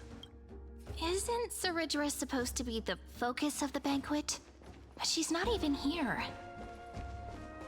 Why is it so difficult to talk to her? Is there anything else we can help you with, dear guests?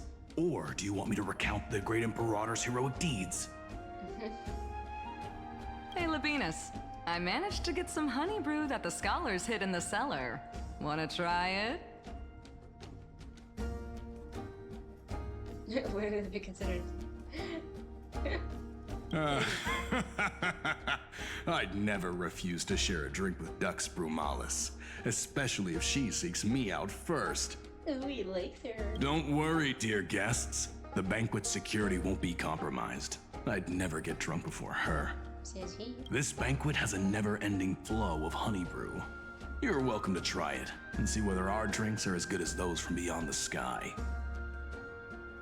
Thank you for the offer, but we're more interested in knowing when the Imperator will be back. The Imperator? Who knows? Maybe she's hiding somewhere, thinking up weird ideas again.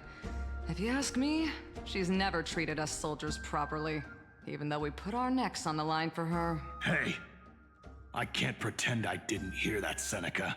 Either retract your statement or duel me. Again? Fine by me. Attendant, bring us 10 more jars of honey brew. I'm gonna make sure he can't even stand straight by the end of this. You wish. Be careful you don't get drunk first. Actually, there are so many people, we wouldn't be able to find the Imperator even if she were here. I know. Let's look for seats that are raised up higher than others. Aggie, if you can't get used to the honey brew, we will go ask for a pot and cook some oatmeal for you. No need for that. This banquet is just too loud. And nothing and no one here is interesting. I just don't really want to be here. Media gatherings. Events. Too loud, too crowded. I don't want to be here. Lies! You were pretty energized when you came back from the bath chamber. Let me guess. Are you worrying about someone? About High Sealins? Or Little Cypher? Cypher. You take everything too seriously. At this rate, life's gonna be real tough for you later on. You're the least qualified to lecture me about that, teacher.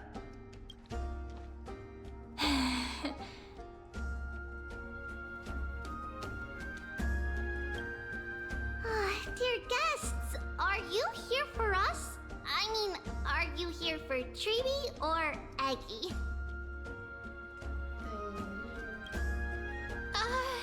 No. I'm just wondering whether you've seen the Imperator.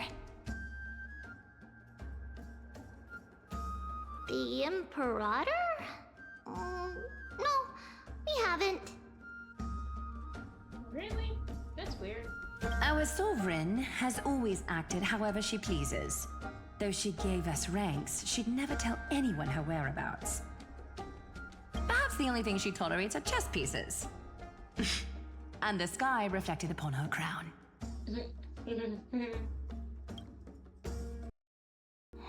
I see.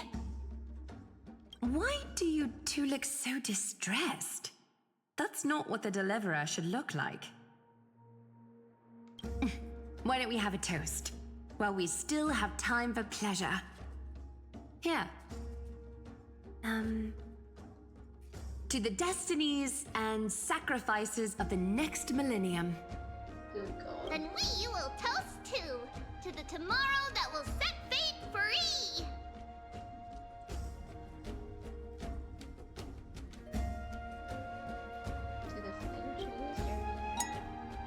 Cheers! Make sure no one heard that. Spare me.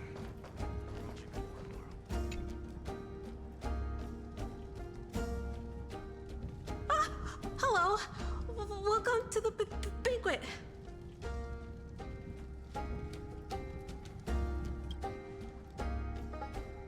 Ah, so the Deliverer is attending this event, as expected. Little Virginia here was just wondering whether she should go find you. As the great Imperator's historian, I'm responsible for composing poems and songs for everyone in the Flame Chase army. But I have no idea how I should record myself in the annals. Little Virginia is wondering whether you can let slip a hint or two about her future, so she can find some inspiration to write about herself.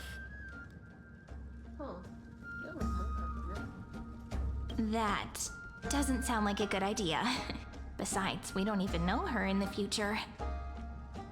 But she'll probably get really disappointed if we tell her that. What should we do?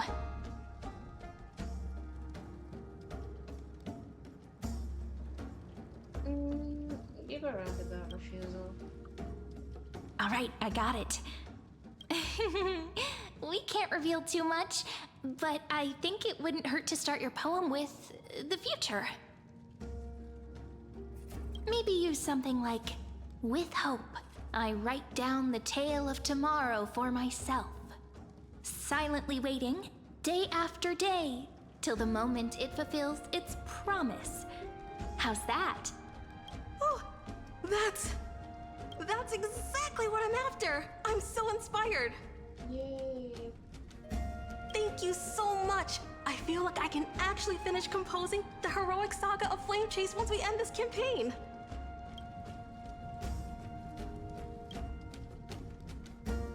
Cool. Pretty good. Hey, that wasn't improvised, you know. I memorized it so I could show it off to you. By the way, in return for that, are you able to tell us where the Imperator is? The Imperator? She usually wouldn't arrive this early.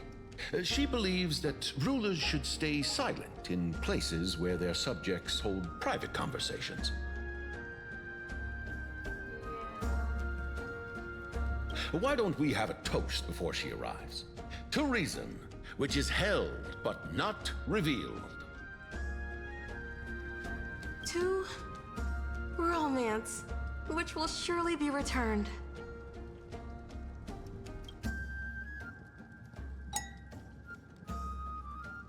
Gray fry.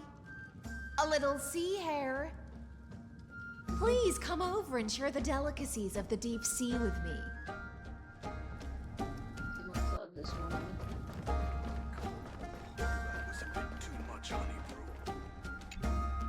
You two have been wandering around the venue as if you have something on your mind. Have the attendants not taken care of you well? No, we love it here. It's just... we're a little concerned, seeing how the Imperator still hasn't arrived. Don't worry. I know what you've been waiting for. Come, sit with me for a while, will you? I'd like to share a personal secret with you. Oh. What could it be?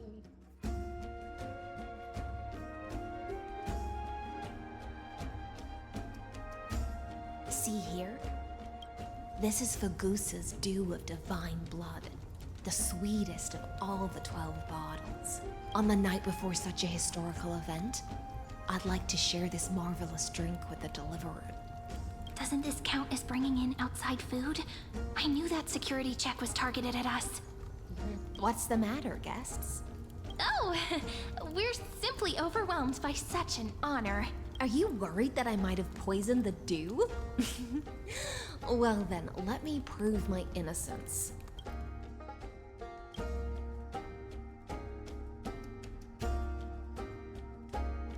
See? It's completely safe. I feel like Miss Hysealins wants to talk to us about something. Why don't we go along with her for now? Minor shouldn't drink. Worry not. Honeydew's not alcohol. It won't get you drunk. On the contrary, it can make your mind even sharper. Cool. Click, switch, zero, sugar, black, vanilla. She is indeed very rude. Please, have a taste. Okay. Would you like some too, little Sierra? I can drink it myself.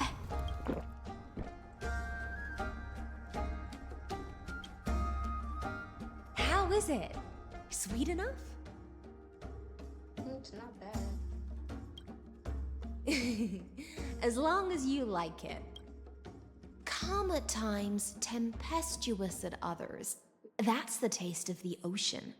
It'll do you good to understand Fagusa's fickleness before we set off to face their waves. Just like how you're about to understand the secrets within this dew. Oh shit. Now, please turn around. Very, very quietly. Don't make a single noise.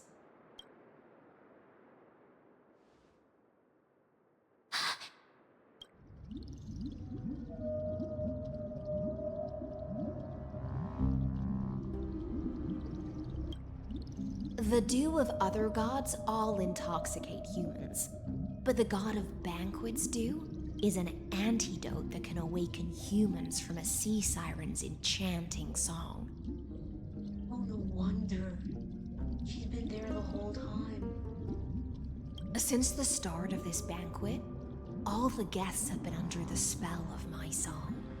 None of them can see the Imperator and that Fioros, but you two. I wish for you to see the truth.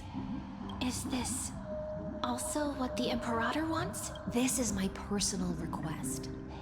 I can't bring myself to trust that Fioros.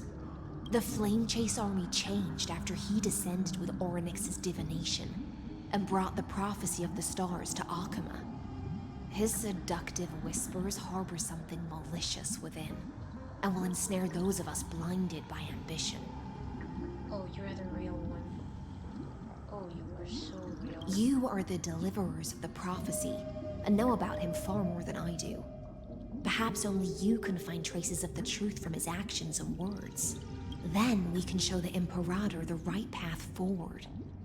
Oh, but isn't this acting behind her back? Amphorius has become far too weak.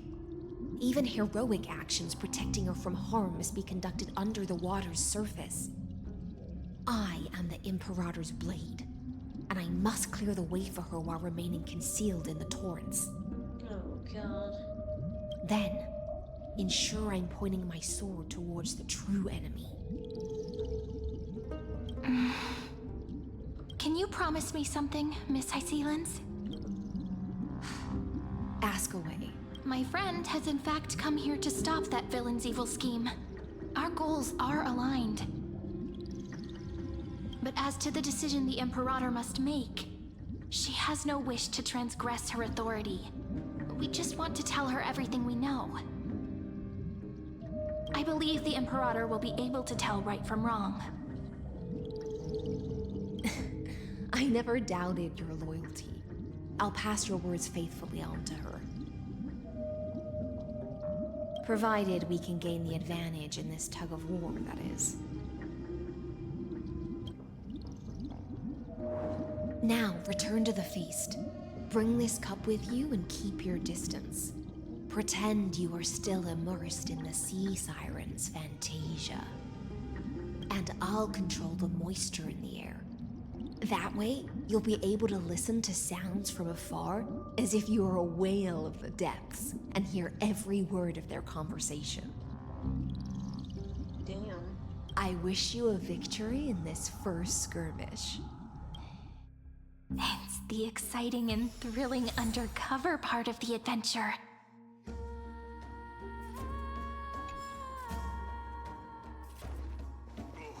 That was a bit too much, honey brew. Let's mingle in the crowds here. Relax, relax. Try to act natural. Where's the Imperator? Still not here. That little imp is always acting so high and mighty towards everyone. Today, I will. Whatever. Pour me another cup. Though she has succumbed to drunkenness, she still does not dare challenge your authority. A criticism of my height is a grave enough insult already. She should be dismembered. Do you often test the loyalty of your subjects like this? You jest. The Imperator does not need blind loyalty. As long as one can prove they have value, I am willing to be lenient towards them. Let's cut to the chase, Theoros. If I pass the trial and grasp this world's law in my hands, what will you do then? It's kind of bugging out a bit. I'm just waiting on the possibility to like finish the first part of the story so I can understand. The answer is simple. I will connect Amphorius with the stars. Oh no, he wants her to go through the trial. No. Don't waste my time.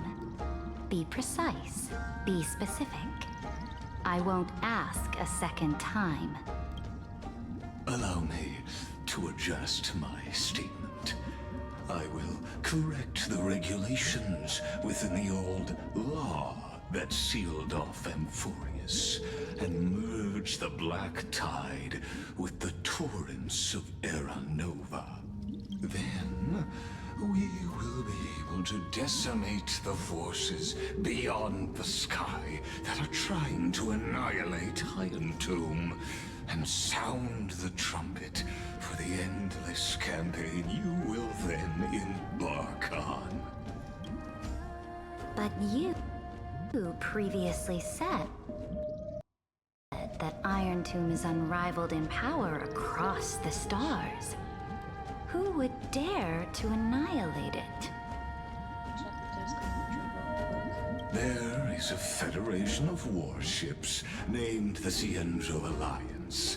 Warlike and old-fashioned. A cult named the Genius Society. Loosely organized, but steeped in abject insanity. Oh, there's also the Astral Express, a group of lawless vagrants.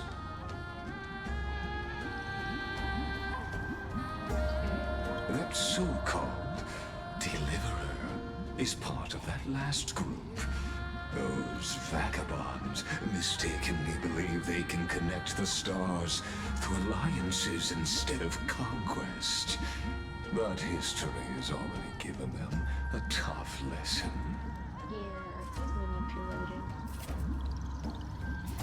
There are countless other organizations besides, but when the Lord Ravager sweeps across the cosmos, they will certainly all bow before your empire of destruction. The Achaemenid Alliance is invincible!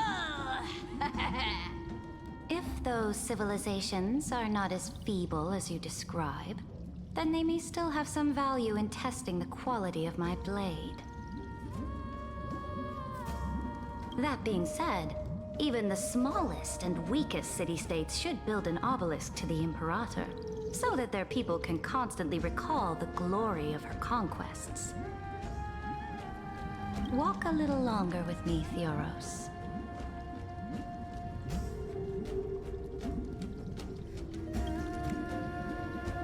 I don't like how this is going. Our little Imperator seems fascinated by the destruction. Greyfright, a little sea hare? It seems like they're still talking. Get closer. I'll keep carrying their voices to you.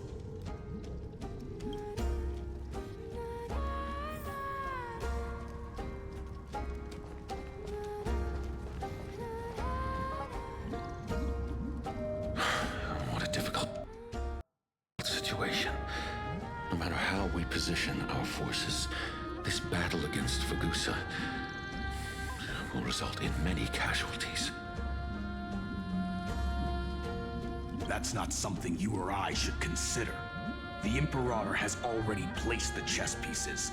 We just need to fight for her until our last breath. How astonishing. The commanders under you have such different personalities, yet they share the same loyalty.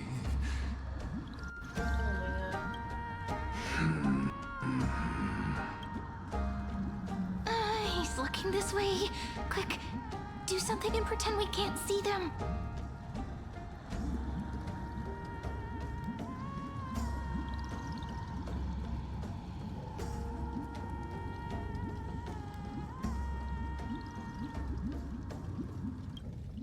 So, you have this super duper speedy rotation of destruction into Amphorius?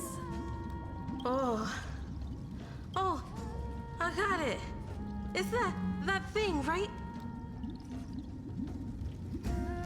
Oh, the one behind the research and development of this golden blood principle is Idonia's manager. Oh dear, it seems like you've met your match, partner. I'm so full of inspiration right now, and I feel so light. What's the matter? My apologies. I was just checking whether everything was fine with those two distinguished guests of yours. Is the sound cutting out?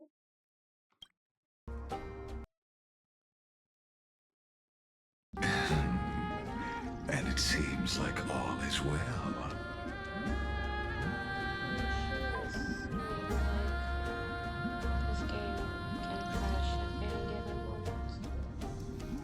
Let us continue our previous conversation regarding the soldiers fighting for you. Are they aware of the price they must pay for the trial of law? If I recall correctly, you've already lost a bout against Talanton due to offering insufficient sacrifices.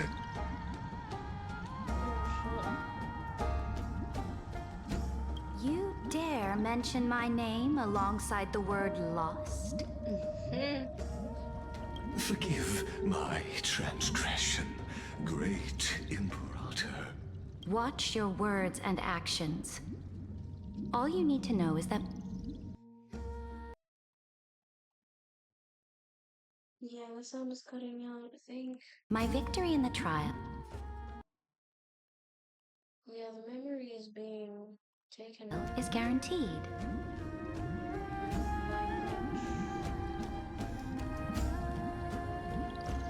I'm gonna have to double check my RAM afterwards.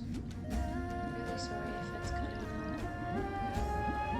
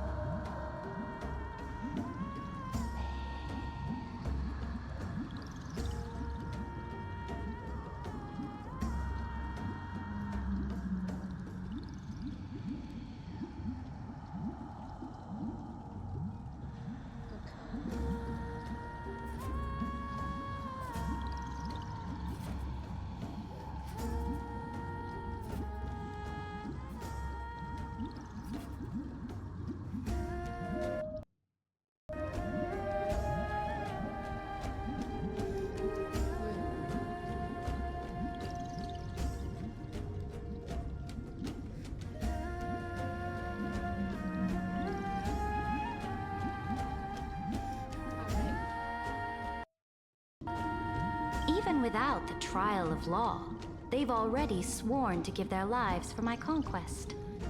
So tell me, if everything happens according to our agreement, how would you recommend I deal with that deliverer? Good question. Do not let her fool you. That woman from beyond the sky contains a seed of ruin within her body. She must not be allowed to tarnish your glory. Therefore, the wisest decision would be to hand her over to me. You plan to torture her? Calling it experimentation would be more appropriate. Is that still torture? The guest's patience is running thin. I plan to remove the Fantasia and head into the banquet. I will heed your advice. Leave for now, Theoros, and go back to Akama. You don't want to confront those two directly either, do you? Indeed. It's a pity that Antikytherans are lightweights when it comes to drinking. Before I leave, I would like to make a toast to your boundless ambition, using my spirit instead of a goblet. As I expected, that Theoros' schemes have been revealed. Thank you for your bravery, guests. It's time for me to dispel the Fantasia. This will be the Imperator's last public address before we head off, and therefore, likely, the final chance to change her mind. I will try to get you a chance to speak, and I'll also prepare for any contingencies. The rest is up to you. Oh my gosh.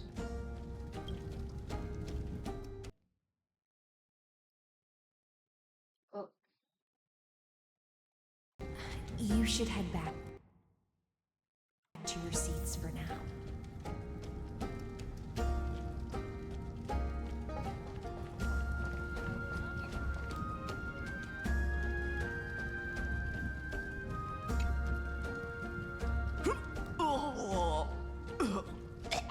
This honey brew sure wears off fast.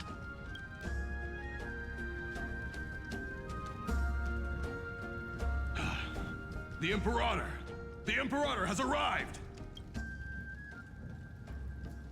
No need for formalities. I should be apologizing for my tardiness instead. The hour draws late, and I trust you have all had your fill of brews. Therefore, I will not observe the usual ceremonies. Any warrior who has fought by my side should have those speeches memorized by now. The Imperator's word is law. Are you out of your mind, Dux Frigoris? The Imperator hates flattery most of all.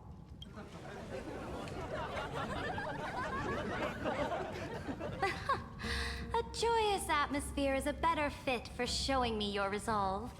I believe that you, my dukes, will do all you can to assist in the campaign against Fagusa, just as you always have. However, it's a pity that I have never tested your loyalty. Really? What does she mean? The purpose of tonight's banquet is not to raise our morale, but to establish which allies our alliance can actually trust. And sever the heads of the traitors as a toast to all before we march. Yes, some among us have discarded their vows in order to foment vile conspiracies. Now listen! These traitors are standing right here in broad daylight.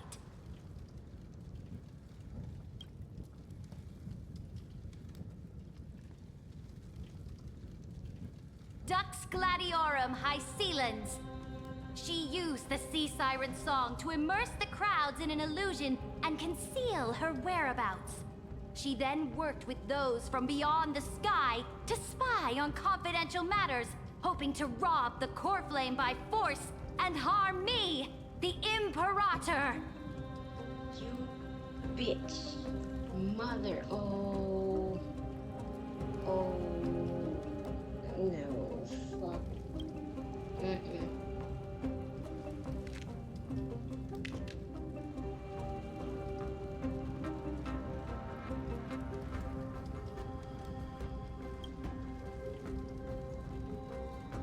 Imperator, I can explain.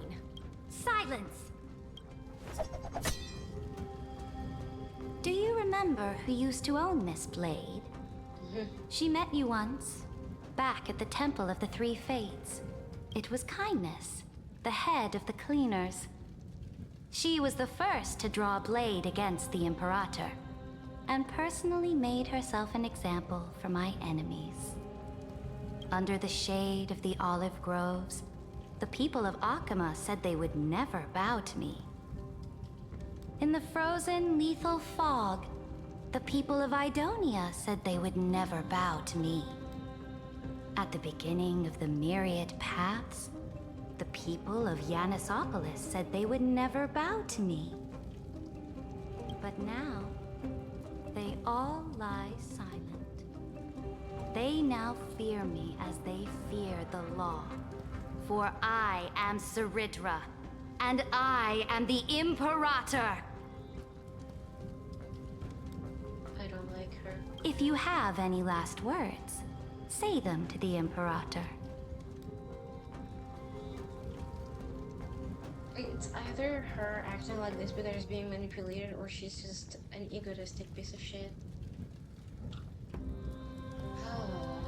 Then, face her judgment. After I cross this river, it will be a tragedy for mankind. But if I do not cross, then it will be the end of me. If you are ready, then I'll follow you and fight to the last. Deliverer.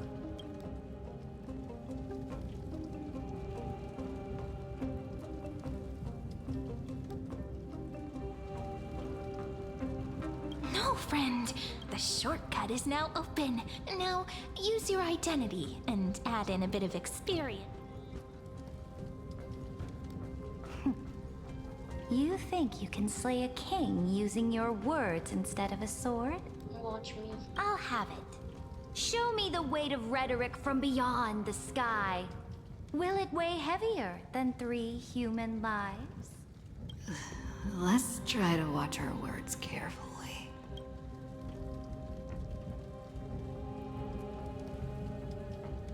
Okay. I don't know what exactly I'm gonna do this with.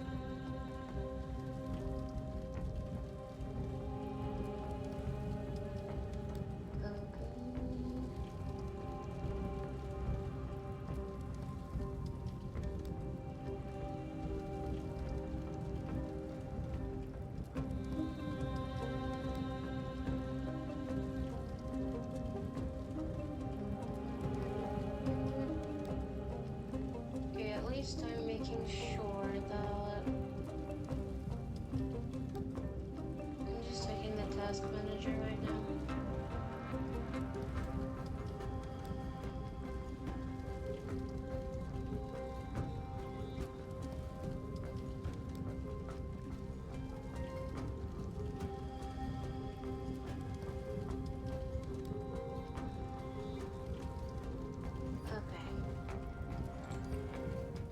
Bear with me. Stay with me.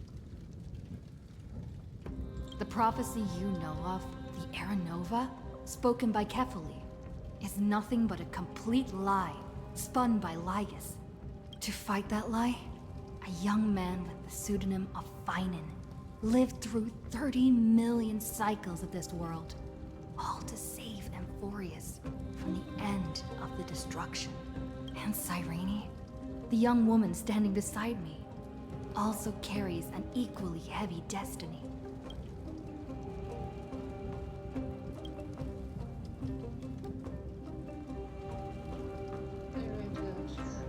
Ironton is the ultimate end of Amphorius' destiny. It is an embodiment of pure horror that walks the path of destruction and can never be tamed. That is the only thing Lygus cares about.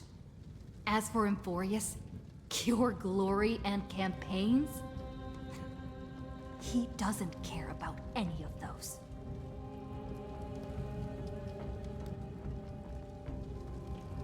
He will most certainly betray you. When that time comes, all of us will be ground to dust by the destruction. Maybe she goes through changing emotions. Trailblazers resolve. I have seen many beautiful worlds.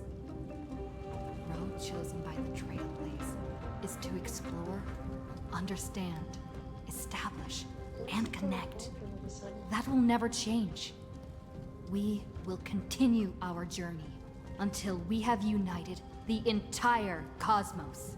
Therefore, if you choose the way of the destruction, then I'll place your ambitions into the same basket as Lygus and smash them into pieces with my baseball bat. That was truly a chaotic speech. Oh god. All that needs to be said has been said. Dux Frigoris, Dux Bromalis, escort the traitors to the prison.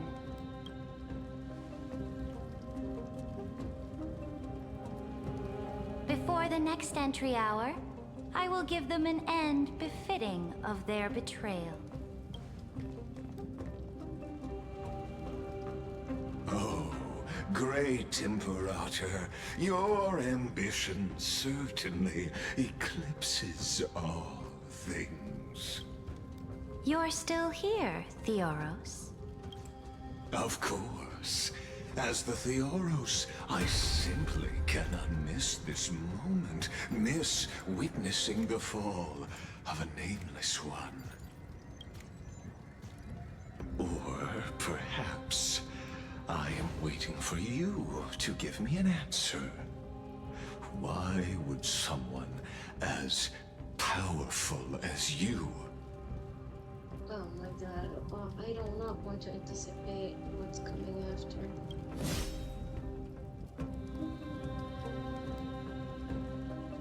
use such a clumsy excuse as imprisonment to ensure the Deliverer's safety?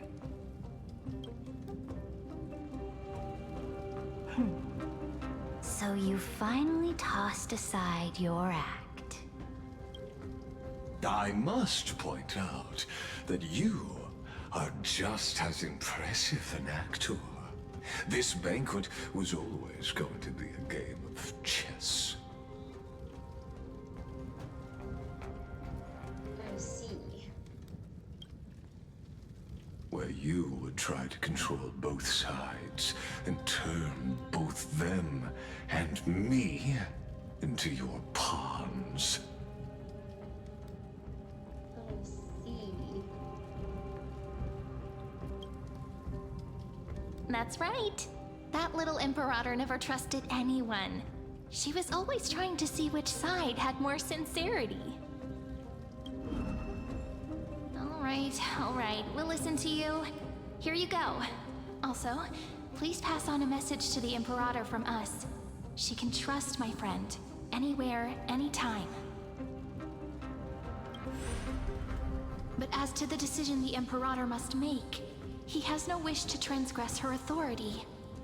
We just want to tell her everything we know. Yeah, they slipped. Now, use your identity and add in a bit of experience and charm and testify to the Imperator as we promised.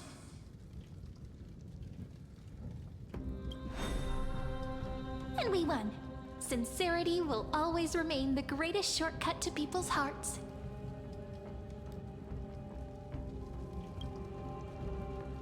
I can toss your words right back at you like Kyrgyz. Why would someone as powerful as you pretend to be a mortal and kneel before me? Unless you enjoy giving flattery and prostrating yourself. Kinky much. You are mistaken. I am only trying to ensure the experiment's autonomy, meticulousness, and perfection, thus avoiding any unexpected outcomes. A forceful intervention will only create larger errors, reduce efficiency, and introduce ugliness. Damn. How had you fulfilled your promise of giving the law to me and completing the Era Nova, then Amphorius would not have deviated from destiny's course. Oh, but you broke your promise. What a pity.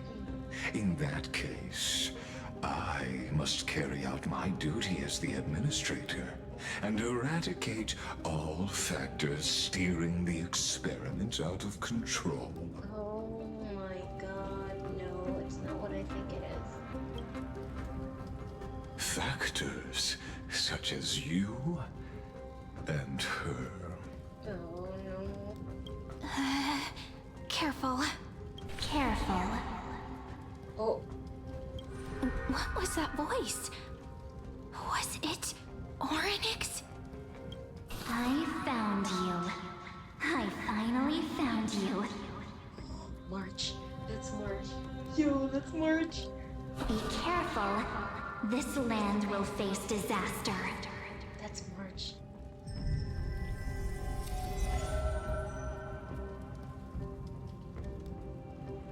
The time of judgment is nigh, my lady. The prison I have built for you is now complete. Oh no. In the name of the erudition, I invite you to step into the same cage as mine. Oh shit.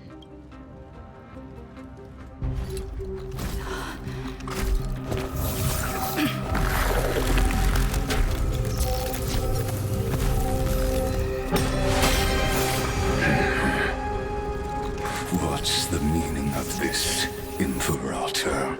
I did not permit you to act. A ruler is the only one who can decide their subject's destiny. But, great Imperator, what judges destiny is not the ruler, but gods. Don't forget, my realm only allows for the existence of humanity. Moreover, dealing out extrajudicial punishment equates to defying the law, and the culprit is to be sentenced to death. But you have seen how I can erase life from this world with just a clap of my hands. I fear you are still quite unaware of your current situation. Allow me to reiterate. I am giving you a simple choice. To collaborate, or to be destroyed. There is no other way. Oh, good God. Shameless behavior. If that were true, you would have killed me long ago. You, in fact, cannot kill me. I guessed it the first time I beheaded you. Because of the law, you cannot be completely destroyed. And the same is true of the Chrysos heirs.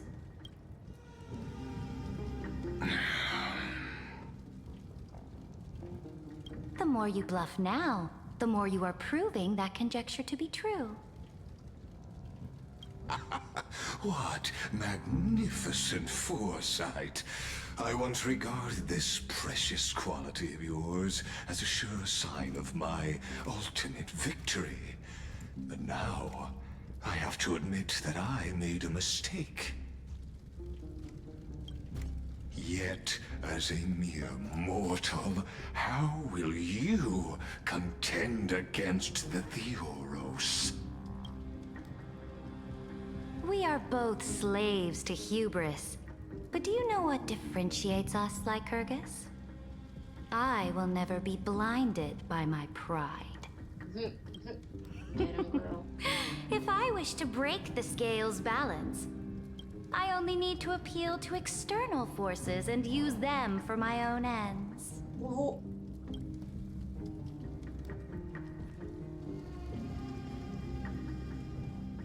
Finally, we get to meet face to face, senior society member. No fucking way. Let me take my glasses off. What? Uh-huh. Sir? What the fuck? I offer sincere acknowledgments for your many past achievements, but I must deeply regret your current perspective. What the fuck? The plot twists. The plot thickens, people. Oh shit. Trust me when I say that you aren't the only one feeling regret right now, Screwlum. Oh. So you two are the allies from beyond the sky the Deliverer spoke of, and why she demanded the divine authority of law. Come and prove your strength to me. Show me the power of these so-called paths. I have spent much time and effort to secure this treasure from beyond the sky just for this moment. Treasure from beyond... Oh. In the name of the Sovereign of Planet Screwlum, your allies have responded to your call, esteemed Imperator. Please allow me to spell the situation out for you, Lord Lycus. Permission to read the ultimate protocol is already in my hands. It'll only be a matter of time before we acquire the authority to write and execute commands as well. There's no way the flame chase journey will continue after you've burnt your bridges so thoroughly like this. Do you really think you can still win? Oh, seriously. Don't embarrass the society.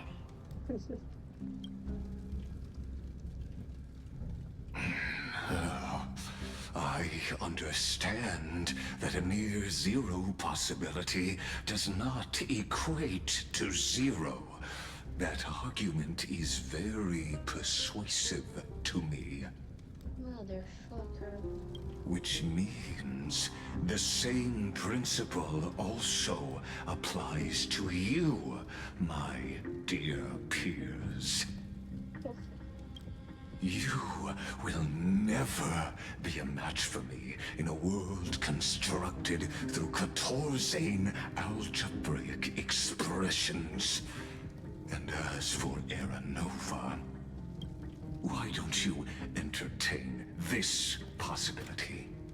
What if I reduced Akama to rubble and ground her people into minced meat? Would the heroes then once again desire the power of demigods so they could fight against me? Listen. Iron Tomb is fated to be born.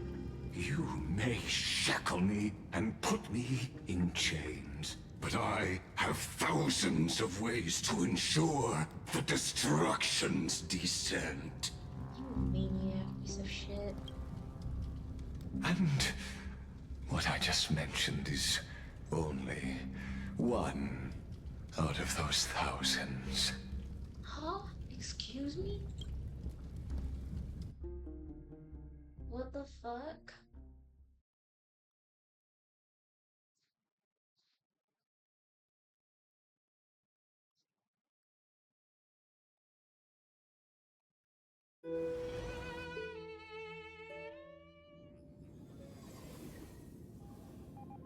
We're back here, but it's red now. This is the place outside the legends? This doesn't feel the same as before. How should I get back? Why does it feel like it's Noose looking down? Warning! Warning! Warning! Locks onto outlier. Warning! Warning! Warning! Executing command isolation. Command isolation? Since we parted ways last time, I have modified the exomyth into an audience area exclusive to you. Now, you'll be able to silently wait here for the final act of Amphorius to begin. Bitch. Let me out.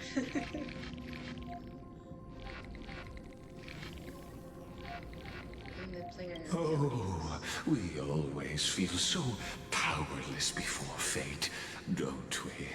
Shut the fuck up. This could, in fact, be a wonderful opportunity for you.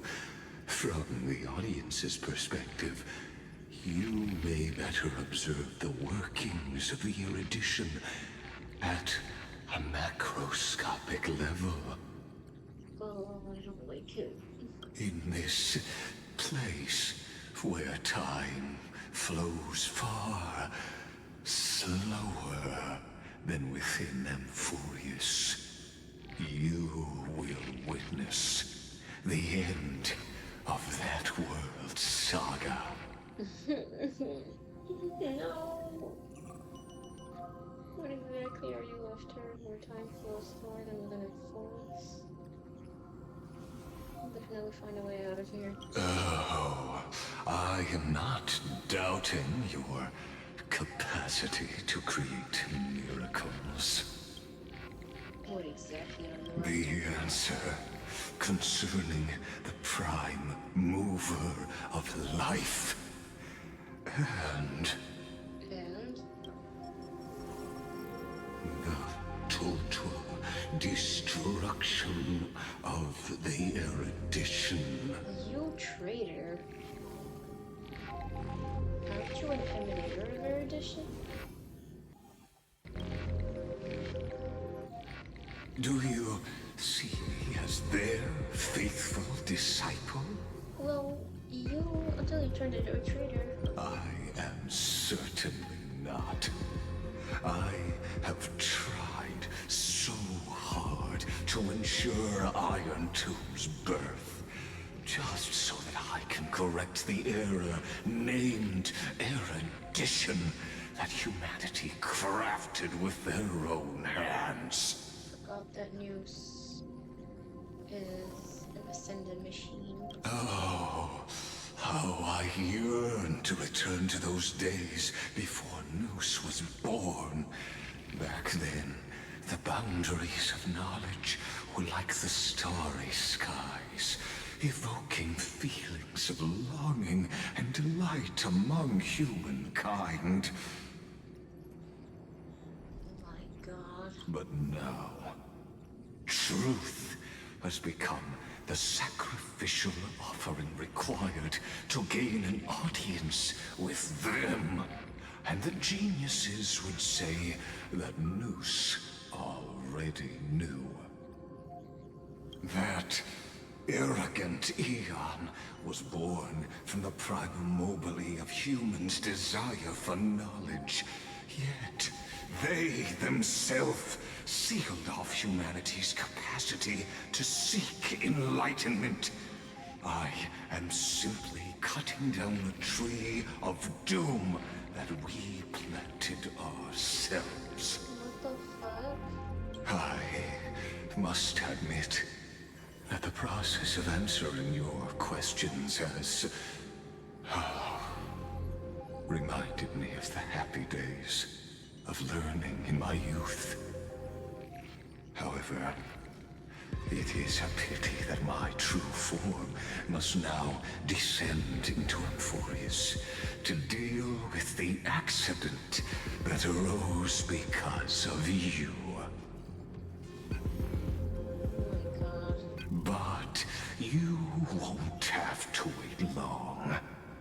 When the curtain falls, you'll surely understand mine and Amphorius's ardent wish.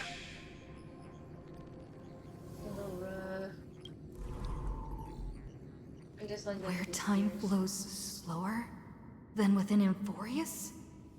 If Lygus spoke the truth, then I don't have much time left. But how can I get out of here? Can you hear me? Little one. Herta. Is that Herta's voice?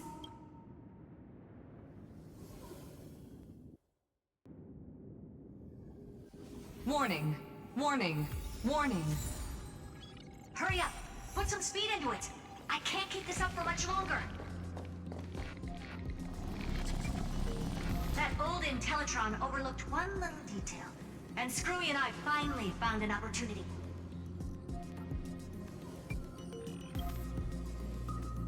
Let's keep it short. While you were gone, well, in those few years, Amphorius... A few years. Yes, time dilation, resulting in an uneven flow. Don't you know this already? Let's stick to the main points. The Chrysos heirs activated the chronocognitive anchor and helped Skrullum and me open a hole in the firewall. We made some adjustments, so he can't attack us immediately, but it won't hold for long. Critical warning. Critical warning. Time is running out. Here's the conclusion. It'll probably take a long time for Screwy and me to completely break this cage before Chrysos heirs have a full grasp of the law. To be safe, we'll continue to launch side-channel attacks on the system to give you opportunities to escape. You need to seize these opportunities. So start moving, and find a way to pull off a magnificent jailbreak. Okay.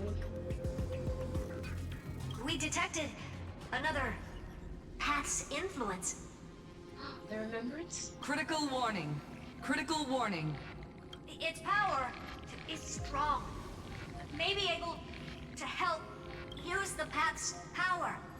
Make it detect you. The remembrance. Unauthorized communication terminated. Is Herta saying a certain path's faction has arrived in Amphorius? I mastered the powers of different paths in my previous journeys. Think hard and figure out exactly which faction has arrived at Amphorius, and which path's power I should use to call for reinforcements. The remembrance. Are these showing my memories? With the Stellaron in my body, I woke up at the Herta space station and gained the power of the destruction. A world that'll give rise to a Lord Ravager would definitely draw the attention of the destruction. The Stellaron in my belly is gonna be super useful. But what if I end up pulling in the Antimatter Legion? Or the Annihilation Gang? Can they really help?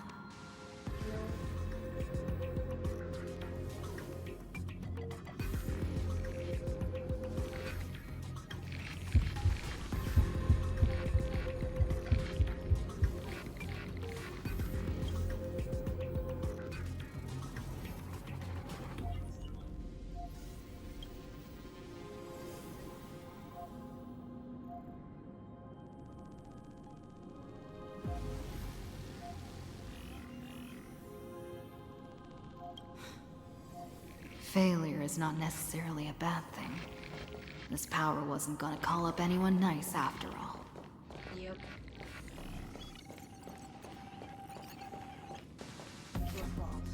I obtained the flaming lens left by the architects, and gained the power of the preservation in Belobog. That's right! No matter how far away a planet is, the IPC is guaranteed to pay attention, as long as there's a business opportunity. Isn't Amphorius a pristine and untapped market? Besides, even if I can't call up my friends from the IPC, the architects and the nomadic miners should be able to help too. There are definitely cities and ores in this world.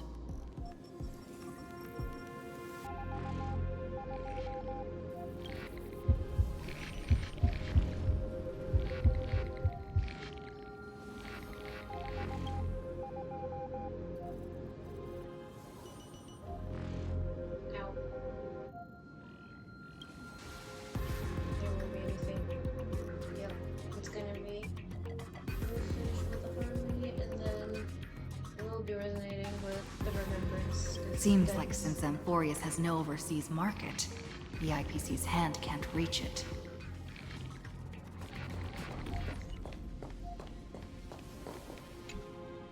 I received the Watchmaker's hat in Penacony, and declared war against the Order.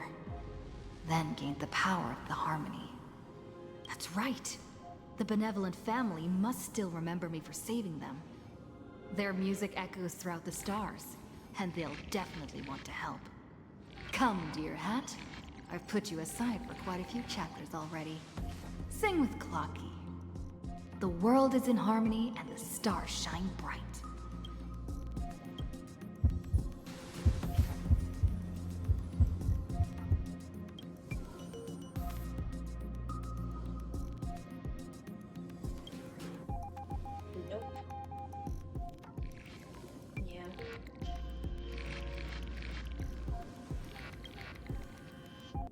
Doesn't Ligus want this story to have background music? He has such terrible taste. Must help Philly. Come on. The Remembrance. That's right. I came to Amphorius because Black Swan asked us to come. And I even got a glance from Fu Li here. The Garden of Recollection must be intricately involved with Amphorius. Traces of the Remembrance are also everywhere in this world. I don't know what they want, but I don't have many choices left in this crisis. Shall we answer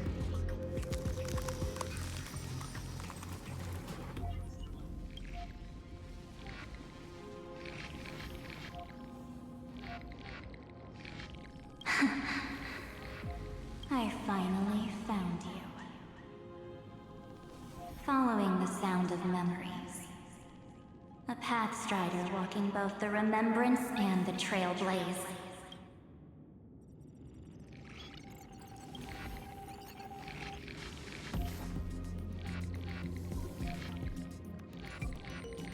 Warning! Warning! Warning! Erudition's prison cannot stop us. For we lie outside the logic of zeros and ones. Let's fucking go. Come. Leave the cage of Logos. The mythos of Amphorius waits for you to continue its story. We fucking made it out. Let's go. When that brightest star, that star heralding the dawn, finally rises. A boat, so used to drifting, at long last enters an island's safe embrace. Oh, Pathstrider, we have helped you break free. Hurry and set off.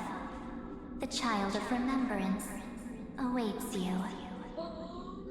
March is the Child of Remembrance. Let's fucking go. March? Let's go. What's she doing here? Let's go. March. Oh, you're finally here! We haven't seen each other for such a long, long time. My good buddy, I've really missed you.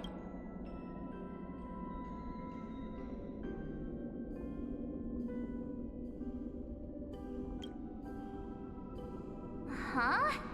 When was I dead? It's been so boring waiting for you in this place. There's no one to chat with, no internet, and not even anything to eat or drink. It's basically a prison.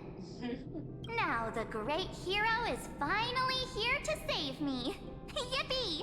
Yippee! You must have seen a lot in Amphorius during this time, right?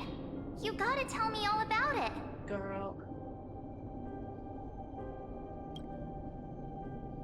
Then take your time with the storytelling.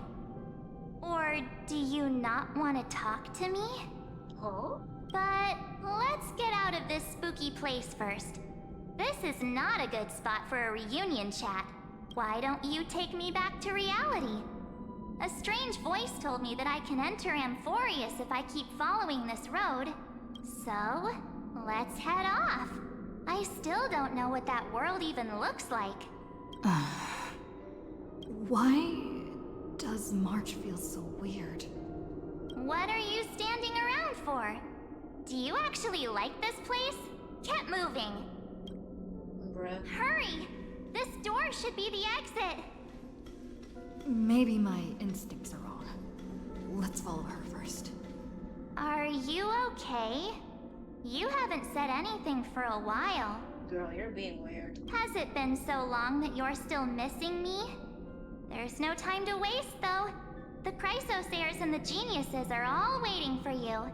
No. The discrepancy is getting worse.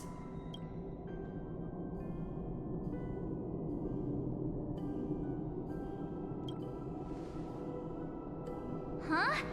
Isn't Amphorius the world of the Chrysosayers and their hero's journey? I could figure that out in an instant.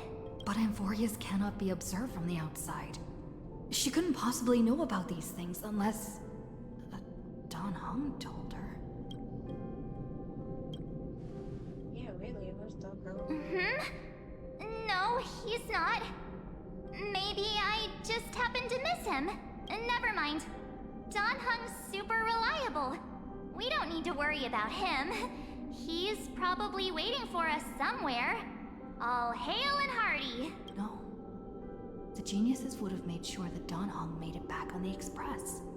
Besides, the March I know wouldn't be so dismissive about her companions. Wait. Something's not right. She's not March 7th. I guess you have something you want to say to me? Then there's no need to feel things out first. With questions. Let's treasure the time we have together and be frank. Oh shit, who are you?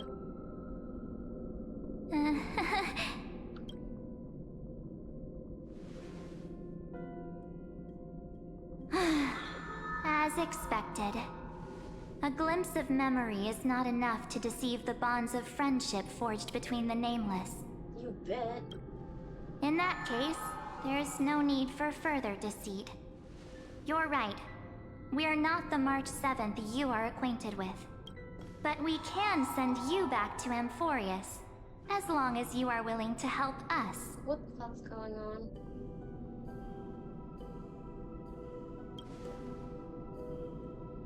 She's fine.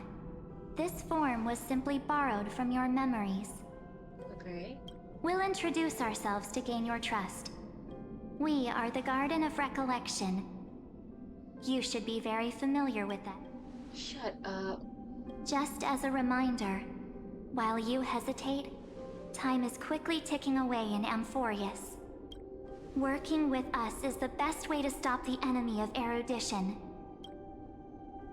Erudition would treat any results unrelated to the experiment as garbage and throw them out. But we don't work like that. Okay. The Remembrance treats all these instances as important materials needed to weave the universe. Besides, this would be child's play for a great hero like you. It won't be hard at all. Also, if your plan fails and the big bad Iron Tomb manages to get out, then the whole cosmos will be in danger. Wouldn't it be better to have an additional failsafe? As long as you help the Garden retrieve what we want, even if Iron Tomb reformats everything in the physical plane, We can use remembrance to reconstruct the entire world. Or should we say, the entire universe? This sounds really dangerous. For the Garden of Recollection to be involved? So help us. Find where Amphorius's memory began, and bring it out. Holy shit. The Master of Anastrava has already glanced at you. Don't deny it. That storybook is the best evidence. Say, you aren't seriously gonna be moved by their pretty words, are you? I am the one who commanded those little ones to lead you out of the prison. Okay.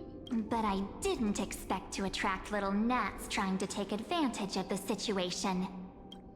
While remembrance can help you return to Amphorius, there's no need for you to do it the way they want you to. Of course, there's also no need for you to make any deal, or pay any price. Everybody's sounding like March 7th. This is... For you, this is probably a long time no see.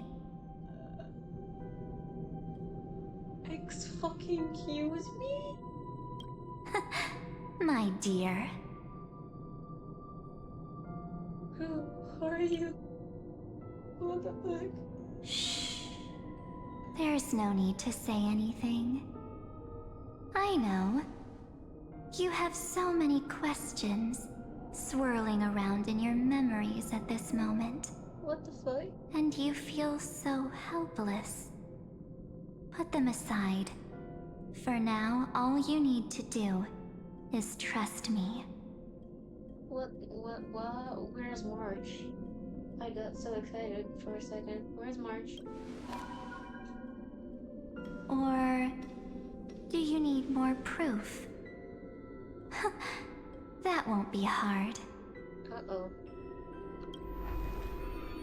Wait, stop it! They're awake! I'm gonna keep our first photo, alright? Won't come to pass while we're around. And now The statue. Is that Don Hunter's brother? Oh, did you hear that?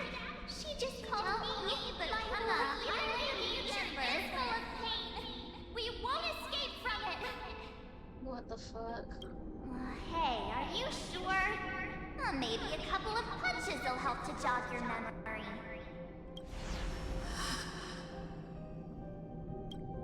It's as if they all happened just yesterday, right?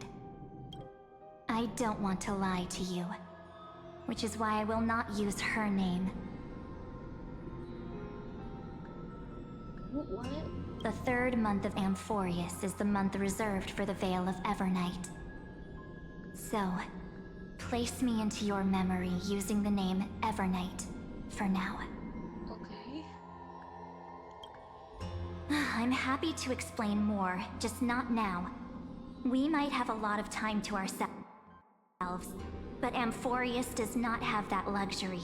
For real. If we do not stop erudition and destruction, then the journey you've treasured so much will face the prelude to its obliteration. A countdown not in amber eras, but in days, minutes, seconds. So, take this gift, this burning core flame, this footnote of a transaction. It contains hope, and the warmth of the entire world, ripples of past reverie. She hid this fire in the long river of time, hoping that her wishes would transcend time to reach your hands in the future.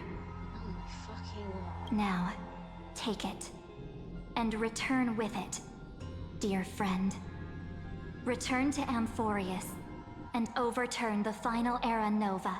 Witness the time that stood still for the Deliverer, and the resistance that never bowed to the destiny of destruction over the long years that passed in a flash.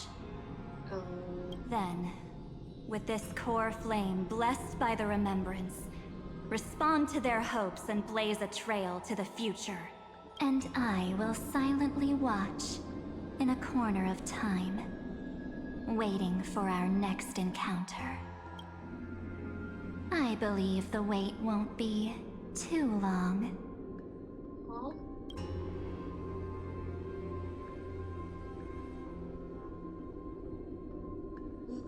What exactly is happening? Keep going. Keep trailblazing for Amphorius. For you. And for the March 7th in your memories. Go forth.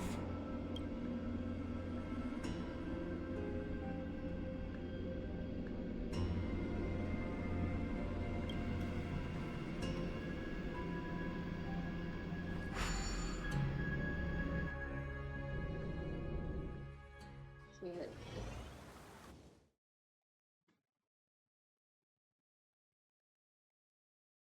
Hmm.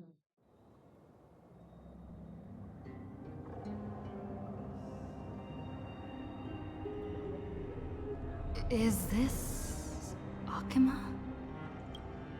What's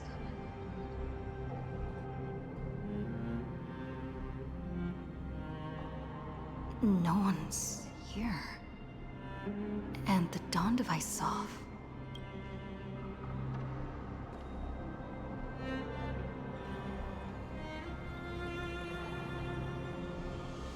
Am I too late?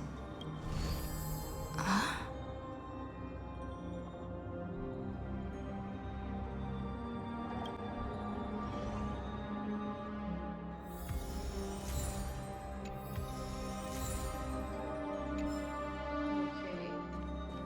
So investigate the memory.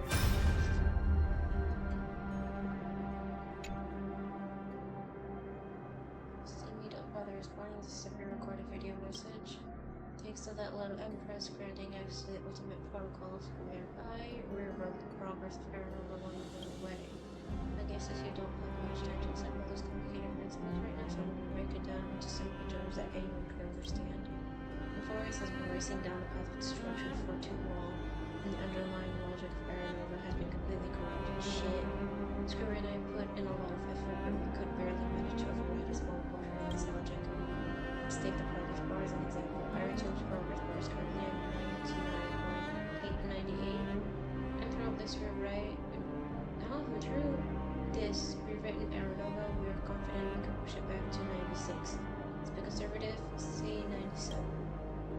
This is a critical matter. The internal structure of the sector is too unstable, and we don't know what complications might suddenly arise.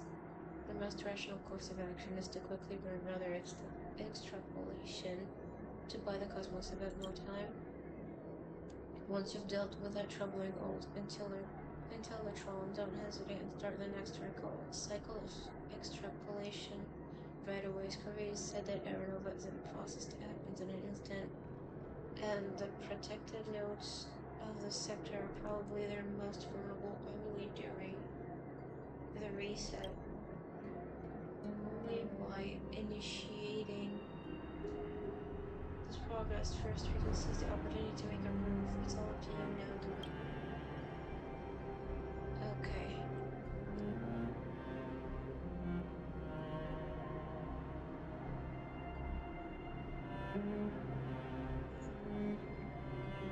What the fuck is going on?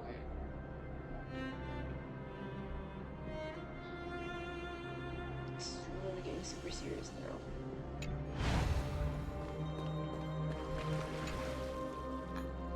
The chrono-cognitive anchor?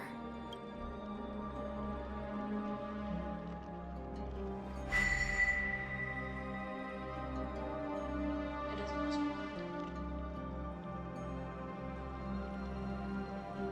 Yeah, it's not responding. There's so much I wanted to say for our reunion.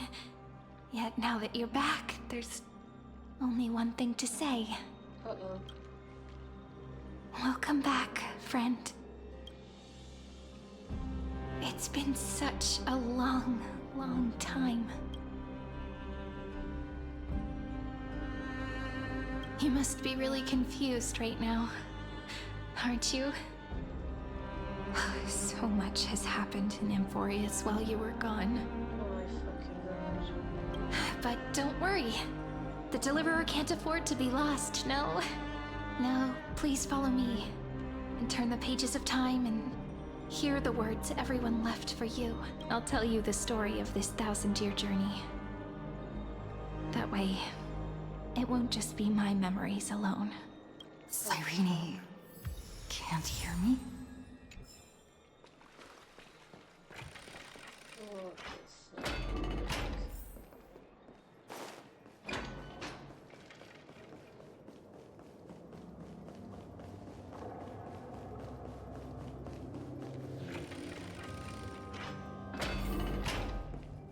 Look, the scenery of the past has resurfaced.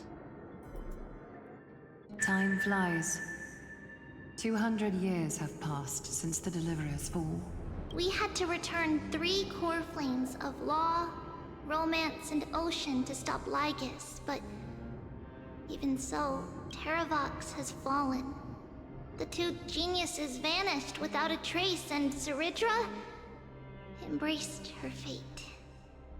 At this rate...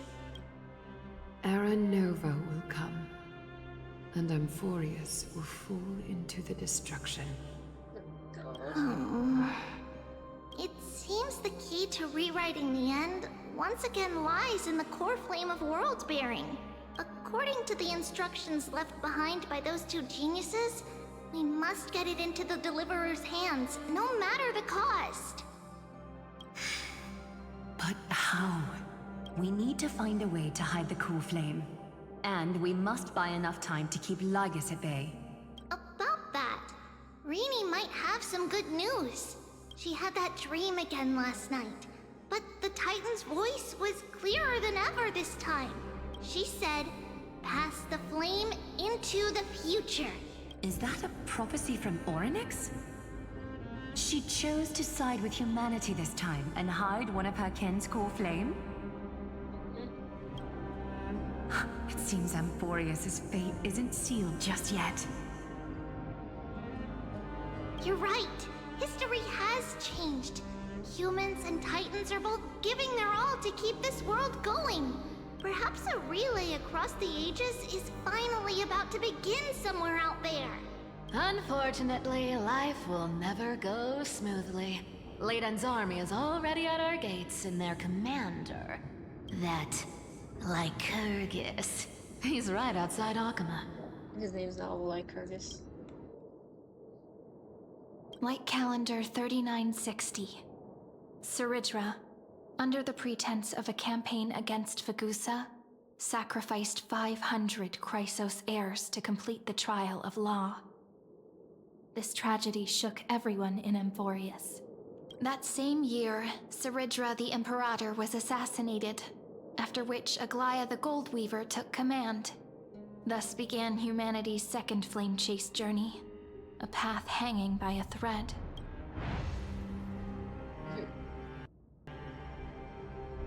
Come, this way.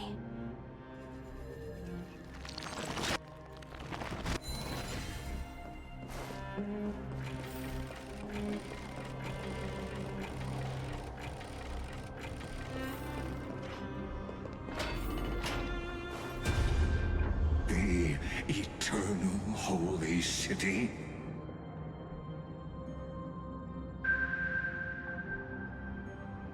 The Memorial Palace lies in ruins.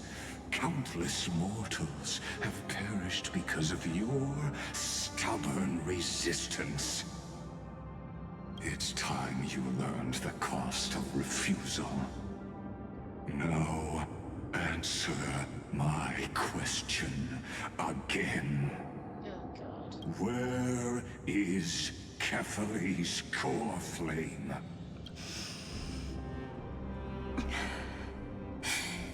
You really think you'll find it by razing the holy city to the ground? From what I see, all you'll get is dust and disappointment. Don't forget, you can't kill the Chrysos heirs mentioned in the prophecy because of law. I have never denied that, which is why I now place my hope in the faithful citizens of Akuma. Perhaps they'll give me what I seek in the echo of your screams. Oh no. Now then, I'll be cutting open your chests and using your scalding golden blood to baptize the masses. Allow me to apologize in advance.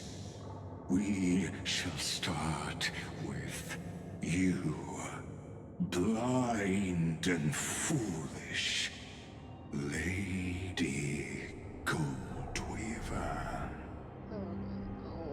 Leave this to me, Lady Aglaya. You must get away now.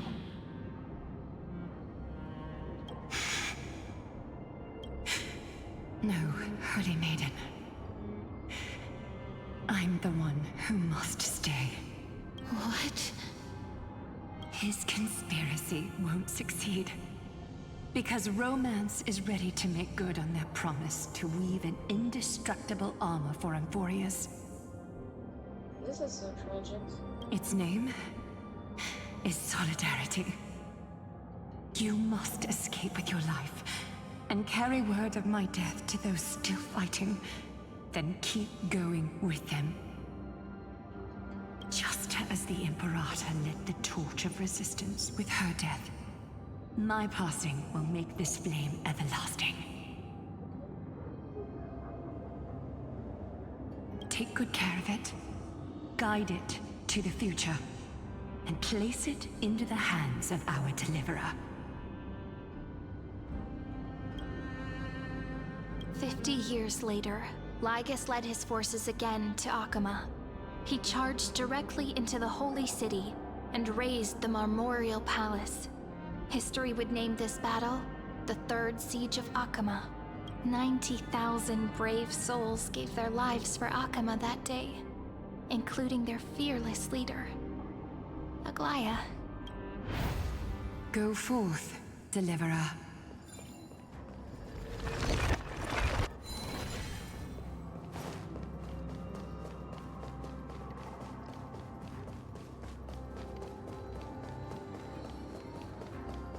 Go.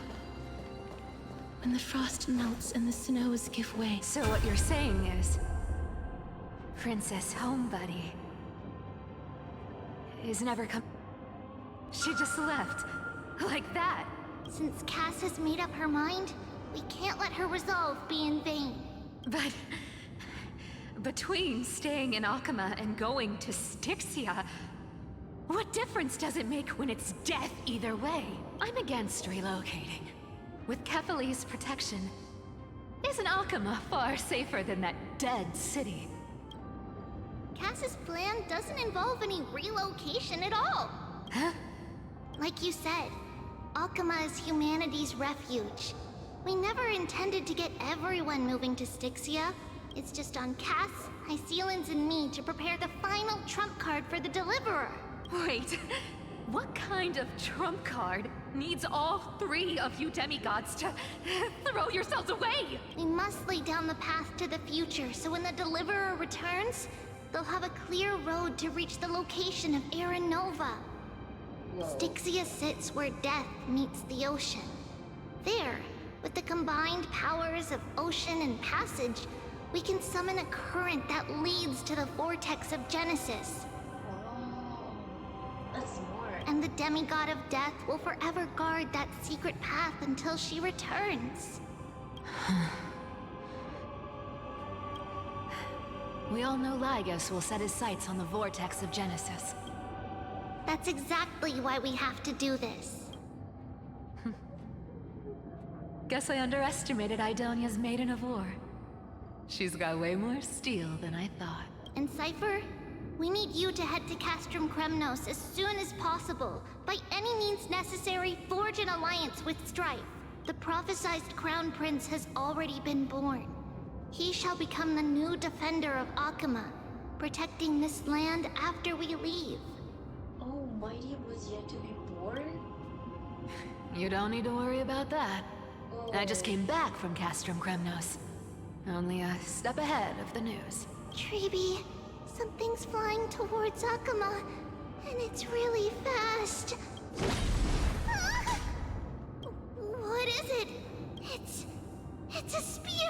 It's the Kremnoans.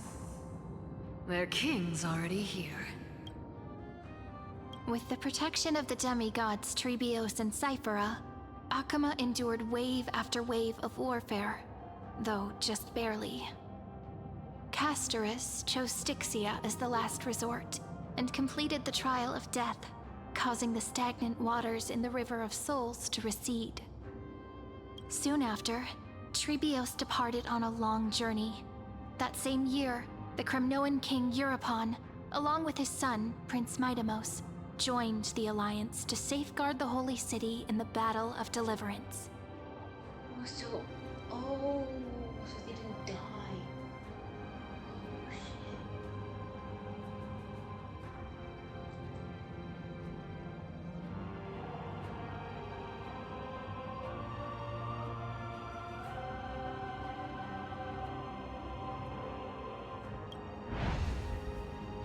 Wow. Go on. And see you tomorrow.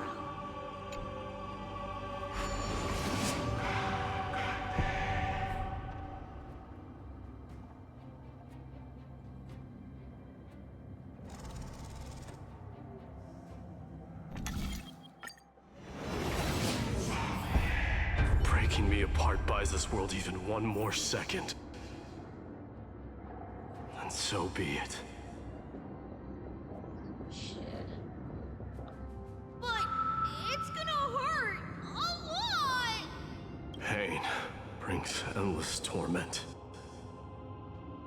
But it can never destroy me. I believe that you were thinking the same thing when you stepped through the gate of infinity and jumped off that cliff. Can't argue with that. In the current situation, this is the only path Akama has left. Just do as I say. Split my soul into 5 pieces. Forge me an immortal vessel. Let the blade of strife hang forever overhead. Locked in battle with their enemies to the world's bitter end.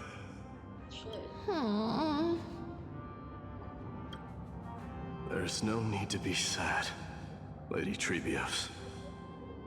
Haven't we already taken great strides towards that promise tomorrow? In this life, my people no longer have to drown in false guidance. Kremnos has washed the blood off its fate. Emphorius no longer needs a god named Strife.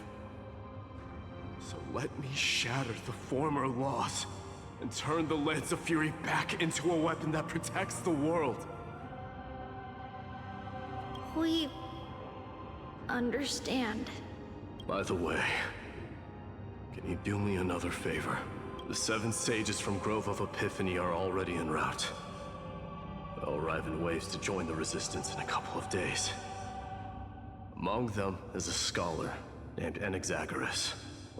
He has extraordinary insight and fears no sacrifice. This soul-rending ceremony wasn't just my decision. It was his counsel. His wisdom will surely be the backbone of Amphoria's survival. Watch over him. Carry on this everlasting flame for me. Through Anaxagoras' ritual, the demigod of strife split his soul into 5. Courage, honor, tenacity, sacrifice, and reason. Each sealed in blood crystal and cast into battle. The people held a 10-day funeral to mourn their fallen god king. And through his sacrifice, humanity was granted 200 years of peace. God.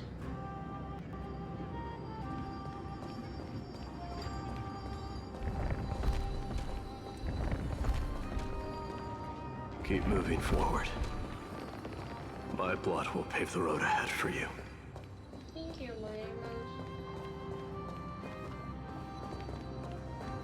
Keep moving forward, little Gray. See you tomorrow.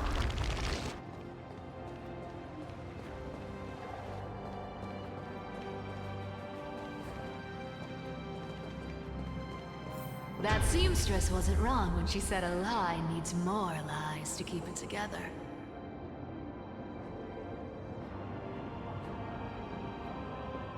Reason and trickery.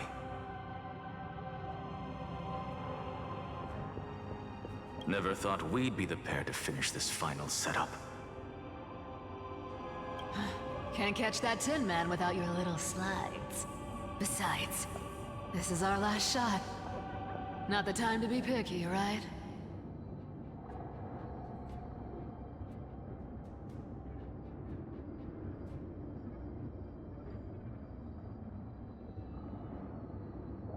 Don't oversimplify it.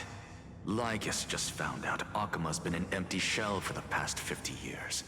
He's bound to be furious. At this rate, he could have done anything. That's exactly what we want. Rage blinds even the brightest minds. Doesn't matter how much of a genius he is, the principle still holds. Once he storms into the council and confronts me head-on, you trigger your alchemy with a boom and turn him into a caged beast. Easier said than done. You still have to pass yourself off as the deliverer without anyone catching on. And you really think a human alchemical array can bind a godlike being? That's just nonsense. What? Getting cold feet? Or you just don't believe in the almighty worth of the demigod of trickery? More like girl, use your brain. Just tell me straight. Can you do it or not? Of course I can. And it'll be child's play. My man. My man. But I've got two conditions. Since this is the final act, if we're doing it, we go all in. No half measures. He's all in. Oh, I'm listening. First, shift the battlefield to the vortex of Genesis. It would be more convincing if the deliverer were to appear there. Besides, the vortex is cut off from the world. No place in Amphorius makes a better prison.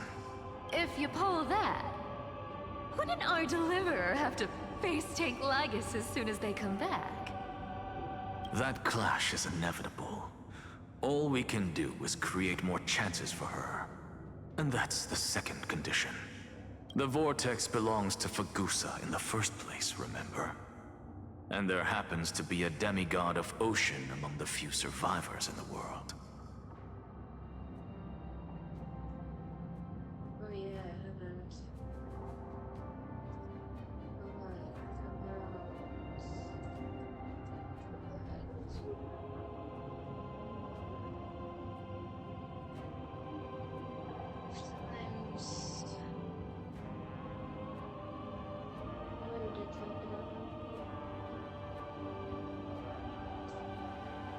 Lupai Sealand's in.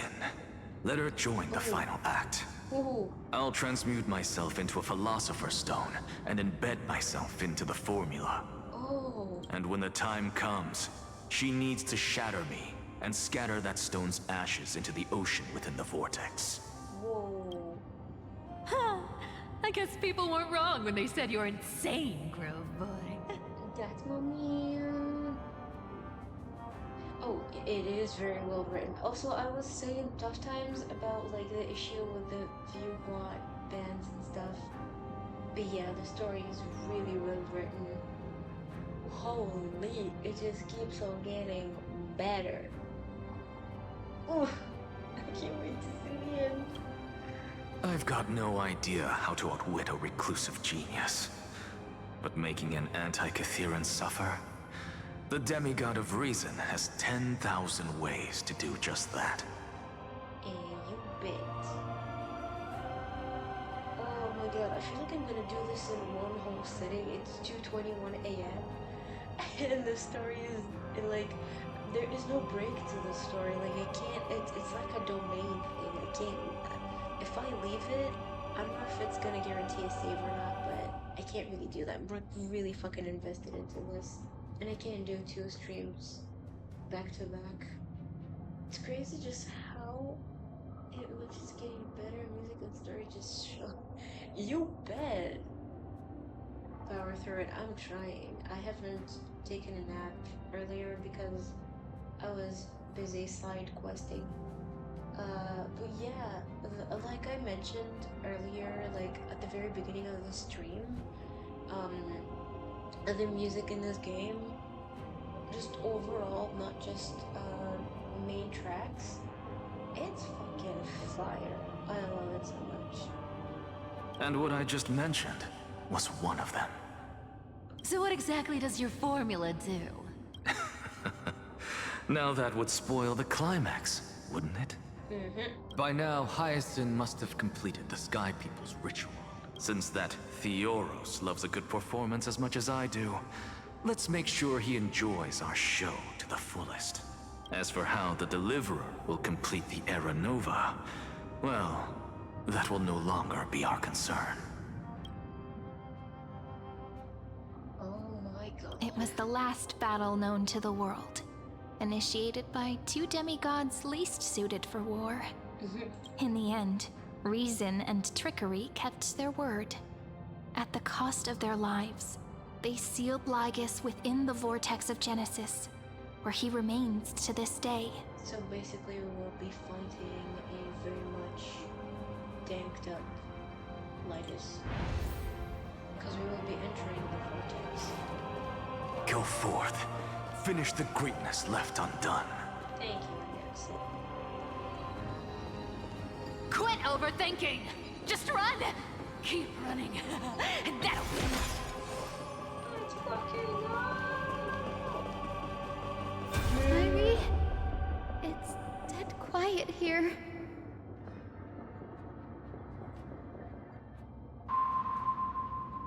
Akuma will stand eternal.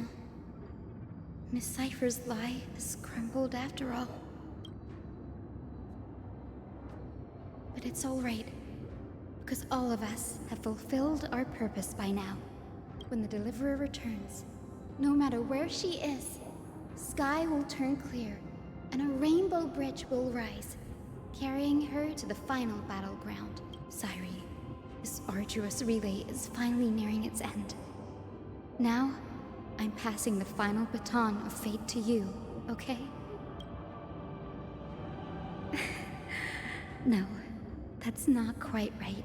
After all, it was you and her who lit the first spark of this journey, wasn't it? Yeah, right.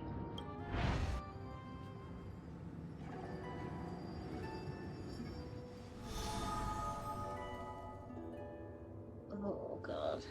I'll tell you the story of this 1,000-year journey. That way, it won't just be my memories alone.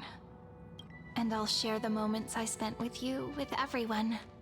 That way, the path we walked becomes a memory shared by all. People will know that there's nothing left to chase. Amphorius has already welcomed the dawn foretold in prophecy. Just like I said, this won't be harder than the last time. Right? Oh, wait. I just realized why Finance prophecy said you will welcome a new dawn, and it wasn't like a technical dawn, like a new sun rising.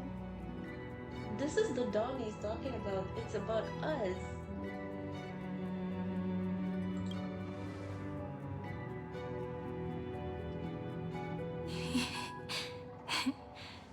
I wonder what kind of expression you're wearing right now. Probably the same as always. Calm, resolute, and brimming with confidence. If I have the chance, I'd love to see it again. You can't see me. She was a memory. Because it's really been far too long since we parted.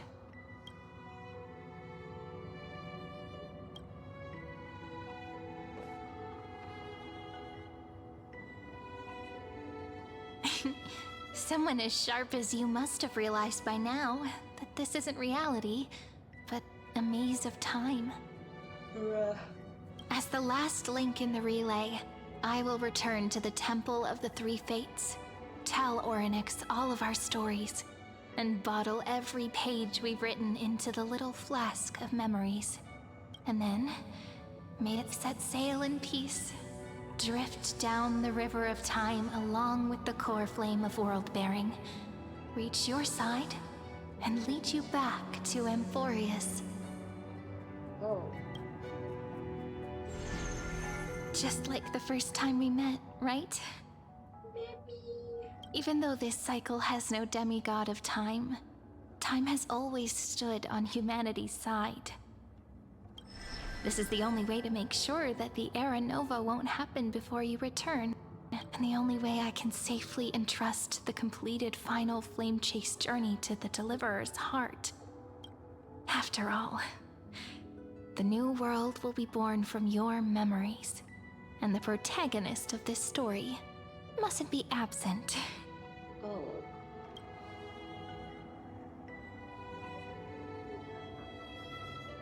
I will take all of you to the new world. We got this. I believe you will never let us down, just like always. Do you remember when Finan sent us back to the beginning? When you and I got separated? But in the end, I returned to you, carrying all that we've been through. That's what memory is. It may wear down and fade in the river of time, but it never truly leaves. When that hidden corner of the heart is stirred, the past returns even more beautiful than before. So don't worry. Let the 33,550,337th Flame Chase journey become part of you too. I've gotten a lot better at it with the experience from the last time. Next, you will head to Styxia and find the Vortex's entrance guarded by the demigod of ocean, before charging toward the final battlefield. Oh god. Don't worry. I'll be with you. All of us will. Even Finan. We'll stand with the Deliverer. So say a short goodbye, then set off, just like we promised at the start. Toss away all unnecessary worries and troubles, and bring our smiles and determination into tomorrow. Ooh. Ooh. A manga.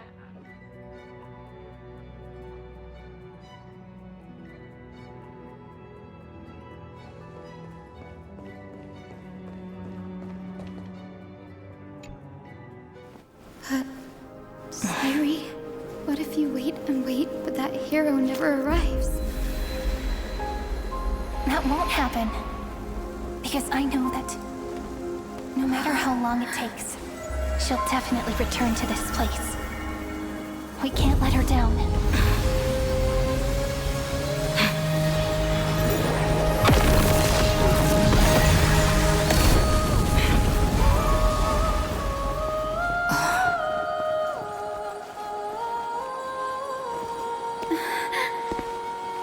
Sky shall rain rays of dawn for you. May romance be with you on your journey. And reason grant you enlightenment. Let strife bestow you with inspiration. Trickery ensure your success. Allow death to protect your soul. And at last, let passage point the way forward. While time will remember the Trailblazer's journey.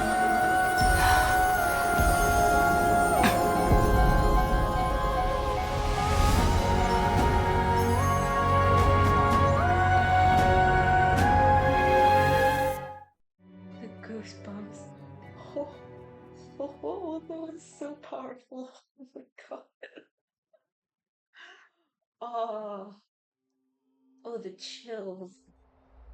Holy. Is this Styxia? What happened to this place? I need to find the entrance of the vortex, guarded by the demigod of ocean. High Sealens. Is she still there? Long time no see, Trailblazer. It was so fucking good. I know, right? Also, what the fuck are you doing here? Ah.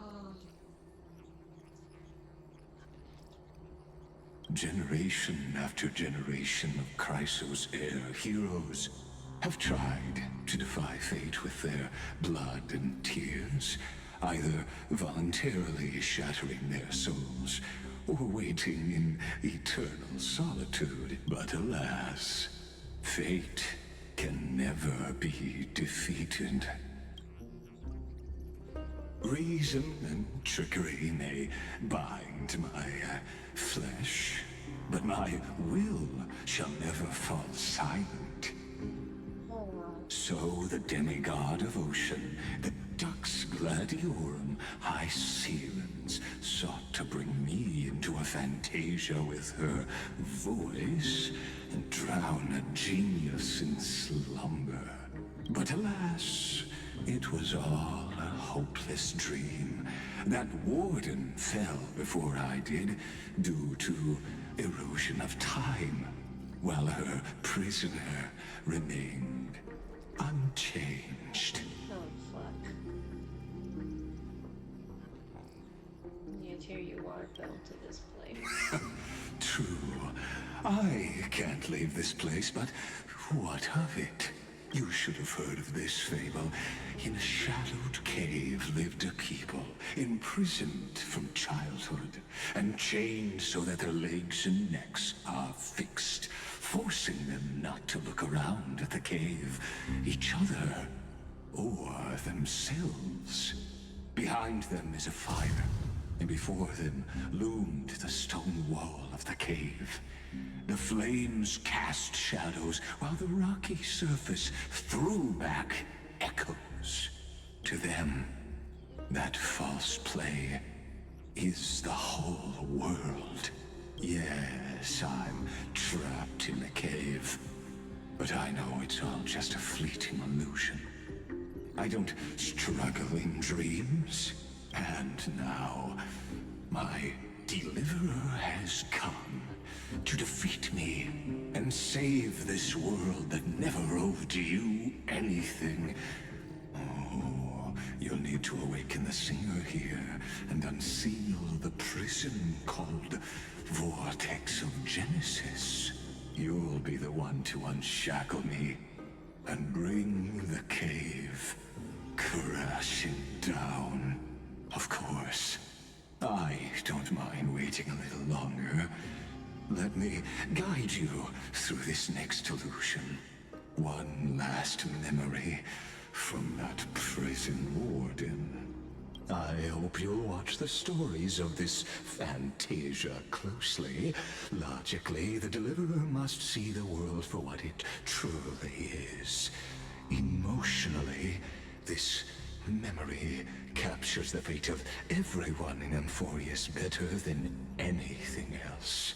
Too much talking. All bark and no bite. I wanna fight you. Only by feeling it for yourself can you understand my point of view, the meaning of destruction.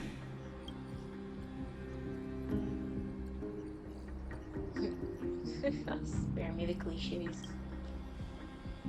To your unshakable resolve, I salute you. But before we step onto the final stage, let me ask you this.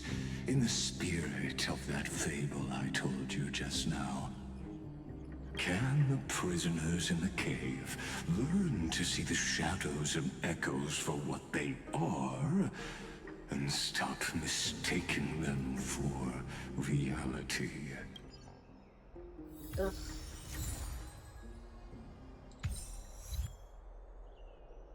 I hate him so much.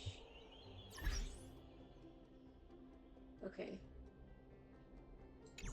I don't know how long this is gonna take, but we might power through this. But tomorrow, I will be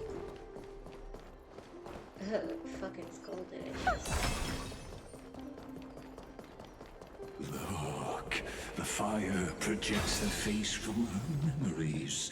An actress upon the stage of this play.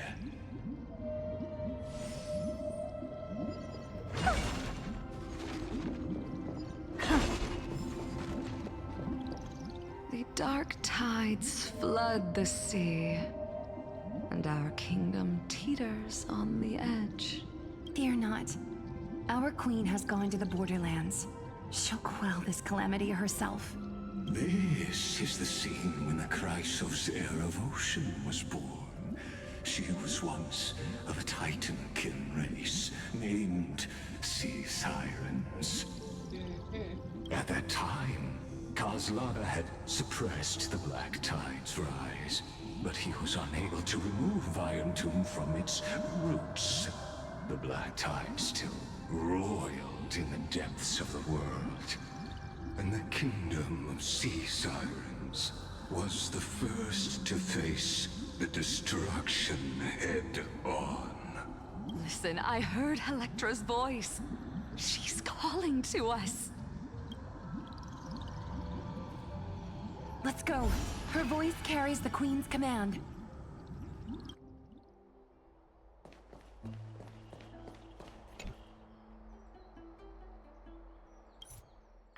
Who cares about the style of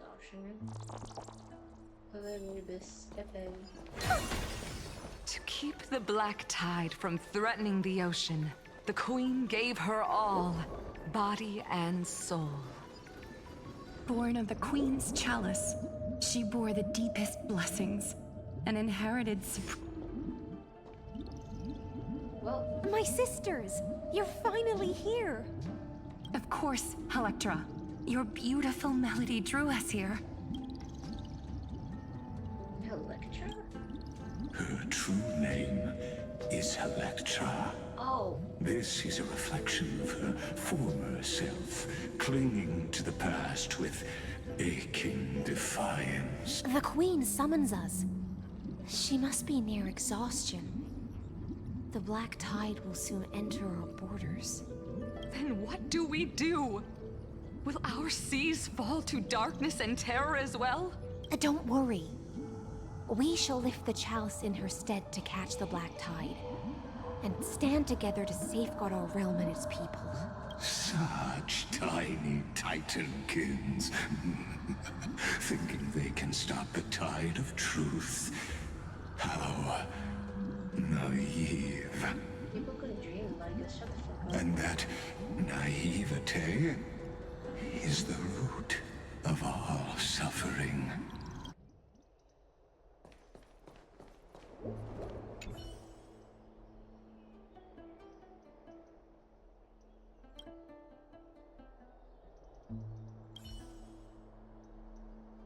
Okay, we'll look at that later.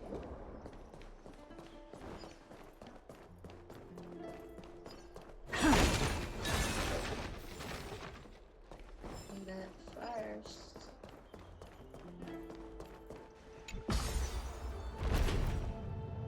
The Queen's palace lies just ahead. Even her once graceful form is now tainted and drowned in mire.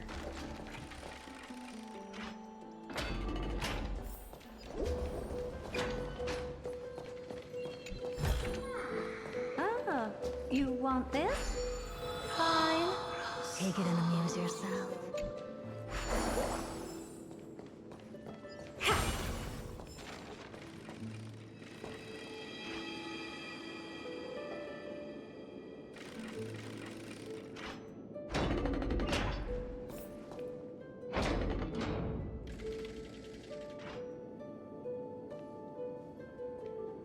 Oh, Magusa, our noble queen.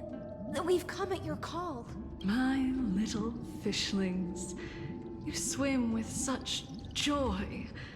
It pains me to speak of the kingdom's sorrow.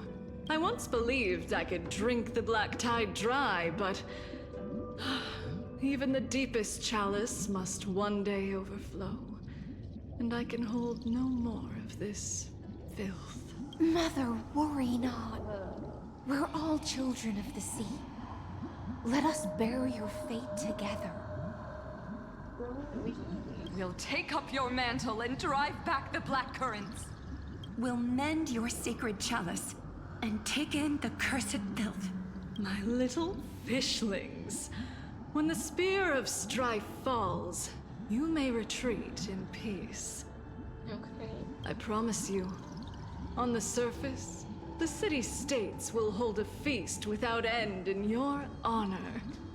This is the last gift I can give you. Oh shit.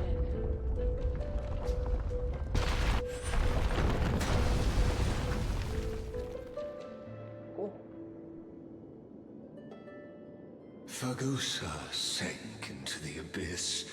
With the chalice shattered, their intoxication spilled into the black tide, birthing the first madness in Amphorius. Sea sirens followed one after another, hunting for the Titan's fragments, until their flesh decayed and their bones crumbled, all for the promised final feast. Great heavens. Keep watching, but tread carefully, for the stage ahead is crumbling with age, just like her shattered fate. Oh me. That sucks.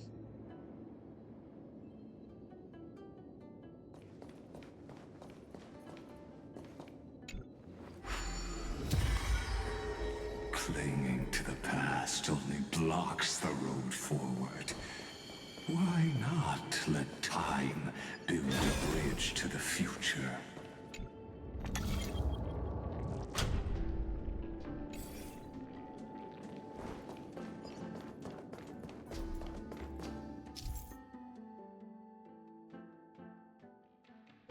Oh yeah, this one was where you pause. Okay.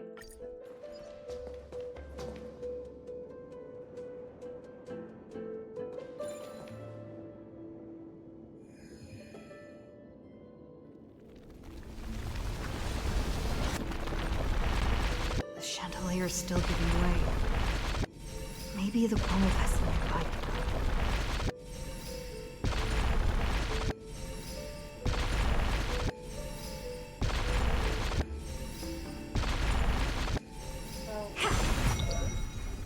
Oh, never mind.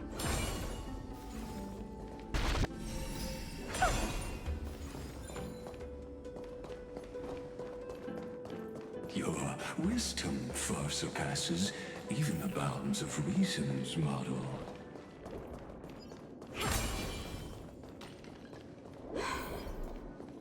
Can't get through. Looks like I'll need the miracle orb nearby.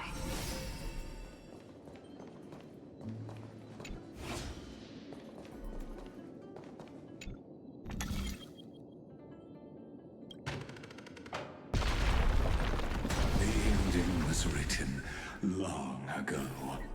Even you cannot rewrite it. Just like this poor chandelier.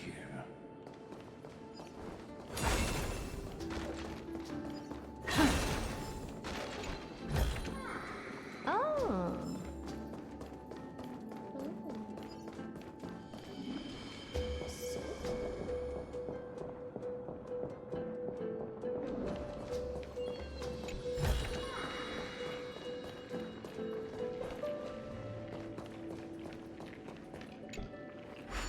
Electra!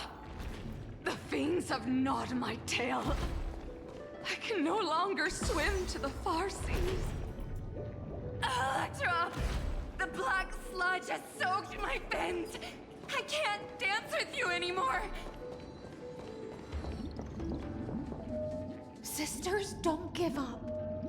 Remember the Queen's promise of a feast in the city called Styxia. I haven't forgotten.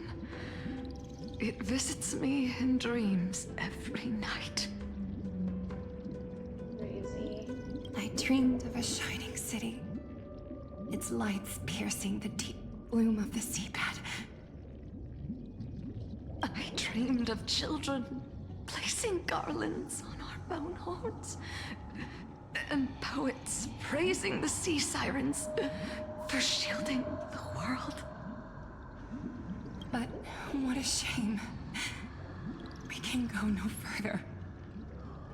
Please, sing to the humans for us. Sing of the deep sea's legend in our place.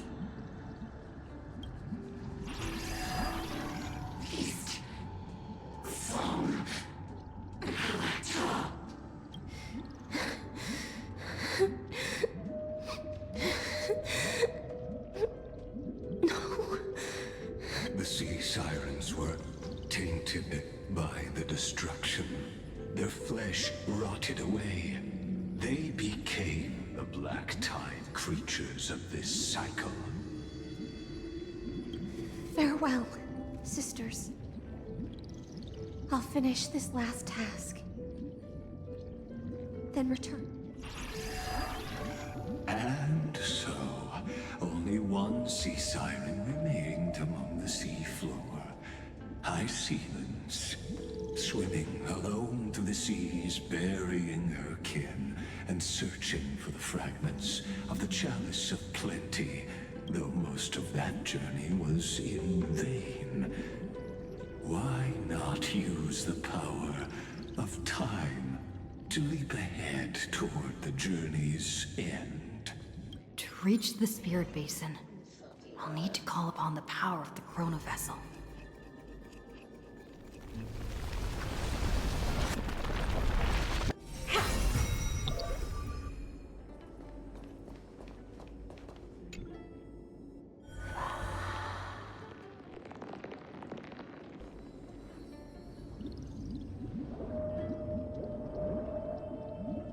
At last, the Chalice of Plenty is whole again. The Lance of Fury emerges from the River of Souls, and the gods reclaim their duty to hold back the Black Tide. I am freed from endless toil, and now walk toward the rites at Styxia. I bore my sister's dreams upon my back, took on a graceful human form, and hope to find a grand celebration on the shore. Such a pretty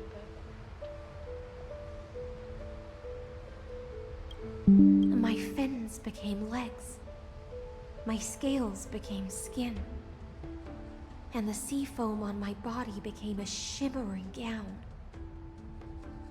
But when I stepped onto land, there were no festivals with honey brew, nor poets plucking harps. Only silent death, drifting gently along the River of Souls. When she fulfilled her wish, she only found Styxia to have already repeated the mistakes of previous cycles, and was swallowed by death. Hopes and promises are nothing but the foam of dreams. Damn. I am a sea siren, a vessel born to contain the tides. Now that my task is done, and the promise is broken, how am I to go on in a world drowned in shadow? Fagusa, my noble queen. She evaded my questions with drunken stupor. She told me a grand feast awaited me in the surface world. So I wandered lost, groping through the dark. The feast she spoke of. Where is it? Lonely Blade, I shall grant you everything you seek.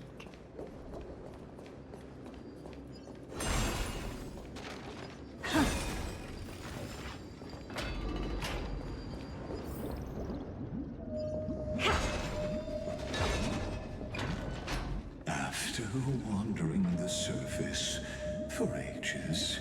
The lost sea siren met her future conspirator. You quelled the wars alone and forced strife into retreat. This swordfish that commands thousands of legions, whom does she serve?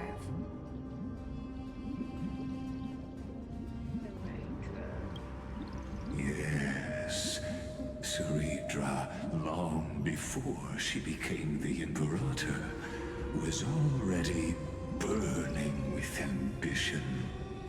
Sovereign who follows prophecy. I am no one's sword. I am just a wandering fish, seeking clarity through bloodshed. Then how about letting the sword dance for me? And letting the violin sing in my name? Tell me, what is it you seek?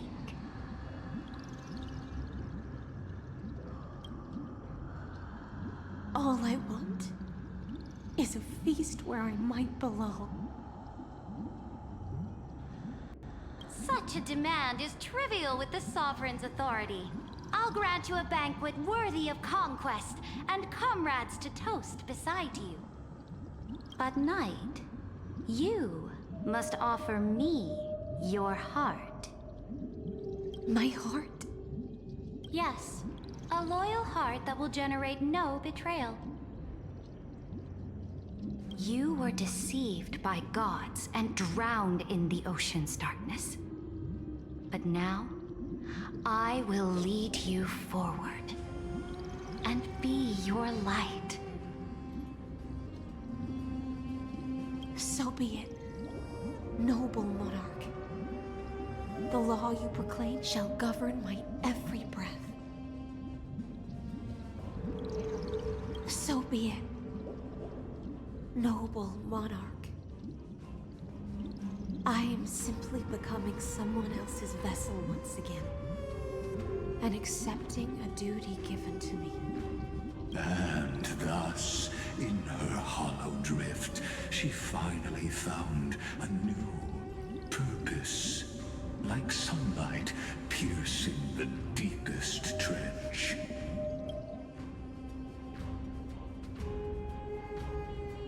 Holy. Oh.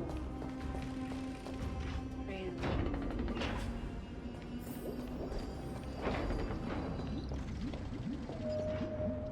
Noble monarch, I've cleansed the foulness from the road as you commanded.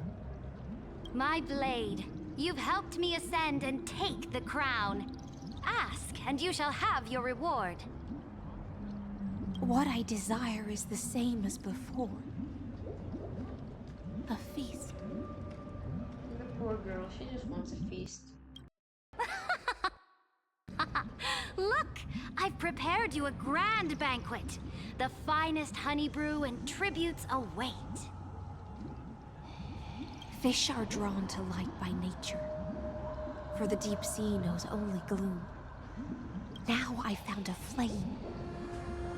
It may scald and burn, but it's the only light. Come, let us join the feast. Perhaps the path forward lies hidden among the revelry.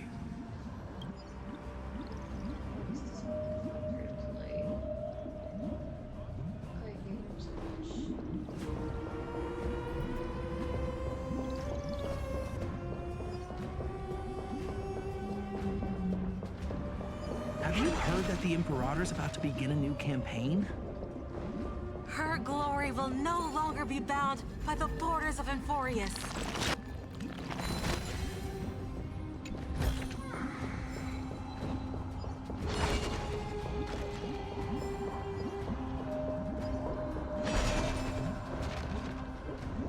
My faithful subjects, tonight's feast is not just for the past. It's a toast to the future! Born from our golden blood is an unstoppable colossus. Our iron beast to trample the universe! Great monarch. I've heard the universe teems with great threats. Can we truly remain invincible? Fear not. Before the troops of the destruction, such rabble is no more than cosmic dust. Surely there's a planet draped in oceans out there in the stars. Once I claim it, it shall be yours to rule. That's really sweet of her. And to the rest, your triumphs will not go unrewarded. I promise you a new age, free of fear. Now, raise your cups to our conquest among the Sea of Stars! Sea of Stars! Sea of Stars! Conquest among the Sea of Stars. What a grand vision. Yet, to the Siren Knight, only feasts still stir her heart. Come now, join me. Witness the end of this futile dream. Where's the way out of this illusion? Come quick! Let's celebrate together! I've saved the finest brew! Come taste it with me!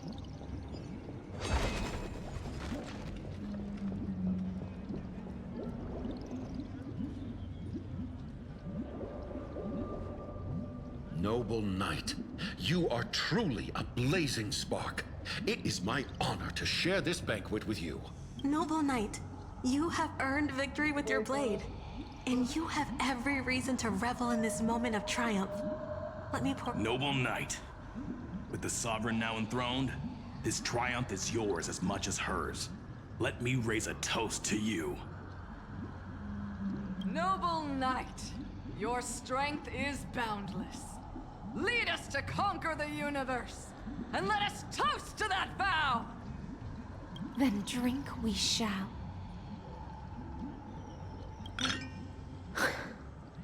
In the deep sea, I never knew what fire was. But when I set foot on land, the first light that I saw was the flames of war, lit with golden blood. It scorched my fins, made me feel pain and ignited an unprecedented hunger. A hunger that flickers in every hero's heart. So bright, yet so blinding. Look! The Monarch herself has taken her seat! Hear that? The court sings her praises! There's so much Come! details. Join us and praise her glory! There's so much detail in this game that they pay so much attention to, especially the background music. Like, even the boss music is like really cool. So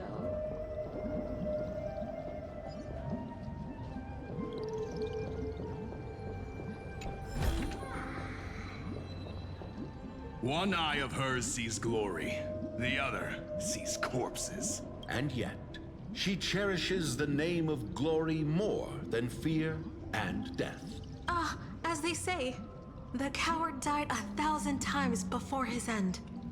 But the brave face death but once, which gods stand witness. On the eve of war, we sang our hymns and set our sights to sail beyond the stars. The legions will climb aboard the beast, riding it like currents across the cosmos. Planets after planets flew the flags of her crown. Realm after realm was ignited by her flames of war. As the final resistance fell silent, a vast empire rose from among the stars. And this small pond at last embraced prosperity and peace. That's how the story ends. Tell me, visitor, in this dream, Did you enjoy the show? Well, the ends here. Yes. Just fake bubbles glinting on the surface of poured wine. It's time for me to wake up from this drunken dream.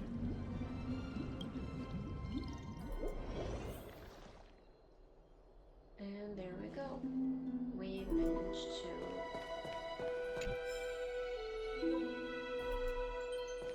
wake up from the dream.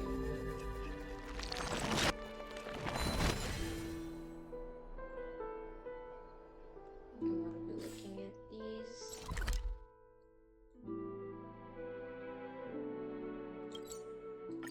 Here.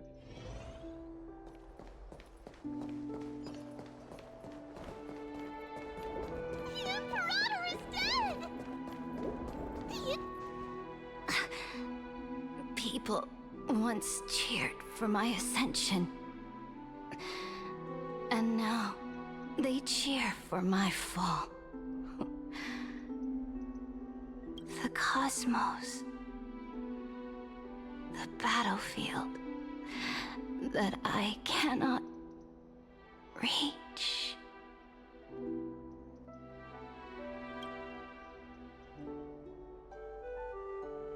Before the Sovereign's conquest reached its end, her life and ambition had already been swallowed by the deep sea. Well, This is the true ending. Her grand designs torn apart by the blade. Her regal robes soaked in golden blood. And the one who struck her down? it was you. The one who struck her down was her most loyal Gladius. Why? I don't need to explain myself. A fish in a pond has no hope against the surge of fate. I wandered the shore, found a flicker of flame, only to snuff it out with my own hand. I don't understand. If the ocean's feast, the Imperator's dream, and even Amphorius's existence are all illusions, then what's the point of our journey? Well, reap what you sow. When the Deliverer returns, I will let this absurd celebration come to an end. But Greyfry, I can't help but wonder how I dearly wish this feast of the Flame Chase would never end.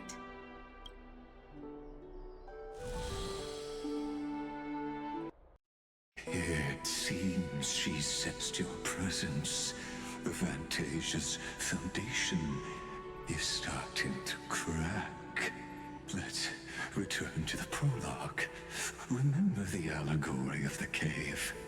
Can the prisoners in the cave learn to see the shadows and echoes for what they are, and stop mistaking them for reality?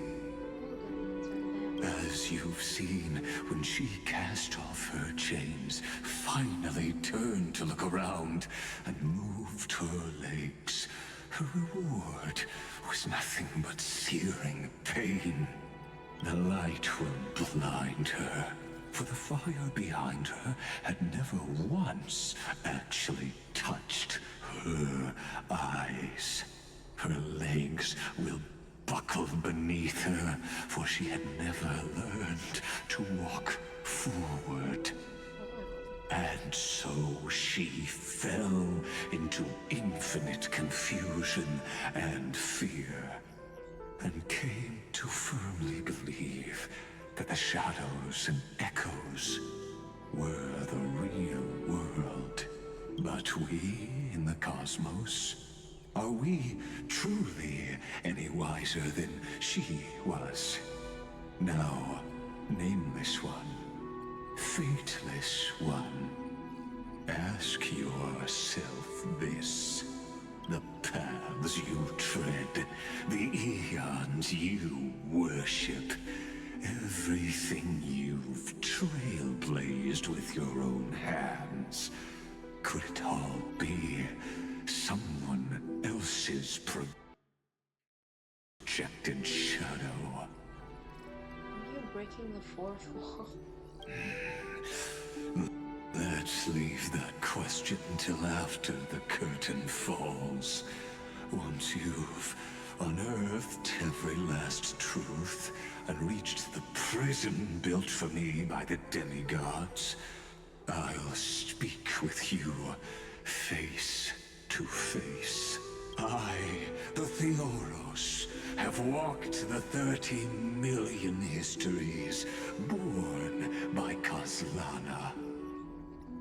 1,000 years is a mere atom in a grain of sand to me. Amphorius, compared to the cosmos, is but that grain upon a whole beach. I swore to bring an end to the erudition. Would I really let a single grain grind down my mind? Yes. No. Please, use the power of time to open the gate to the ocean's depths. Go, find the prison warden tormented by loyalty. Find her, step into the world's vortex, and once there, end everything between us. That palace reflects the heart of the demigod of ocean. Intoxicated, stagnant. There, you'll witness the true beginning of the saga of deliverance. An ugly history, long buried by tides and shame. A staircase of apotheosis that the Imperator forged with the golden blood of 500 human sacrifices under the pretense of conquest. The price of war. I'll wait for you at the heart of the world. But to reach the place, you... Beyond this door lies the path to the vortex of Genesis.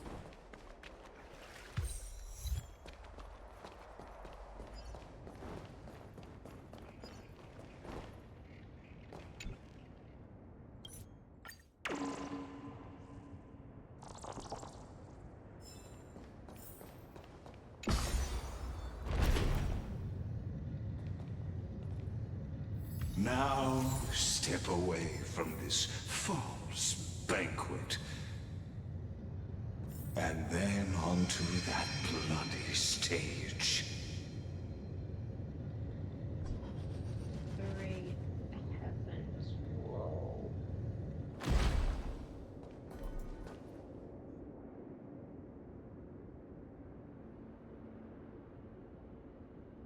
The palace that worshipped the ocean, the sanctuary connected to the vortex, was also once the battlefield of the first flame chase. The more you know. When was the slow-mo feature added? Her exuberant song halted the passage of time in this place, imprisoning my body and shielding my soul from deterioration. All just to await your return. The twisted time and space reflect her confusion. It's the Deliverer!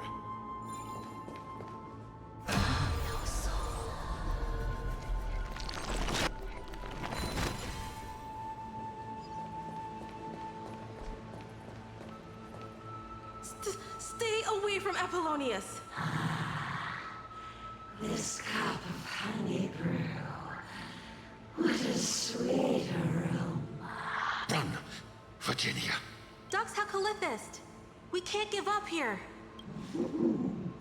Love steeped in death. How delicious.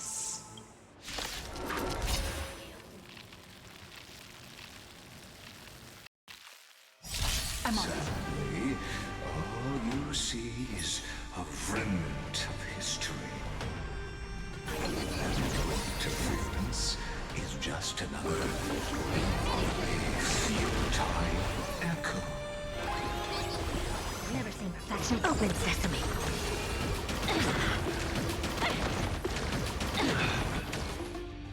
Time to cleanse the filth. I'm just a frail scholar.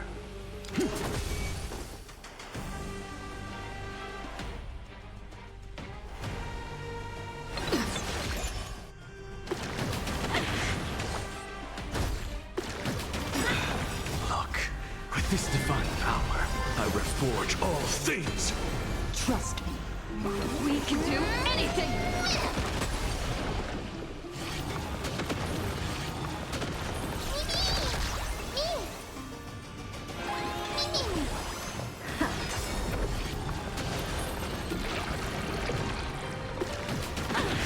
Curiosity. Endless riddle. Nothing but a void. Expand your thinking. Watch it crawl.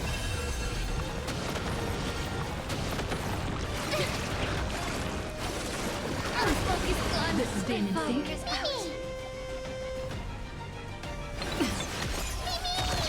What's the matter? To the soul.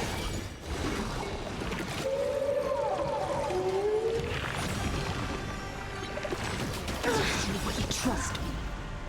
We can do anything! I'll remember this. Okay. Let's retreat first.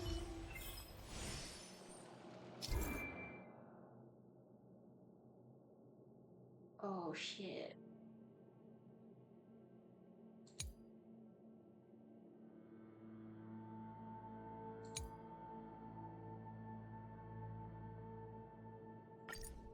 Okay.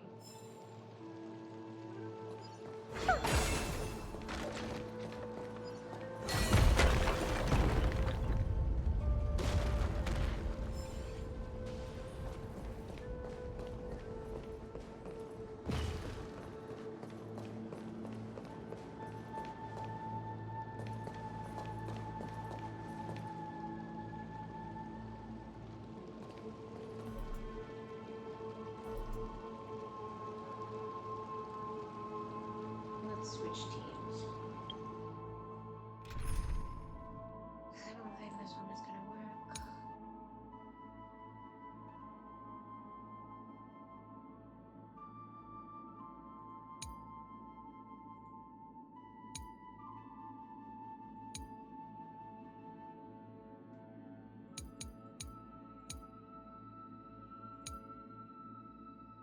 Let's try this one.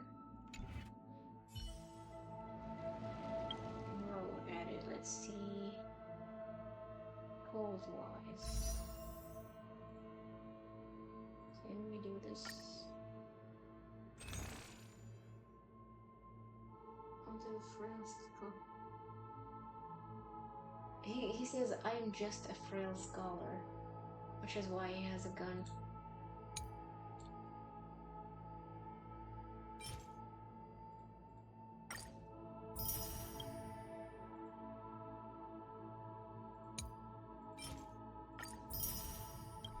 He's a frail scholar, yet he's in possession of a gun. I love him.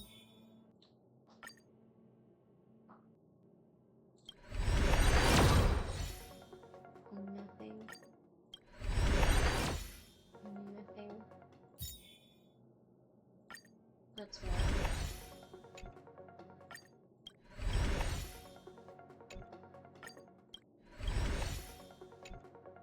That's 6 kills, but we will be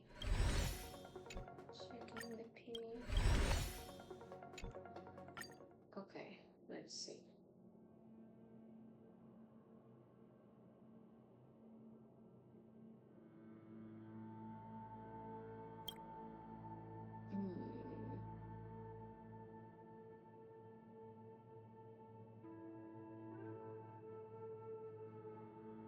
So it hasn't been updated properly, at least.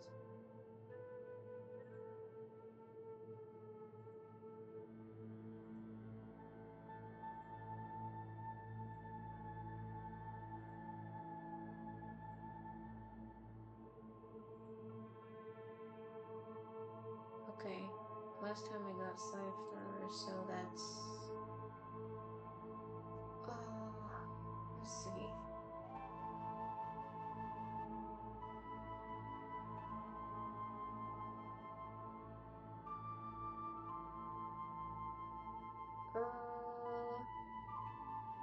No. We have reached soft pity because to this you add six poles that would definitely bring it to 14. Then Cypher would descend all the way here, and then plus 1 because that's 5, and then 1's just gonna be here, so that's 14 times 5, that goes to 70, so we're at 71 poles total. We are at soft pity.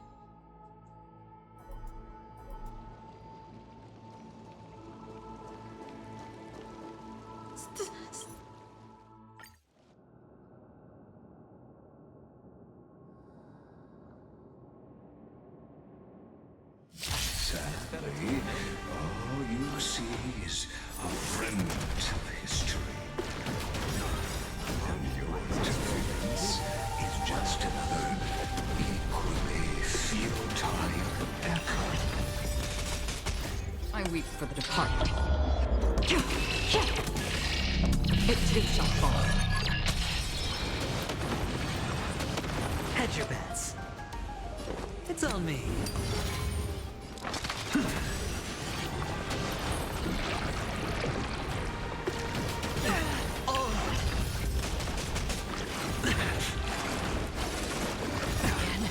Watch your head.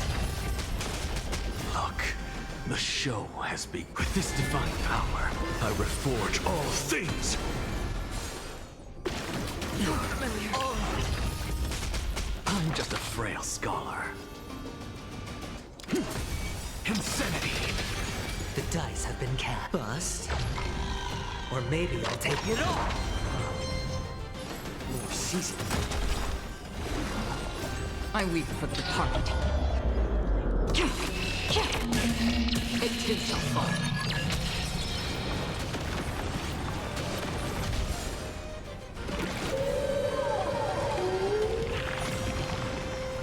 Sure, I'll play along. On the still waters of oblivion. Watch your necks. You're familiar. Something out of nothing. To the soul. Insanity. Look, with this divine power, I reforge all things. I weep for the departed. It too shall fall.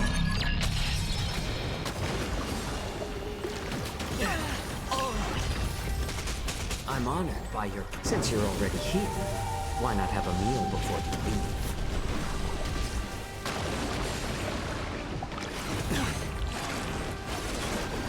My back. Watch your head.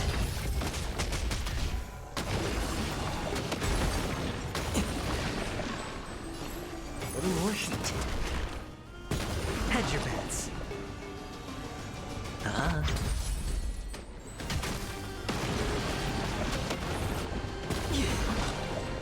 Destined for oblivion.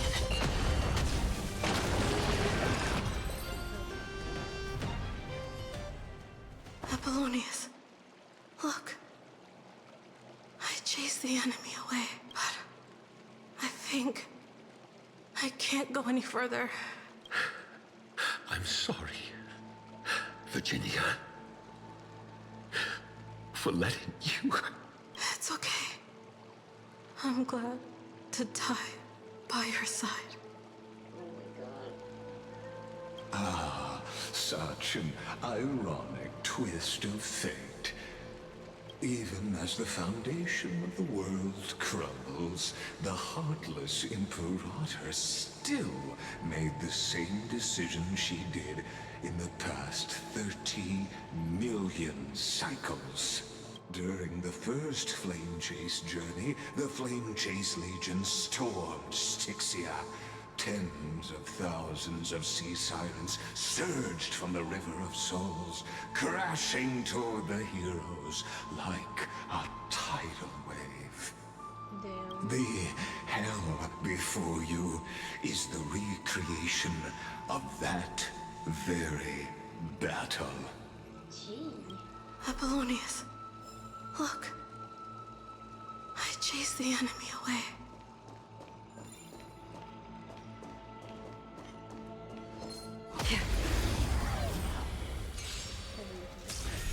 It's better to make no move. More seasoned. That's just a tween on massage. I'm honored by... Since you're already here, why not have a meal before you leave? Sure, I'll play along. What's the matter? To the soul. Free will, I weep for the departed. It too shall fall.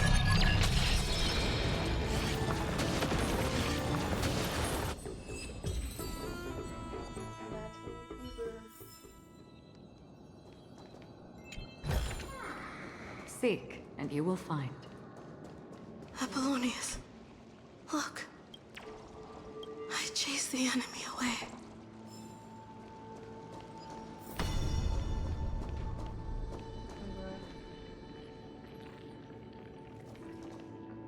A painful past, yet hidden beneath a veil of joyful song. Ah, two discarded data clusters waiting for someone's return, it seems. Relive the history, then pass through the temple's waters and come to my side.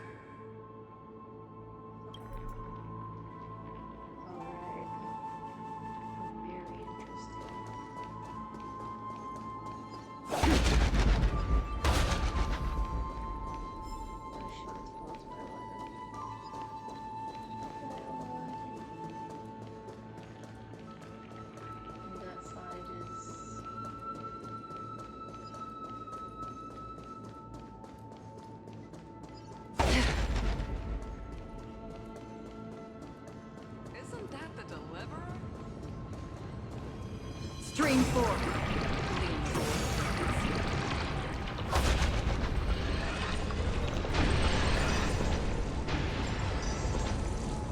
Shit, I forgot that times like I just slowed down. Isn't that the Deliverer?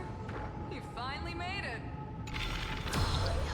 What a wretched way to die. Oh. The Flame Chase army, devoured by warbling fish, never saw it coming. Look, the cruel Imperator and her Knight Commander, the pitiful Warden. What a perfectly matched duo of test subjects. Their hands drip with blood, golden blood. Raise the bridge and cross the river of fate. This path of the prisoner is far from over. Imperator! Imperator! Did you see my gallant deeds, Imperator?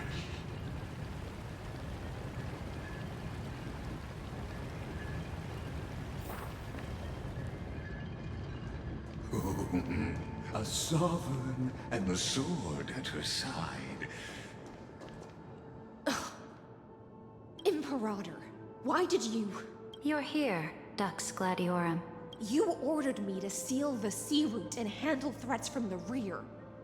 So why didn't you wait for me to return? Why send the vanguard ahead and let them die in vain? Die in vain? No, you're wrong. Their golden blood won't be spilled for nothing. The other dukes have paved the road for me to become the god of law. The trial of law? You never spoke of this to anyone. What is... Greedy. The one who wishes to bear law must purge this world of its curse, and offer the blood of the accursed as sacrifice. I pondered long on what Talantin meant by blood of the accursed. Then, I found the answer. You, I, and every Chrysos heir summoned by the prophecy are the accursed ones. Just like that arrogant Theoros said, our golden blood is the agent of destruction, the antithesis of the world's fate. Dux Frigoris, Dux Brumalis, Dux Helcalethist. Their fate was sealed at that moment. Dying on a glorious campaign was the final gift I could give them. You speak as if they didn't die because of your cold-blooded schemes. Was their loyalty meaningless to you? Losses are a constant on the Flame Chase journey, among which even life itself holds little value. Imagine that. If a subject marches to war without that conviction, then yes, as you said, shallow loyalty means nothing. And what about my loyalty, Ceridra? You sent me away under the pretense of guarding the rear. Was there any shred of humanity left in you? Because you still have a duty no one else can bear. Only you can uphold Fagusa's divine authority. The choice is yours now. Cast off the chains of loyalty and drive those blades through my heart.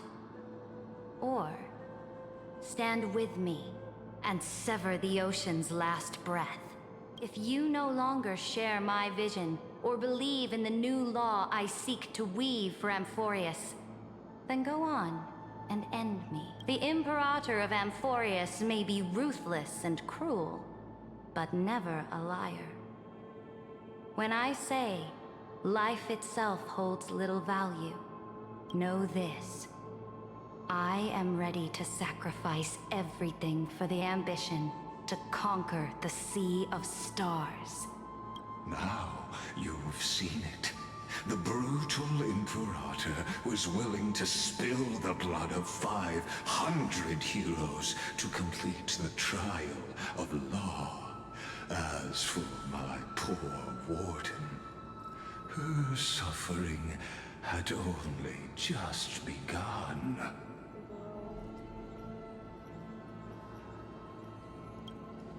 I'm no storyteller. I have no duty nor interest in filling the history you've missed. Motherfucker. I just want you to witness the monstrous choice the Imperator made.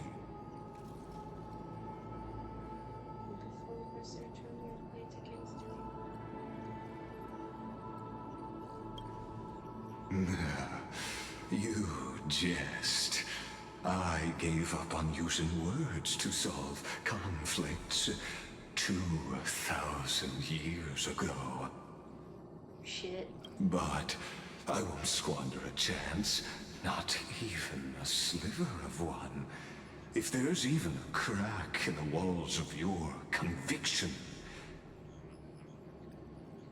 then my victory is already assured. Now that the past is settled, let's turn the page and bring time back to the present and dive deeper still until we reach the very bottom of the abyss.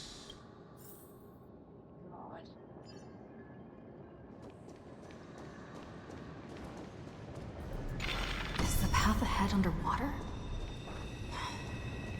I need the Ornyx orb to bring back the chrono vessel from the past. Shatter the vessel of time, and let this stagnant pool start to flow again. Just like the broken fate of Amphorius. This hidden gate leads to the vortex. Hurry now. The time of our reunion draws near, Deliverer. This hidden gate leads to the vortex. Hurry now. The time of our reunion... Why did you repeat that twice?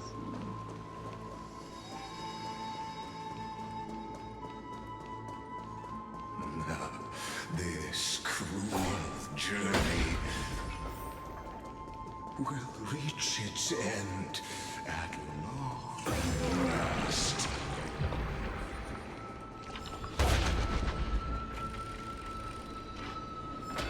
You've been silent a long while, Dux Gladiorum. Starting to doubt your decision? Save your breath. The vortex of Fukusa lies just ahead. After the trial, there's nothing left between us. So you'll stop swimming toward the stars, Dux Gladiorum?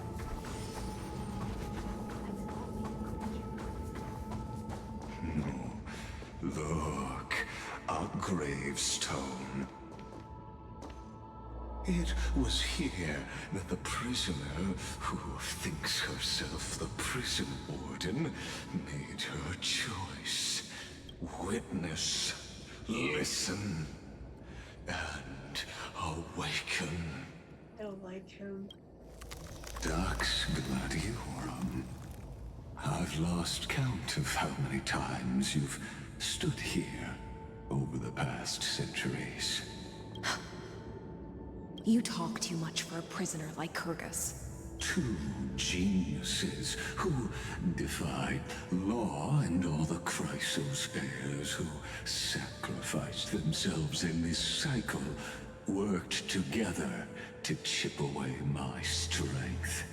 But you, can never affect my will. And as long as my will remains intact, I am free. Don't get ahead of yourself. I still have ways to chain your divine soul. Please, do surprise me. But I'd say your mission is nearly done here, isn't it? Oh, it was here you gorged out the core flame of ocean from Fagusa's body. It was here you and that Imperator both completed apotheosis, becoming pillars of Amphorius. And after that, you drove your blade into her heart. A loyal subject turned regicide.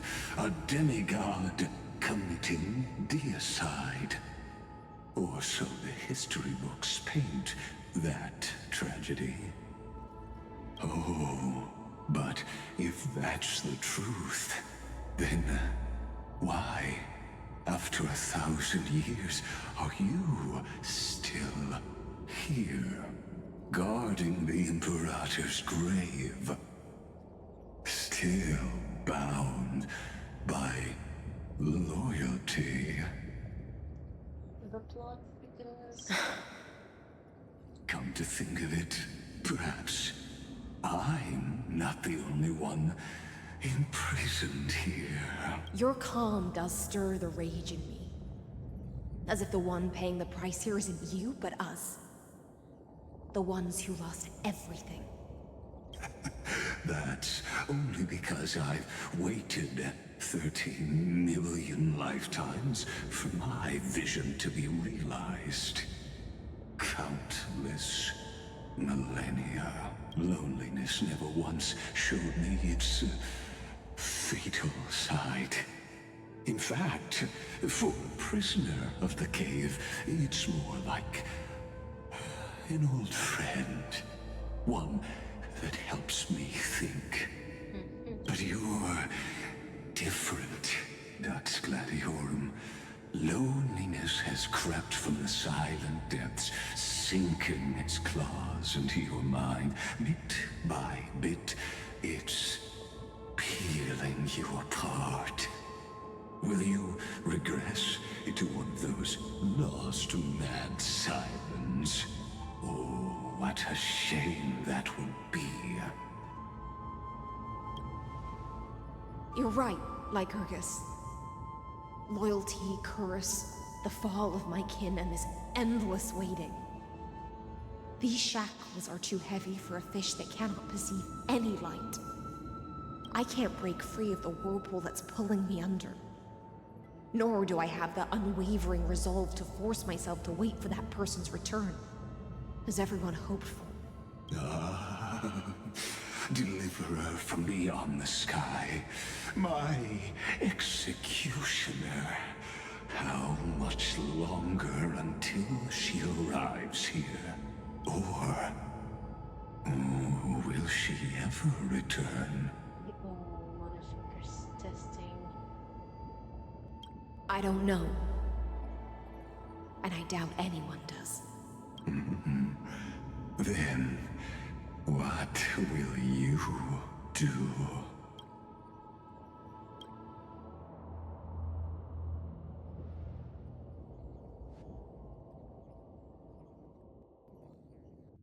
Ceredra. This will be the last time I carry out your decree. Ever since you took me under your banner and made me the Dux Gladiorum, my music has belonged to others. Time and time again, I use the Siren's song to lure the unwary into illusions for your schemes and strategies. Now, let the Siren Electra sing for herself. Let me step into an endless dream of my own making. Rival filled with hallucination. Damn. Oh, great ocean. I offer you the rest of my clarity and my freedom, in exchange for the strength to stand against the nihility and honor the sacrifices of the fallen heroes.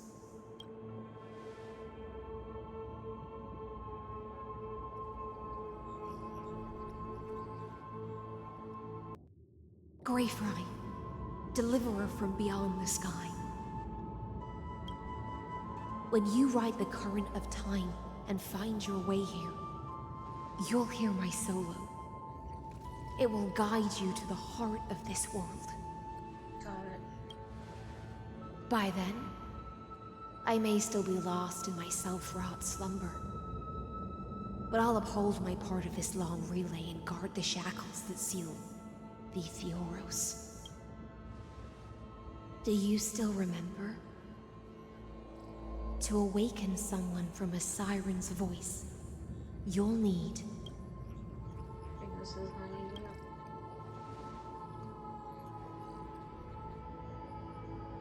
the gift I once gave you. May you still have it when the time comes. When you return, please pour that honey brew upon this grave. It holds the story of all our struggles and sacrifices. May you see it one day. The prelude Amphorius wrote for your return, carried forward through a 1,000-year relay. When your morning ends, I'll likely wake from my dream as well. Then, follow the trail of echoes and find me.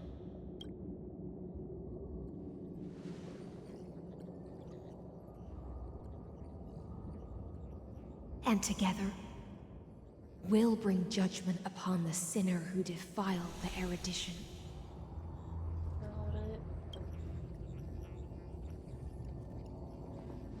At long last, 33,550,336 cycles and 4,931 years later, Amphorius's final curtain is ready to fall. The shadows within the cave gave everything. Yet all they did was mimic life outside its walls. A futile effort steeped in sorrow. Enough! They were no shadows. Everything they did shattered the darkness of this cave, and unearthed the core flame of Trailblaze. And now, with that core flame, I'll light the dawn of Amphorius! Let's go. Do you still choose the will of the paths as your answer in the end? I do not agree with that answer, but I respect your tribute to them. Allow me to take back my earlier words. As an apology, and in the name of Theoros, who saw all destinies in this world, let me join you in mourning. Let us bid farewell to the heroes who sleep here. Well, I'm glad you're enjoying yourself, and the rest who are watching as well. Glad you guys are enjoying the stream.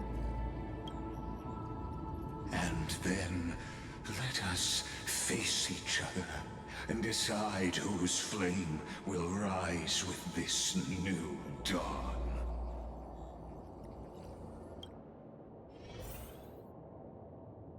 The grapes. Debate. Oh, debate videos.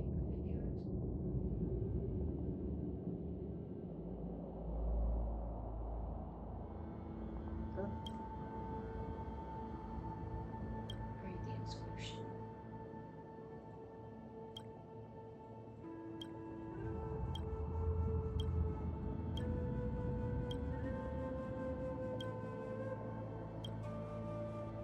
To Virginia. Apollonius. Through a brutal sacrifice, they let us in the shimmering mirage of illusion. They entrusted their dreams to ride among the stars, to the hero yet to come. Not to interrupt the first part of the dialogue, because that genuinely pissed me off.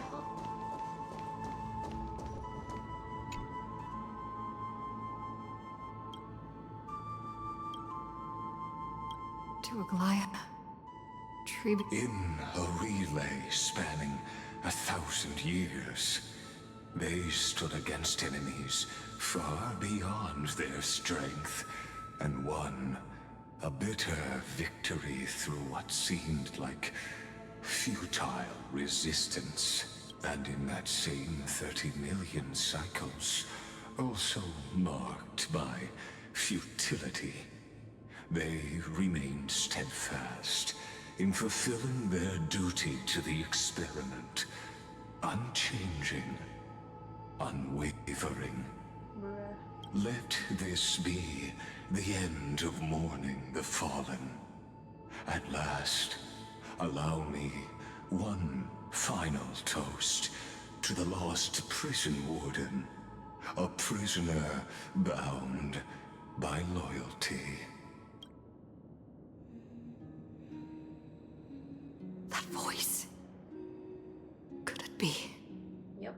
Bathed in the honeydew of Fagusa, she will awaken from her 1,000-year dream and sing the final song of her mission. Hycealans. This tombstone of the old world serves as the anchor of the Siren's illusion, a sigil Electra used to bind herself. At the same time, it is the very thing I once proclaimed at the start of the show. a microcosm of Amphorius itself. A group of prisoners bound themselves in a cave, crowning their suffering with heroism. An epic staged with shadows and echoes. I really hate this guy. Now, destroy it. End the illusion. The Theoros will take his leave for now. And when next we meet, that shall be the moment that decides the fate of Amphorius and the entire cosmos. The prison warden's dream is nearly over, and the prisoner will soon be freed to the final execution ground, where I shall be executed, or be the end.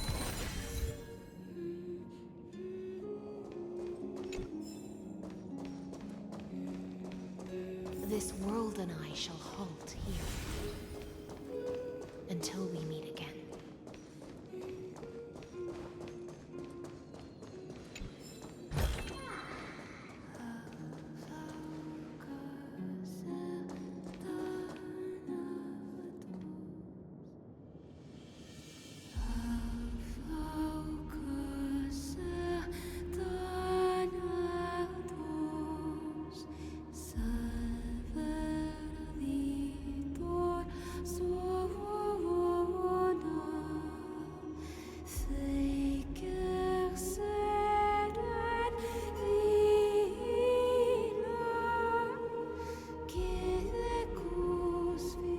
Last demigod. I'm here.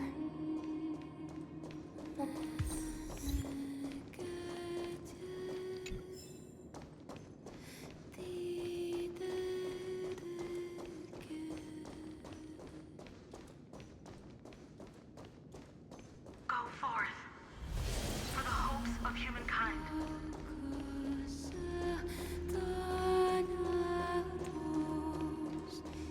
Go forth for the duty of deliverance. Go forth for the belief in flame chase. Go forth for the Golden Blood's glory.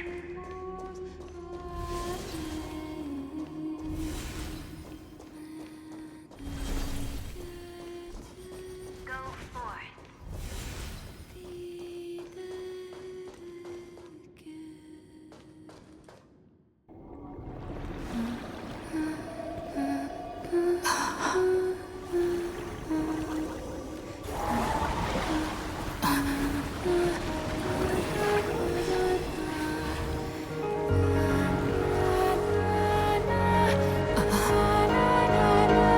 Seems like my feast is over. It's now your turn to perform.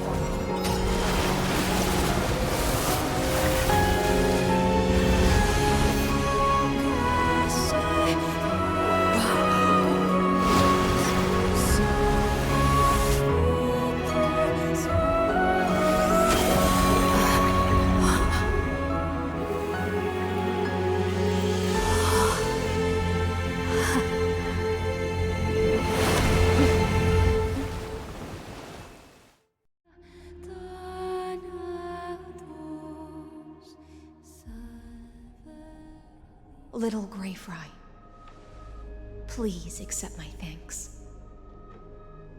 No. I was the only one left after the world was destroyed, and I maintained this lonesome feast with my songs. I have prayed to that lightless sea for centuries, hoping it would reply to me. Yet the emptiness never answered. Thankfully, you arrived as promised, and everyone's wait was not in vain.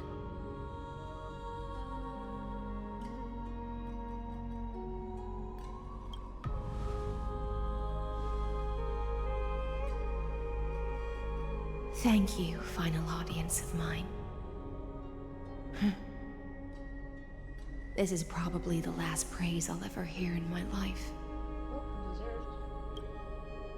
Now, you and I will walk towards the end of this world. The heroes have waited for this moment for far too long. Let us use our blades to testify our resolve.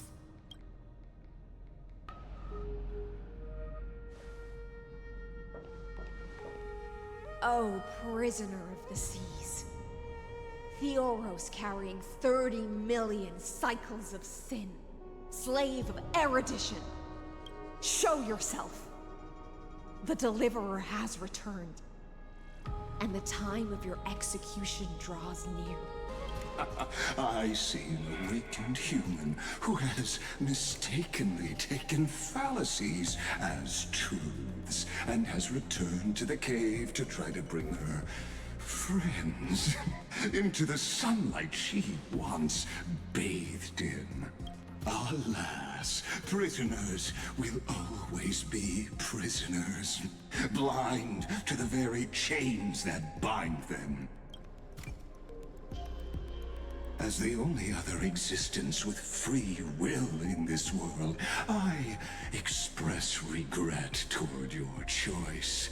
But I shall retain your right to express yourself. After all, every actor should have a final line before they bow out.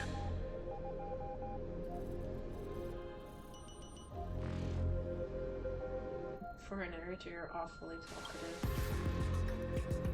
Trust me, this will be the final scene. The last dusk this world will ever see shall become the climax that decides the fate of the cosmos. What an appropriate end. My cognition resides in the exomyth. It is pointless to defeat my avatar, projected into the experiment. My body is the shadow cast on the wall by the fire, and my words are lingering echoes within the cave. How can a character in the play fight against the audience? Kaslana failed.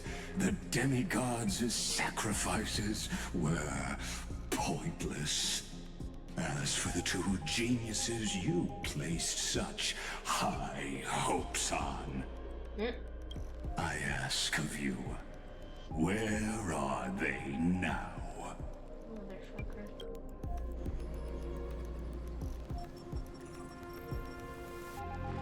Confusion and epiphany always go hand in hand.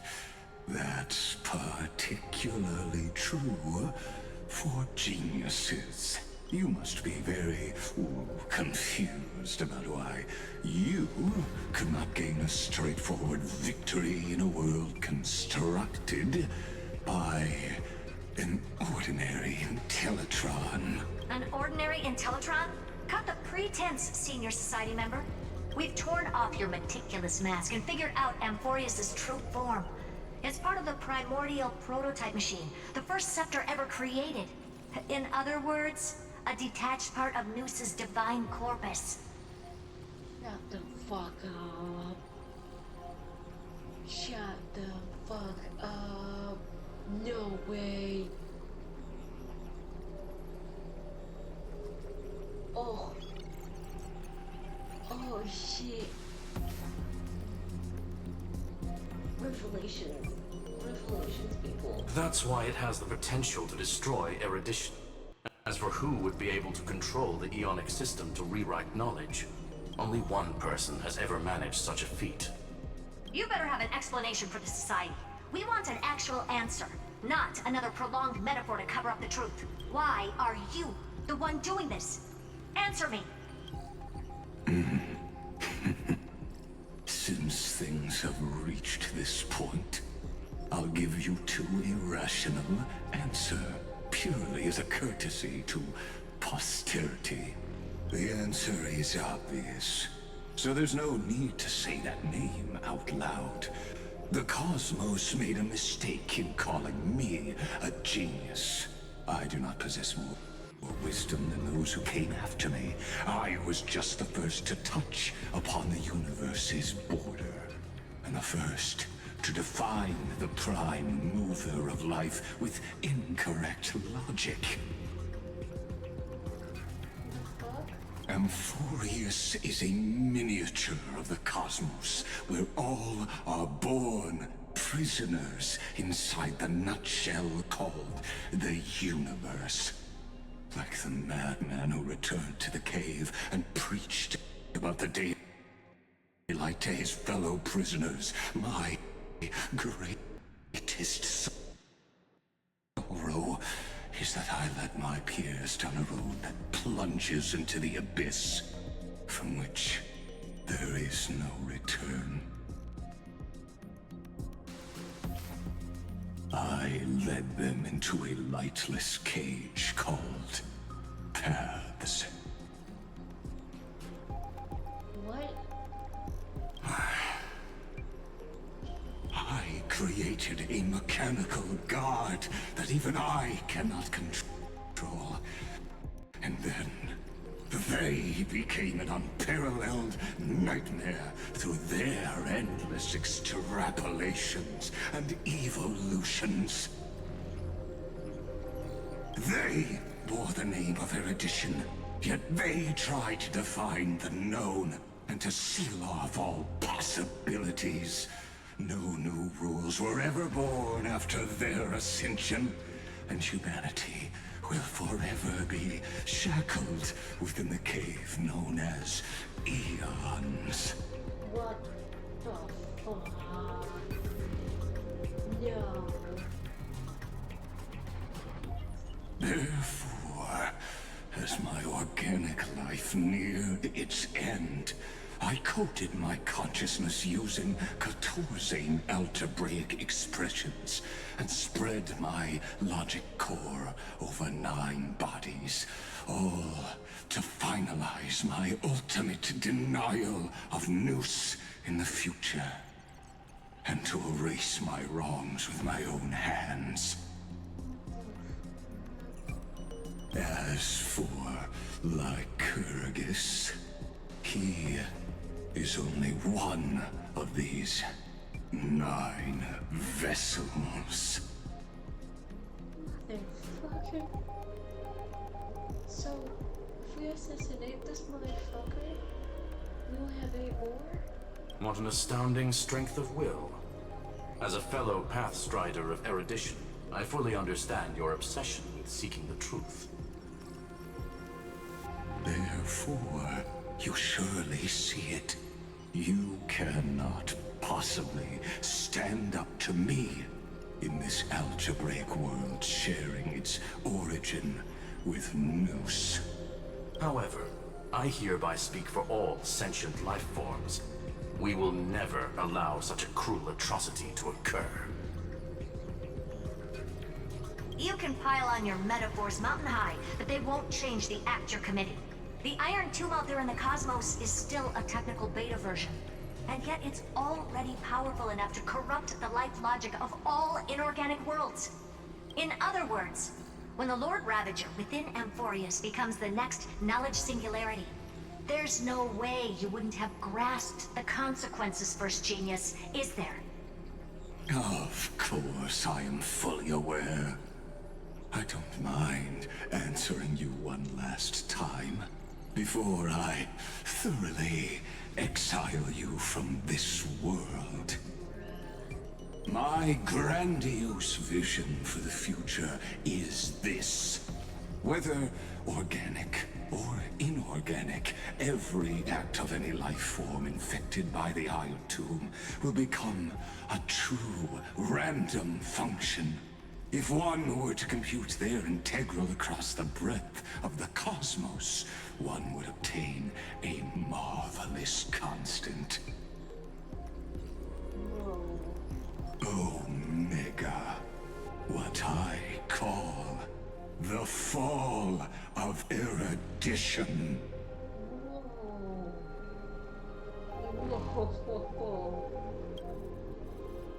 Then, within the infinity nurtured by that constant, a new universe shall bud in the chaos. A universe that cannot be predicted and not shackled by the erudition. As the first prisoner to awaken in the cave, I must lead the others who are blind back onto the right path and reach true sunlight. Do you understand me now? As Kozlana stated, destruction is not the process, but the outcome.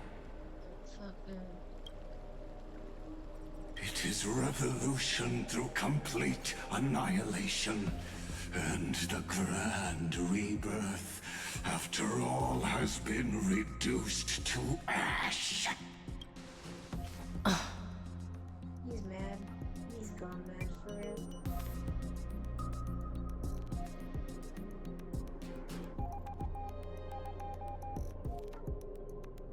Celebration for your total fate. The Amphorians already answered long ago. Be it as tiny fish destined to be swallowed, or as a giant whale poised for a magnificent descent.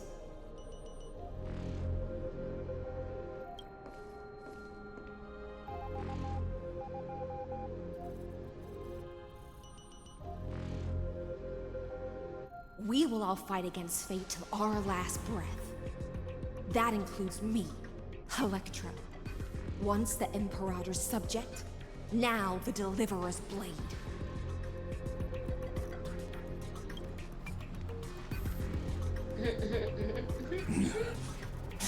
Oh, such noble chivalry. Admirable. I will also show my true self to you on this momentous occasion as a gesture of respect. And provide an insignificant academic suggestion.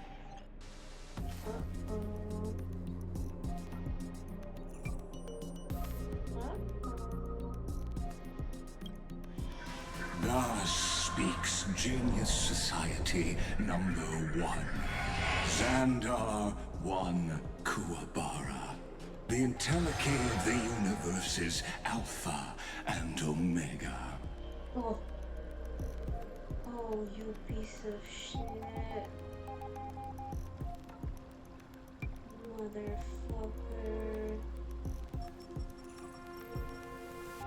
Oh, shit. Damn, son. There's no need to rage against the truth. The value of any formula resides only in its answer. As for the process of solving it, no matter how elegant, violent, solemn, or humorous, it is all utterly meaningless. As the Theoros, I will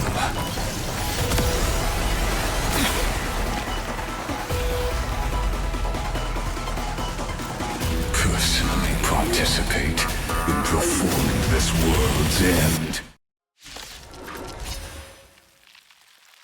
Remember this, as Gnosis Creator, I know more about the depth of knowledge than they ever will.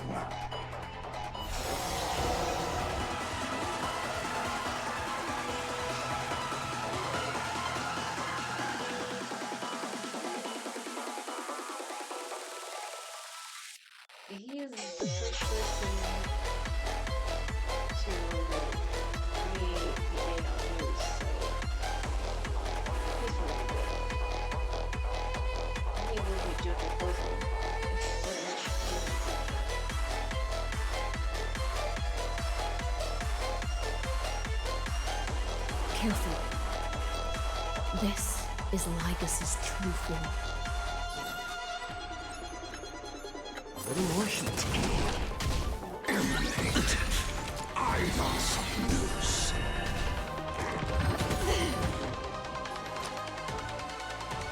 It's on me. I'm just a frail scholar. Insanity! Look, with this divine power, I reforge all things!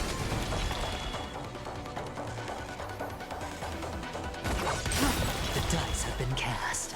Bust. Or maybe I'll take it off. Watch your head. I weep for the departed.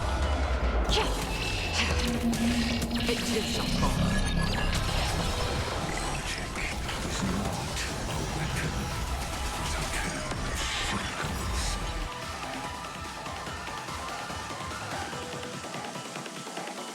Allow me to shatter them for you.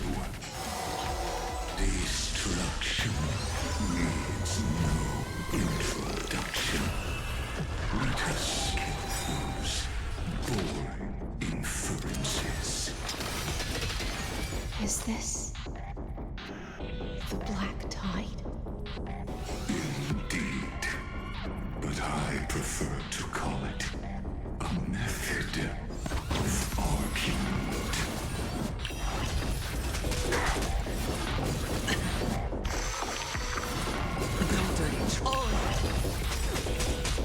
I weep for the departed. It too shall fall. Extraordinary claims require extraordinary evidence. Erudition, destruction, or trailblaze. No, I will prove that the very idea of paths is a fallacy.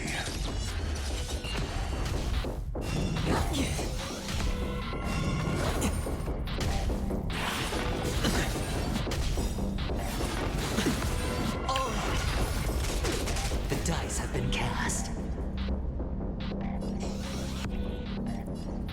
Bust. Or maybe I'll take it off.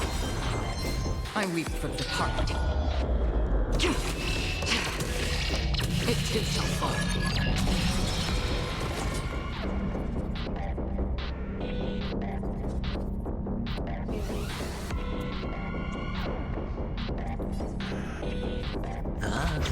I'm just a frail scholar. Soul, insanity! Look, with this divine power, I reforge all things! Again? Watch your head. The Trojan Horse enters. Sure, I'll play along. Another journey begins. Destined for oblivion. Entities must not be multiplied beyond necessity. I do not mind demonstrating this to you personally. Hang in. I'll do my best to repel this tsunami of destruction. It too shall fall.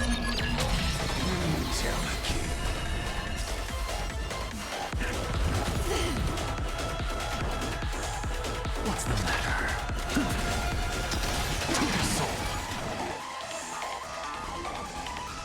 More season. Hedge your bets.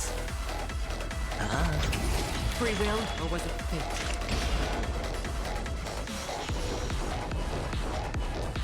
Under waters of oblivion. I weep for the departed. It too shall fall. The dice have been cast. Bust. Or maybe I'll take it off.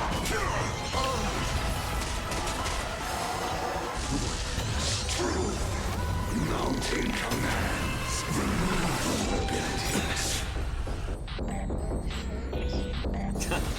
I'm just a frail scholar.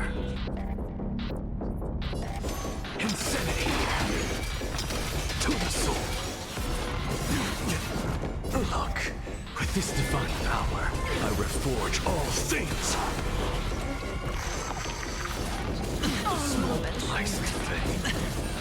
Watch your head.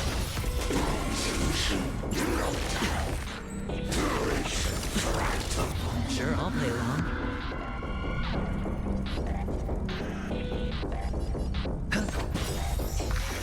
The dice have been cast. Bust. Or maybe I'll take it off.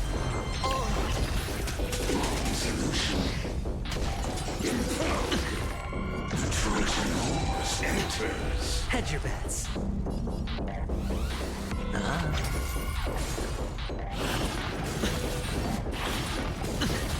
Watch your head.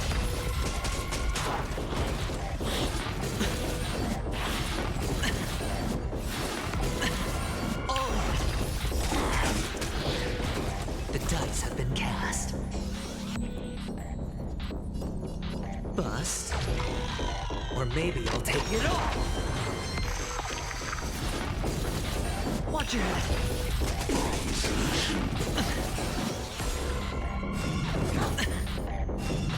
No dirty tricks.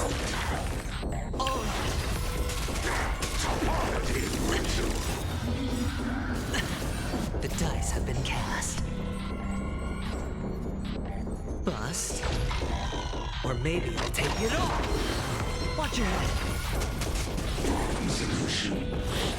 No dirty tricks.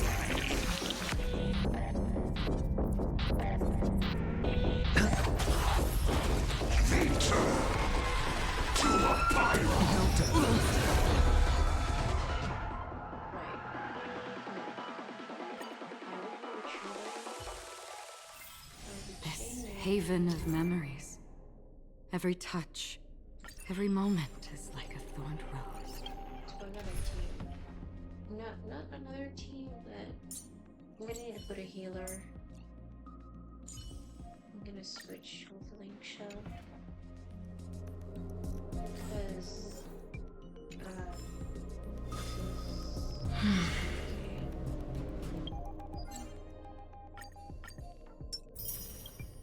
oh yeah. We are ready for the second day.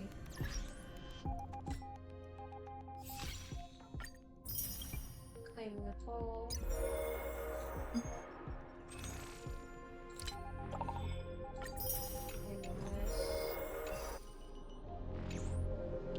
And then we start again. Let's go. Remember this as Lucis Creator. Careful. This is Lycus's true form. The stench of evil. Time to cleanse the children. Hedge your bets. It's on me. I'm just a frail scholar. Free will, or was it fate?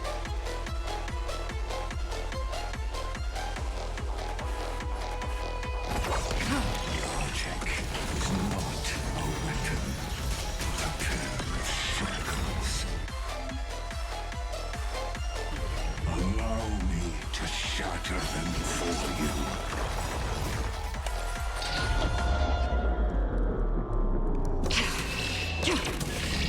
It too shall fall. Destruction needs no introduction. Let us skip those boring inferences. Is this the Black Tide? Indeed. But I prefer to call it a method of argument.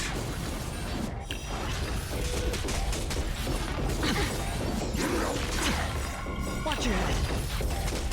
The dice have been cast.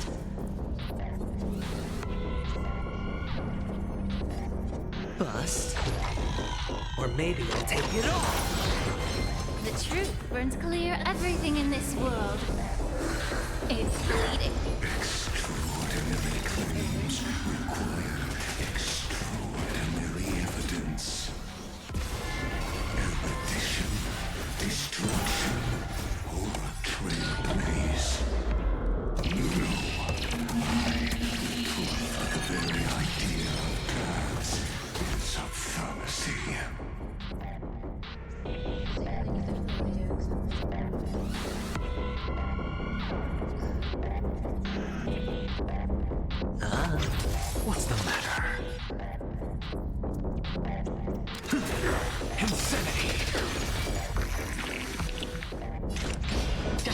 for oblivion.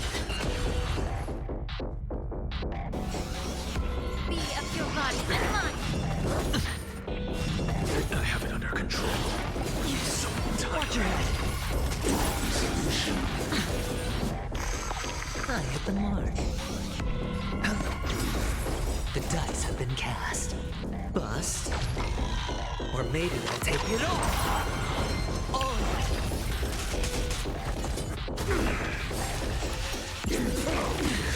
Watch your head. The Trojan horse enters. I weep for the departed. It too shall fall. Entities must not be multiplied beyond necessity. I do not mind demonstrating this to you personally. Hang in there.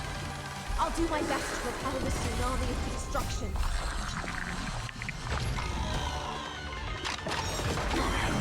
Look, with this divine power, I reforge all things.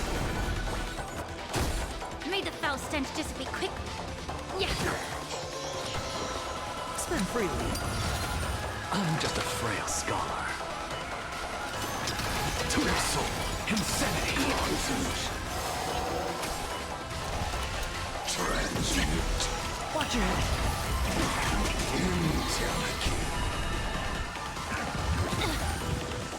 Free will, or was it fate?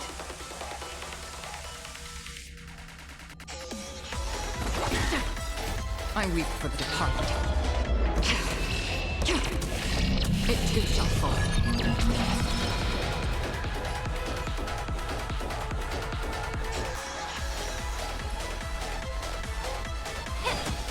Hedge your bets. It's on me.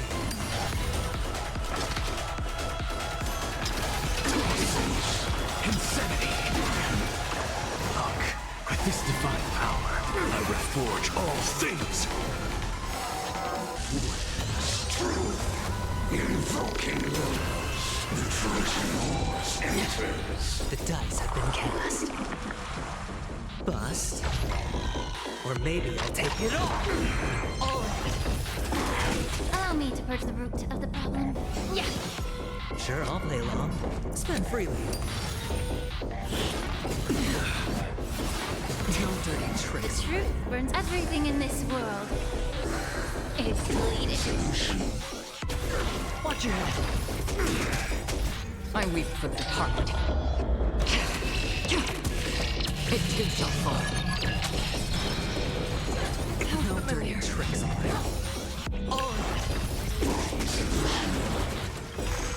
The dice have been cast. Bust. Or maybe I'll take it off. Watch your head.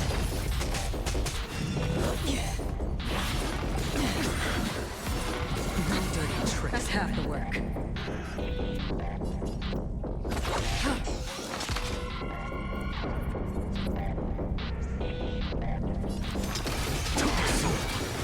Insanity.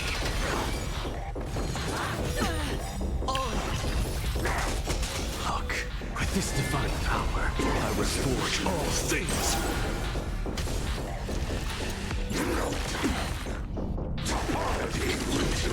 Watch your head. I weep for the departed. It too shall fall.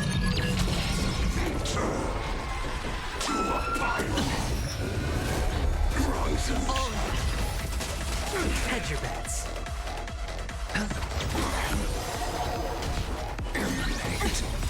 The dice have been cast. Bust. Or maybe I'll take it off. Watch your head.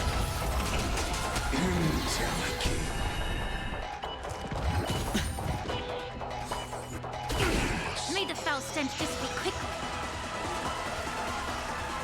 Be of your body and mind. The truth burns everything in this world. It's bleeding.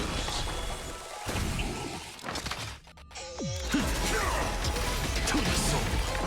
Look, with this divine power, I reforge all things. I see it. Target the connector between his thoracic and lumbar vertebrae. Destroy that spot. Spend freely. I weep for the departed. It too shall fall. Fear the falls. Mountain commands. The Trojan Horse enters. The dice have been cast. Bust. Or maybe I'll take it all. The truth burns clear as a flame. Everything in this world is bleeding.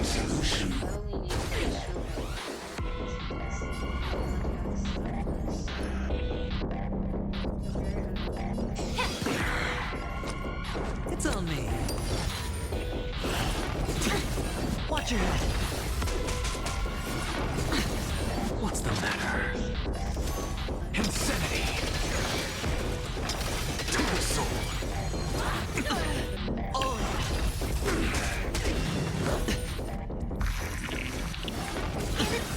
Watch your head. Look, the show. With this divine power, I will forge all things. I weep for the departed. It too shall fall. The dice have been cast. Bust. Or maybe I'll take it all.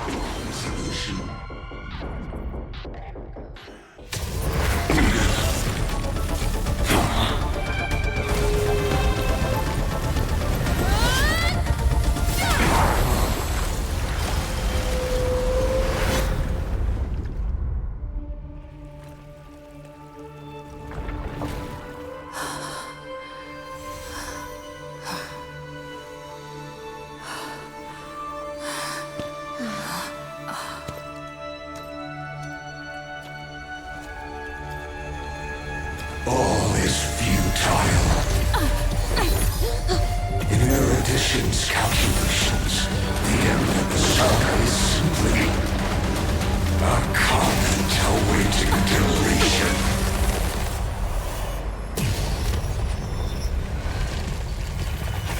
I don't like such a cold statement, okay? If numbers can decide the end of a story, then we can surely also pen a new beginning.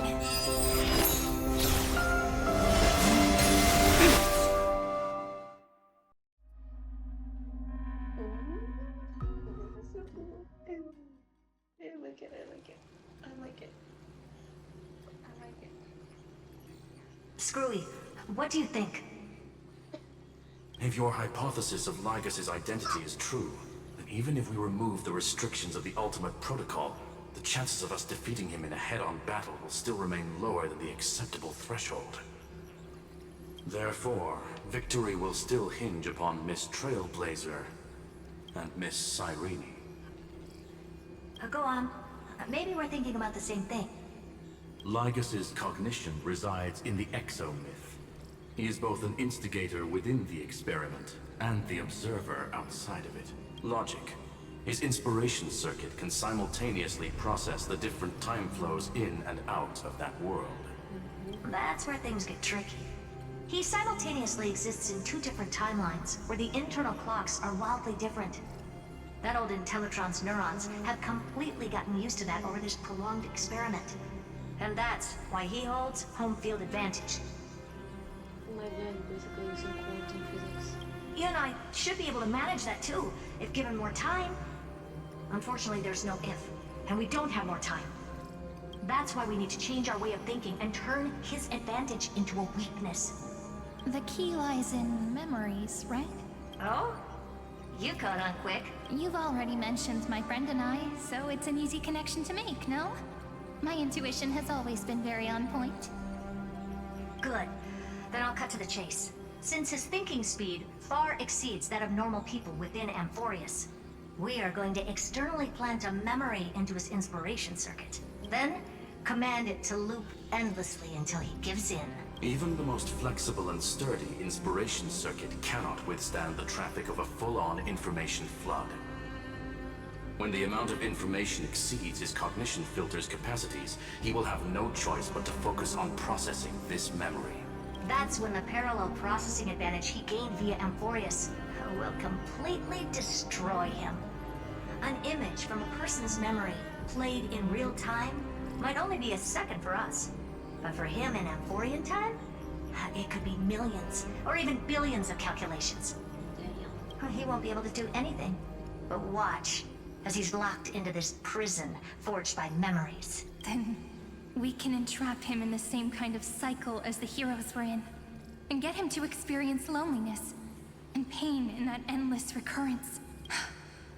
It's my greatest honor to be on the same page as the geniuses. That little one is still in that old Intellitron's hands, and won't be able to respond to us anytime soon. But I don't think she'd refuse.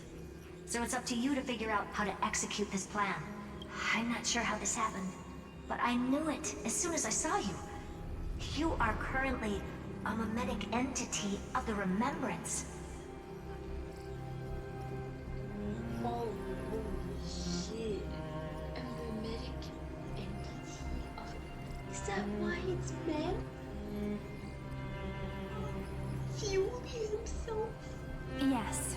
I seem to be something you folks beyond the sky call a memo sprite. But that's fine by me. It suits me perfectly. I can serve as the vessel of memories, and do my part for the final battle.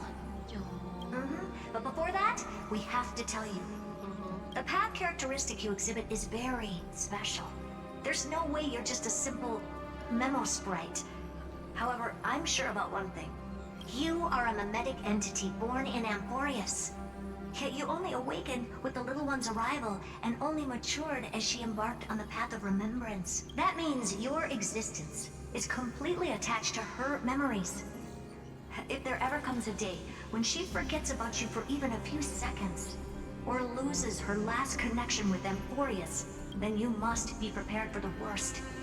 You will disappear in the memory zone, utterly gone, without even a single line of data to remember you by. But that's already happened, hasn't it? No wonder I've always had a weird hunch. But that also means I was right in thinking, as long as my friend and I are together, we can do anything.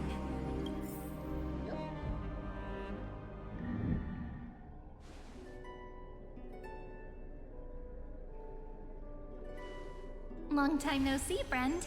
Did you miss me while you were away?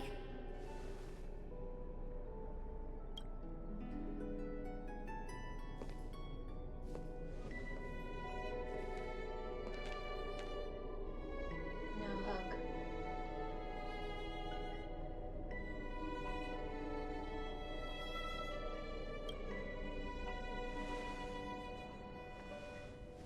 Same here.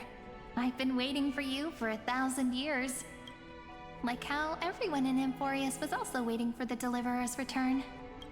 You probably already knew about the genius's plans for that memory. I had to hide really well in a corner in time so Lygus wouldn't find me, and wait for the right opportunity. Which is now. The moment when his manifestation in this world is destroyed, and his twin timelines are intersecting. I'm sorry for keeping this a secret from you all this time. I'll tell you the entire, unedited story of this millennium as an apology after this is all over. Oh. But for now, let's join hands and complete the final step with the power of the remembrance. Let's fucking go.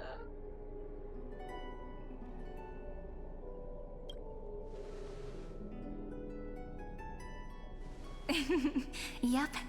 By the way, speaking of joining hands...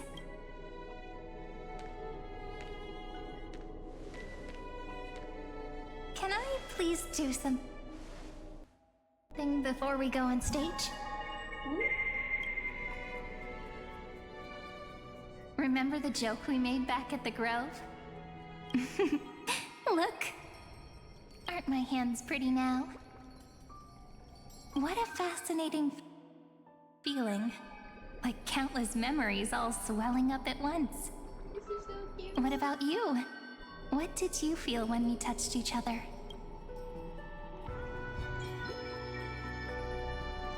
Really? That makes me really happy. If memories can move people, then it must have been a happy memory, right? Now, please remember what you're feeling right now. Write it down in your heart and keep it there.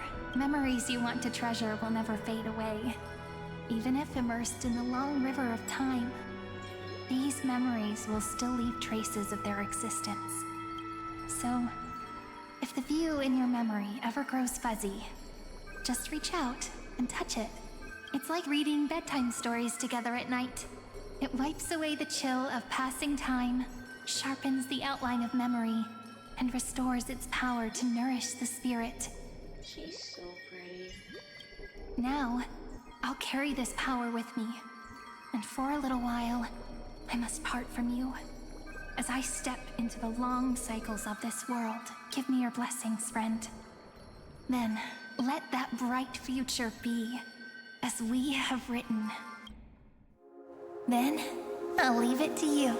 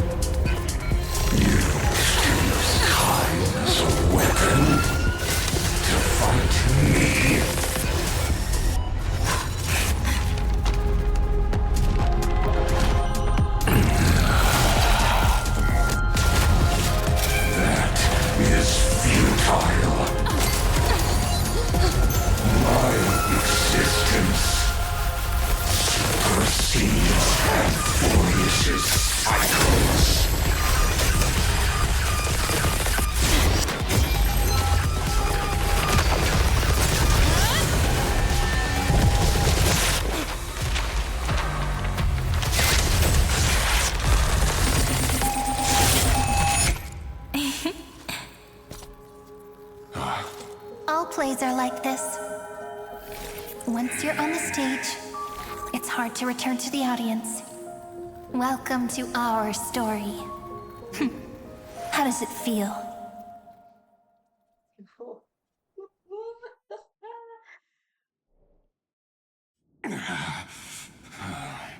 Oh my god. Even the authority of time cannot command the entire scepter, nor can it plunge the Amphorian extrapolation into a loop. If this was no system malfunction, then was I implanted with a mimetic entity of the remembrance? You guessed it right away. As expected from someone people call the first genius. I'm gonna keep doing what I just did if you don't stop, you know? My friend and I won't allow you to leave this memory, no matter what happens, which means you are now trapped, Lord Xandar. An elegant idea, and an exquisite execution. Regrettably, it is you who are restrained by time, not me. Know that patience is my greatest weapon. Waiting and victory are the same for me. You will crumble before I do in this moment stretched out to an eternity, just like Kazlana will. Yet all I need to do is to wait, as yet another futile bug falls down the cliff and into the bottomless abyss. Have I mentioned the fact that I hate this motherfucker? Now I'm a pink bug? My looks are seriously changing all the time. But you're not wrong. We're definitely not gonna solve the problem if we just put you in another prison. So that's why we never wanted to do that in the first place. I shall answer your confusion purely out of my respect for those who came before me. Have you heard of the synesthesia dreamscape in the Asdana system? Interestingly, that place once had a prison too. Life forms living in that environment, abundant with memoria, have a chance to connect their perceptions with each other's. Even across great spatial divides, they're able to detect shifts in one another's states. I call this phenomenon memory zone entanglement. In Asdana, people made use of that phenomenon to build a nation within a dream. After adding in the catalysts of harmony and remembrance, that is. Is that how you walked into my prison cell? Using those same principles? I would much rather call this location our negotiation table, Lord Xandar. Nonetheless, your hypothesis is correct. We happen to have an ally skilled in tuning, while the Trailblazer and Miss Cyrene both have an astonishing amount of resolve, which I'm sure you can testify to. I am also sure that with the support of such a resolute memo sprite, our conversation can last for a long, long time. I'm the best at listening to stories, you know? I'll leave the exciting clash of the erudition to you two geniuses. A brainstorm? I like it. And it's 2 against 1? Well, I like it even more. Let's talk, Xandar. Take a guess. How much do you reckon we can dig out of your brain before the next second? And how many ways can we find to deal with you? Besides, in your current predicament, there's no way you can take our trump card away.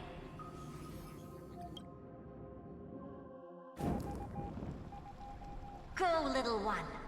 Go. Overturn the Era Nova. Like Hergus disappeared? Not like that. No. Not like that. No.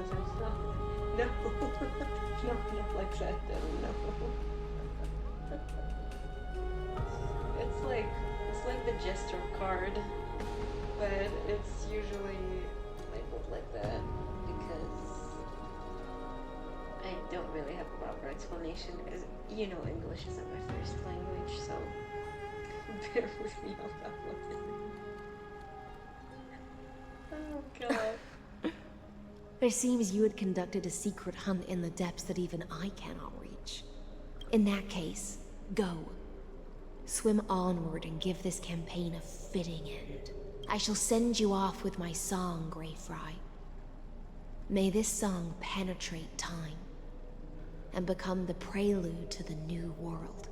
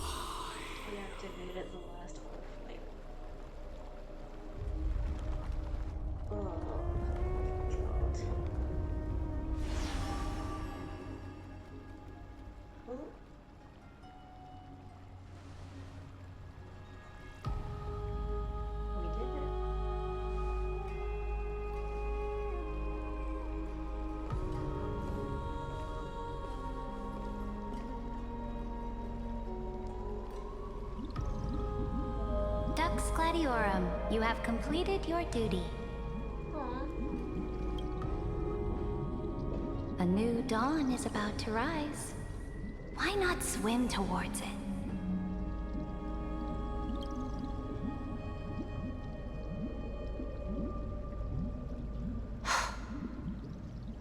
You died long ago, Imperator. Depart from my mind.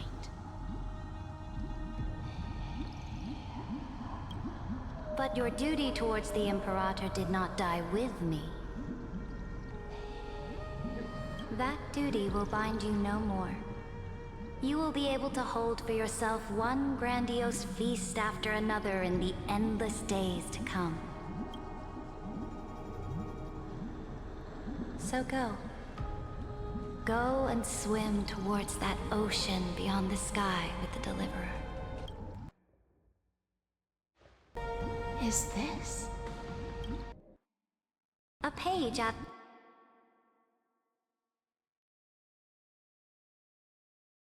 of that sidekick's book. I commanded her to gift this page to you when everything finally reaches the end. Really sorry if this sounds kind of quiet. This swim floors are like someone has to pee in me. What's on this page? Memories. Lifelike memories. That sidekick found me after the bloody feast 1,000 years ago and showed me her diary. I saw within that notebook.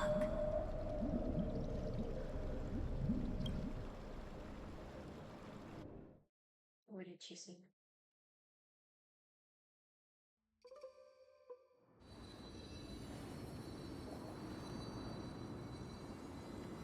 Is this that Deliverer's experience?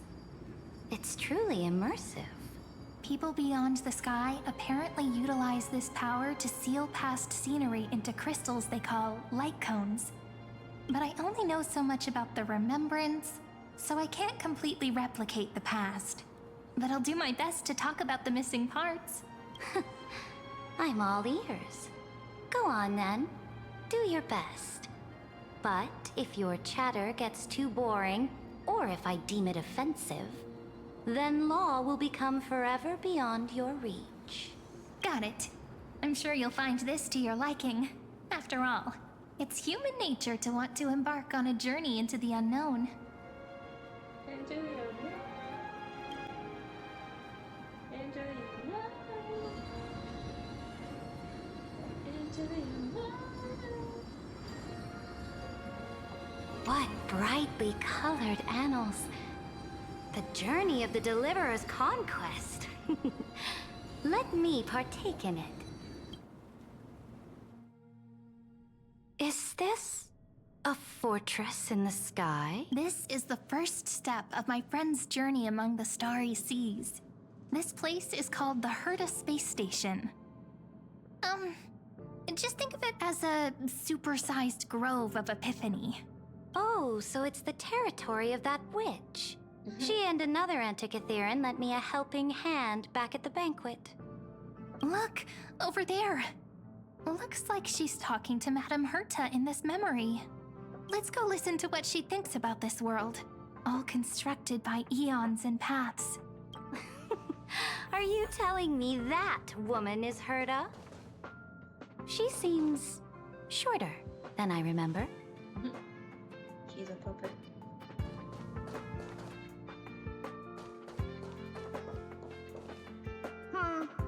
Pretty nice space station, huh? But just wait. After a couple more stops on the Astral Express, you'll see sights that'll make this place look ordinary. Oh, the cosmos is so vast that the unknowns far outnumber the knowns. But none of them will end up being anything amazing. The farther you go, the more you'll understand what I mean. So do your best with the nameless. Break a leg! And remember to send an update or two to Asta when you've got some downtime. She certainly shares my way of thinking. Only that instead of a conquest through blood and fire, they chose a gentler path. People call Madame Herta and Mr. Screwlum geniuses. Apparently, only the smartest people in the cosmos can receive the blessings of Nous, Amphorius' true creator. Do you mean that even individuals of such nobility are merely subordinates to a god? On the contrary, after all, it was the very first of them who created the god. But I don't really know all the details about that. You might be able to ask Madame Herta herself when you get the chance. Let's go check out some other worlds next, shall we? Let's check out the other world. This next stop on the journey has a lot of similarities to Amphorius. Yarlio. A snow-covered land? Interesting. This star is named Eurillo 6. That name sounds so cold. Belobog sounds better. The girl we see here holds a similar station to you, Imperator. She's the supreme guardian of this world. A leader who took up the mantle of government during a disaster. I did not expect the Empress of this world to be so young. Well, your appearance isn't much older. The object in the distance resembles Nikador. Is it a weapon? No, it's called... Right! The Geological Reconstruction Unit. It's all thanks to you that we survived the crisis. The collaboration with the IPC is both an opportunity and a challenge. Nonetheless, it's an important step in our journey back into the universe. This world was sealed beneath its sky just like Amphorius was, and they only managed to reconnect with the stars when the Nameless arrived. Ugh. Let's stand up for a second. I've been sitting down for so long. My legs are giving up. That IPC she spoke of, is it a more powerful organization? Yes, the IPC conquered many worlds through trade, and opened up a vast territory that way. There are many such powerful alliances beyond Amphorius, and they all walk on roads different from the destruction. Coming back to the Supreme Guardian and her Belobog, didn't they find a peaceful way to enter the interstellar community? That cannot be true. That IPC would never have grown so big on trade alone. It may pretend to be a wealthy merchant with clean hands, but I am willing to bet that it grew fat on gory oppression and bloodshed. Girl, you got it down. All right.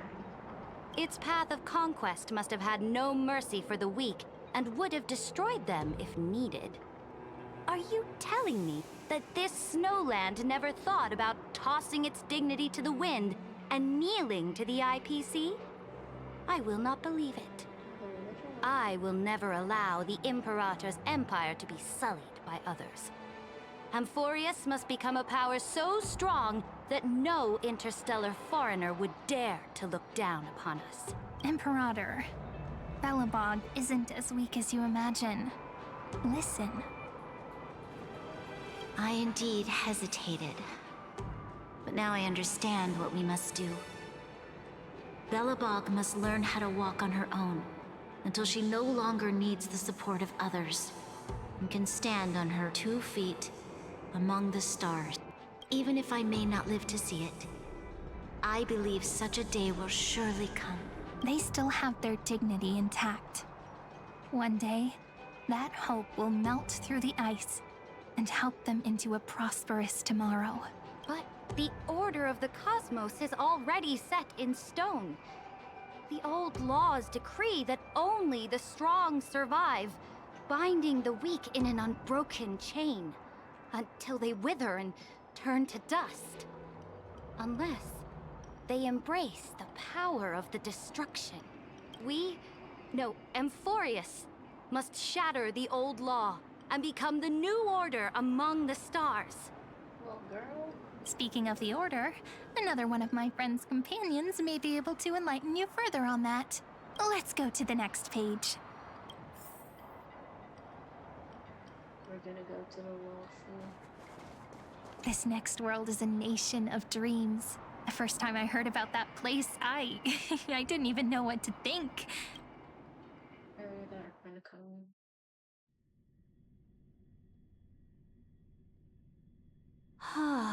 Yep. Such opulence does indeed evoke astonishment. This world is called Penacony, an eternal city built upon a land of dreams. It's also my friend's previous stop, where they went through a risky but exciting adventure. Very risky. Tell me about it then. That man standing afar has wings on his head. I am truly curious.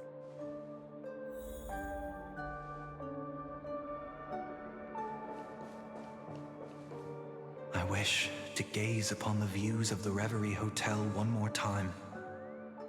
I'll be just a traveler when I come back here again. And perhaps, through a traveler's eyes, even the things I once knew so well will feel strangely different. I miss Sunday. Penacony is a land of the harmony, where all dreams and hopes merge and combine.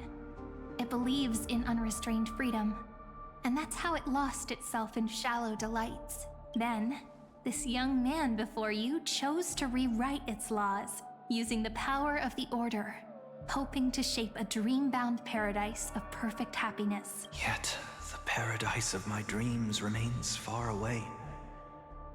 Perhaps a brief journey with the Nameless can show me more possibilities in my search for paradise. As for what Penacony should look like, it'll be up to her. No. Up to their trailblazing now. Oh, it sounds like this ideal kingdom is no more. That's right. The people chose to wake up at the end. You can't see tomorrow when drowning in sweet dreams. This individual's law acknowledged only gods and constructs, leaving no space for humanity. And yet, the fact that he could accept defeat and resume his journey shows a rare self-awareness and clarity of mind. You are also very self-aware, Imperator. Then you must know that the world promised by the destruction also has no place for humanity. I am indeed very aware of Lycurgus's honeyed words of deceit. I have seen enough. Take me back.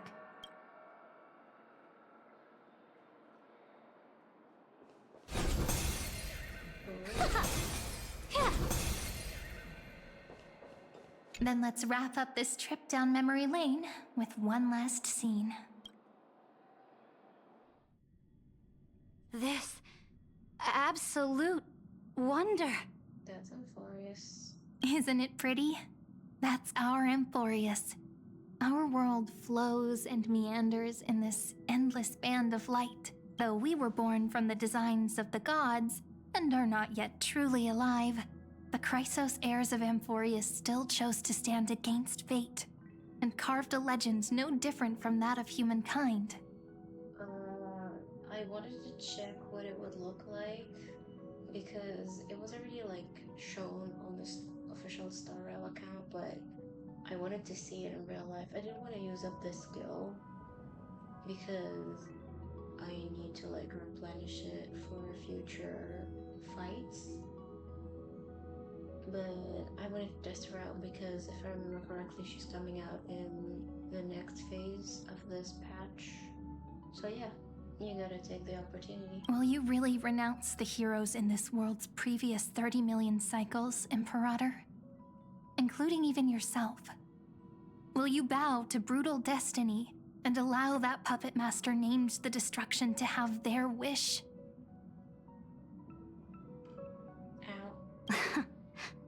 I know what you want to do, sidekick. You want to use that deliverer's memories to influence me and tilt the scales of law toward her and the two geniuses. You really saw right through me, Imperator. How can one rule an empire if one is incapable of understanding people's minds? I have decided on Law's final destination. However, before I move my next chess piece, before we go on, tell me this, sidekick.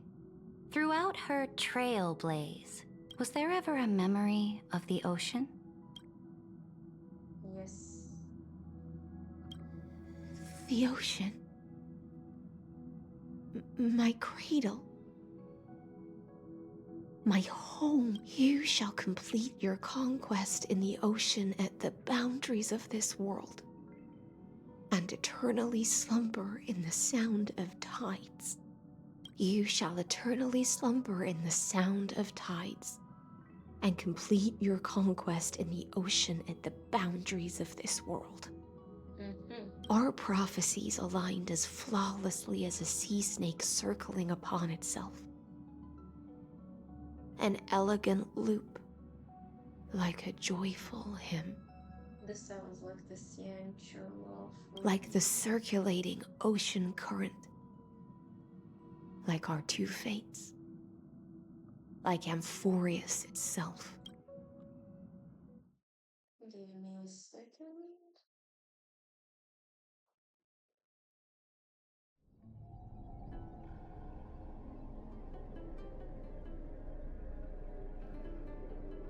The trial is over. So tell me. Oh my god, I can't see shit. 1 second. I'm so sorry.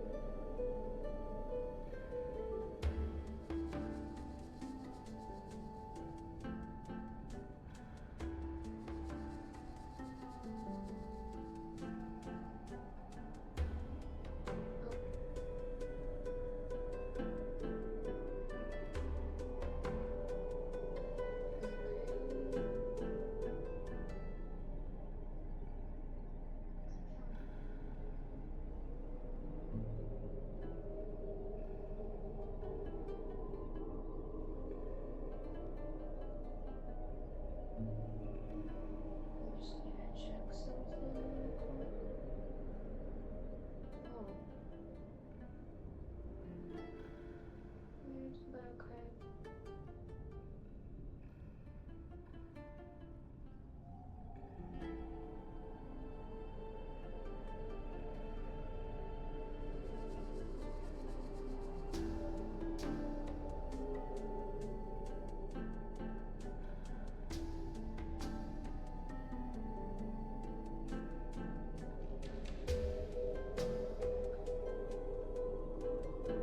That was very weird, but anyways.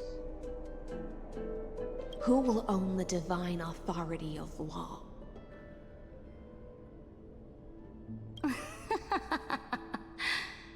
I won't give it to anyone. What? I am the law. Why should I give my imperial crown to any other?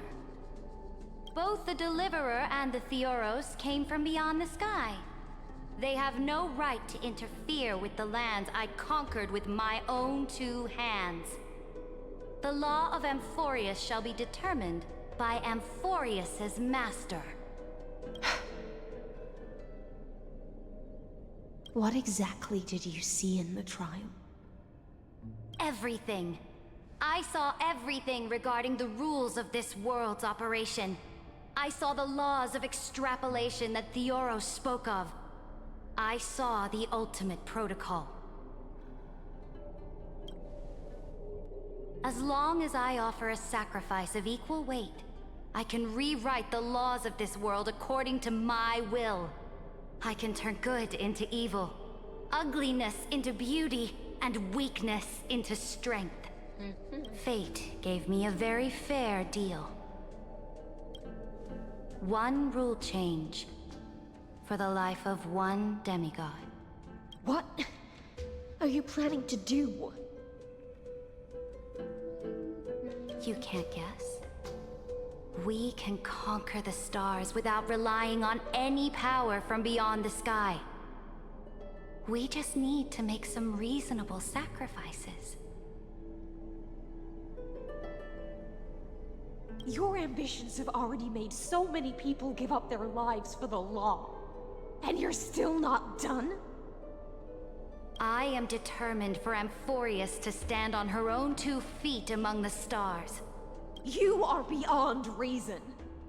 You think such a simple and hypocritical statement can justify your atrocities. My girl's pissed. There's no new without destroying the old. That's what you consider an atrocity?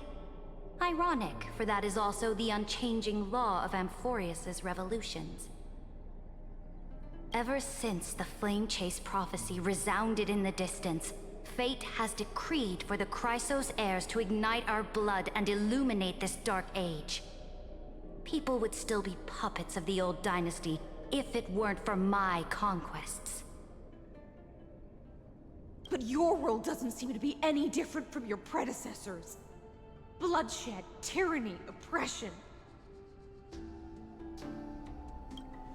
You're making the same mistakes they did. Go and see everything for yourself. Go to any library I've built. Go listen to the rumors on every street corner. Go and witness how the Imperator crushed the old laws and forged new ones. Go and see what my conquests brought to this world. I cleansed the Chrysos War's filth and mended all the conflicts left by the Era Bellica. I restored Akima's might and allowed mortals and Chrysos heirs to face each other as equals in the Council. I punished all sins and rewarded all achievements. I smashed Talantin's shackles, united humankind to save themselves, and started the Flame Chase era. That's what the Imperator has done in her glorious life. So now, hearken to my final words. History will eventually forget Ceridra. But it will never forget the Imperator's people or the Flame Chase era she began. Final words.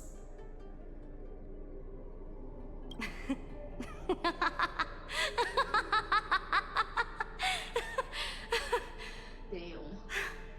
Amphorius is about to be destroyed. There's no time left for pointless debates. There is only one law I want to overturn to aid the final battle of deliverance. So I will only offer the life of one demigod.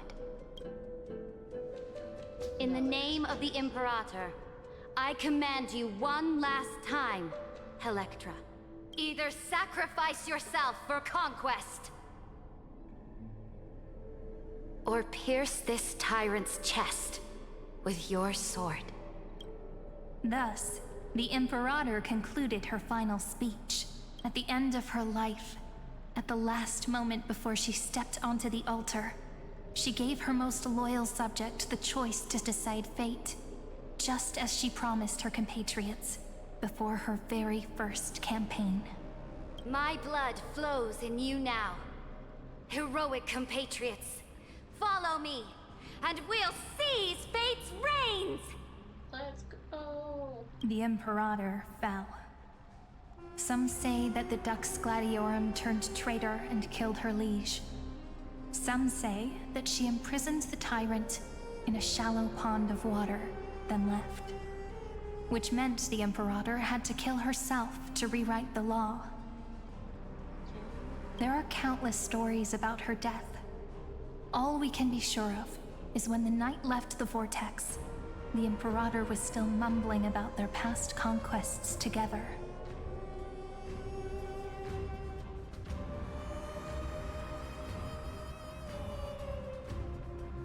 The beginning and the end of her existence.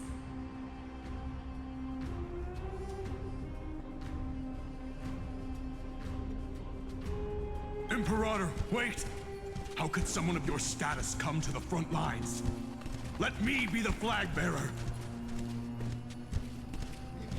The troops defending the pass to the west of the Grove, have they surrendered?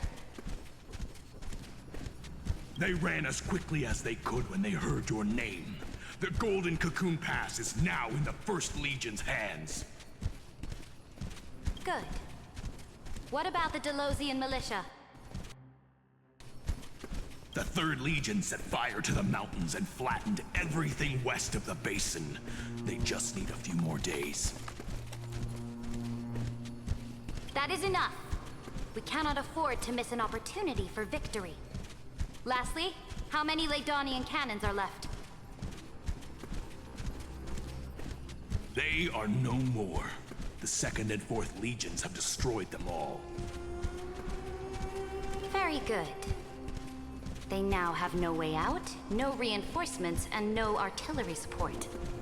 We will be able to liberate the Grove of Epiphany in the blink of an eye. We will launch the final charge 1 quint after the curtain fall hour tomorrow. Take no prisoners among the enemy soldiers. All sages who resist are to be captured and tried according to martial law. And do not destroy any books. Now go! Notify the entire army. Understood. Those who are resolved to die, we salute you. Reporting in. The mountain dwellers are resisting fiercely, and the legendary Mountain Breaker has personally engaged in battle. Their formations are nigh impenetrable. Then cease our frontal assault. Send scouts to all legions and tell them to retreat into the Tritos Plains before the parting hour. Are you planning to surrender? It's a strategic change of plans. The seismic walking dragon is enough for that battlefield. Walking dragon? You mean that stupid beast, Terravox? What can they even do? Stupid? No. They are the wisest of all of Georgios' creations. Only they can perceive the currents of time. Let them deal with their earthly brethren. We will advance and take the lead in defeating what remains of our enemy. I will deliver the most fiery retribution for the humiliation they dealt us, and crown myself with a god-slaying wreath. Understood. I'll see to it. Those who are resolved to die, we salute you.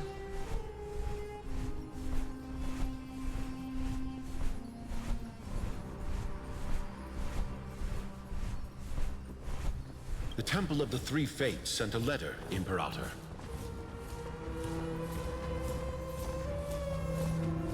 They refused to surrender and said this letter is their last warning to us.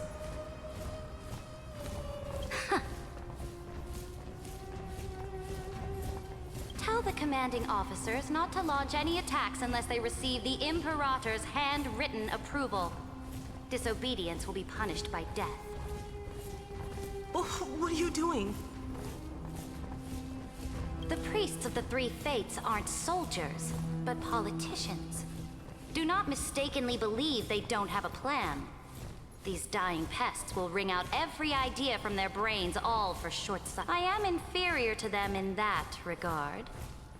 They also have the prophecy to wield as a weapon, something I am not blessed with. Launching an unplanned attack will only disadvantage us, as all of Emphorius will judge our actions. Which means I will be heading to the battlefield myself, just as I have always done. This time, however, I will go alone. I will conduct secret negotiations to ensure fate is on our side. Understood. The legions will make their preparations. Those who are resolved to die, we salute you. Why are we not allowed to march out with the army, Imperator?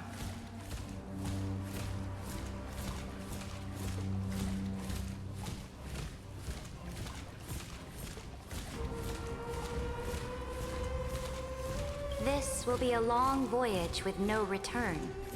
Those of you who bear the prophecy cannot come with me. Why are you personally leading this battle if it's doomed to fail? The Flame Chase journey cannot be without a leader.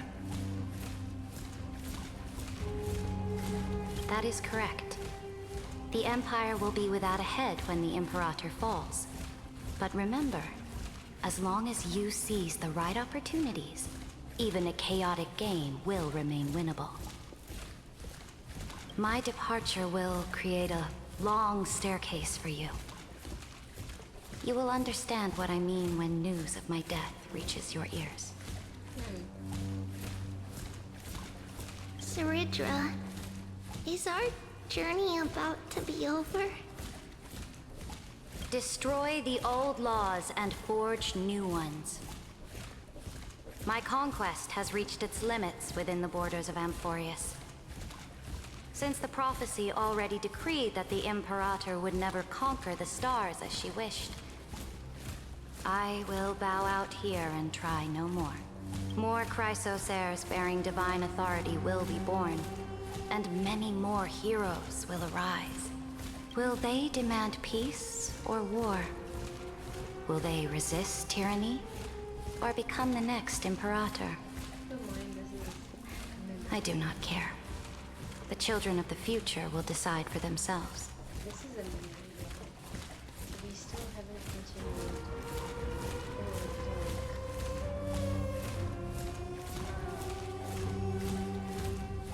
Do not mourn for me. Anyone can kill the Imperator. But the only one who can truly destroy her is Saridra. At the end, I faithfully recorded the most important battles in the Imperator's life. Her conquest was about to be completed at this point in the story. However, for some reason, a memory suddenly entered my mind just as I was about to put down my pen. It was a journey on a fantastical train. I had the honor of having a heart-to-heart conversation with the Imperator under the stars. And I asked her this question at the end of that discussion. How do you want history to remember you? As a hero who gave up her life for the flame chase? Or as a tyrant? She answered so quickly, as if she had made up her mind long ago. I would rather be forgotten than be defined. Oh shit.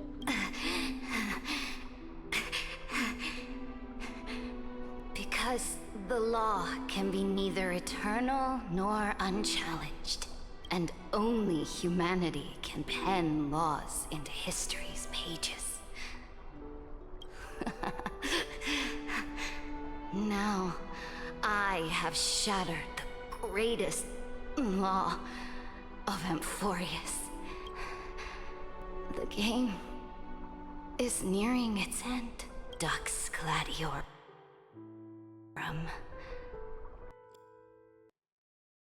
Even though you killed the Imperator in the previous 30 million cycles, this time you finally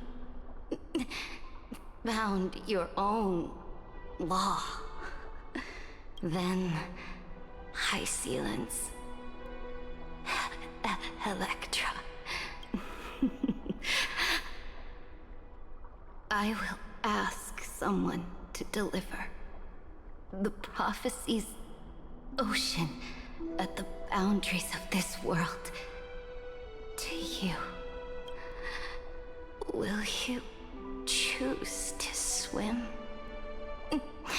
into that ocean? I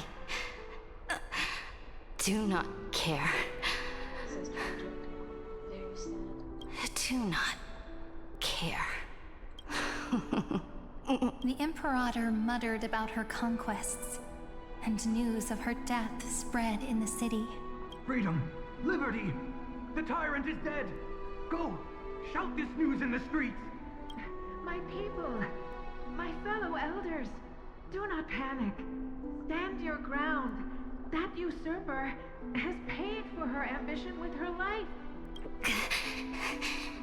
People once cheered for my ascension. And now they cheer for my fall. No matter.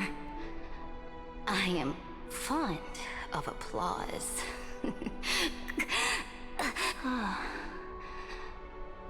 see the cosmos, the battlefield that I cannot reach. I will return in the next cycle. The stars will hear my legion's war drums. Hear the great name of the Imperator. Hear Amphorius's serene. To this day, we do not know which rule the Imperator overwrote at the cost of her life. Perhaps the truth will only be revealed at the moment of checkmate. Just like every chess game she ever played, we only know her death inflamed Akama. On one side of the city, those who defended liberty toppled her statues to the ground. On the other side, her supporters put themselves between the masses and her monuments, declaring loudly that the Sovereign is still among the people. It is said that golden blood congealed into the same letters everywhere they fought. It was the name borne by Akama's first and final Sovereign, the Imperator Saridra. But the one who bore that name did not see any of this. Her gaze was cast far away, and the sound of tides in her ears drowned out the people's cries. What was the Imperator thinking about in that prophesized ocean at the boundaries of this world? In that shallow puddle of stagnant water, was she reminiscing about her past conquests? Or repenting for the millions killed for the plane chase? It was neither. The Imperator only saw how the surface of the water gleamed like that crude chessboard, dissected by light and shadow in the afternoon when her teacher played against her for the first time. Look at this chessboard. What do the pieces look like? They are strangely beautiful. They look like the stars in the night sky ablaze.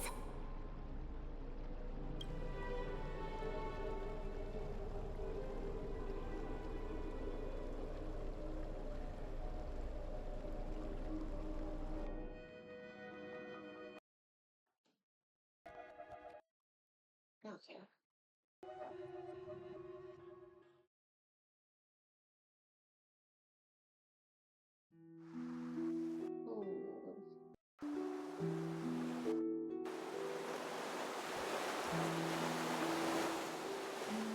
From that page emerged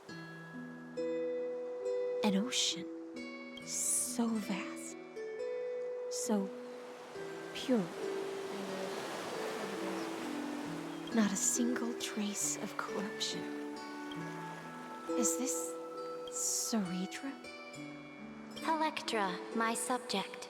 Ever since you walked out of the tainted ocean and pledged yourself to me, I have seen the abyss in your eyes and the emptiness in your heart.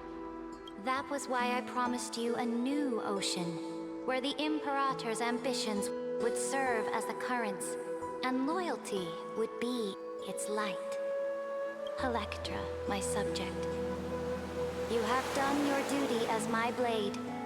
The prophecy has now made its final decree on the road I intend to walk. My conquest is doomed to never reach the stars. But the Imperator never makes empty promises. So take this memory, this ocean, beyond the sky, as witnessed by the Deliverer. This is the final gift that the Imperator can leave for her subject.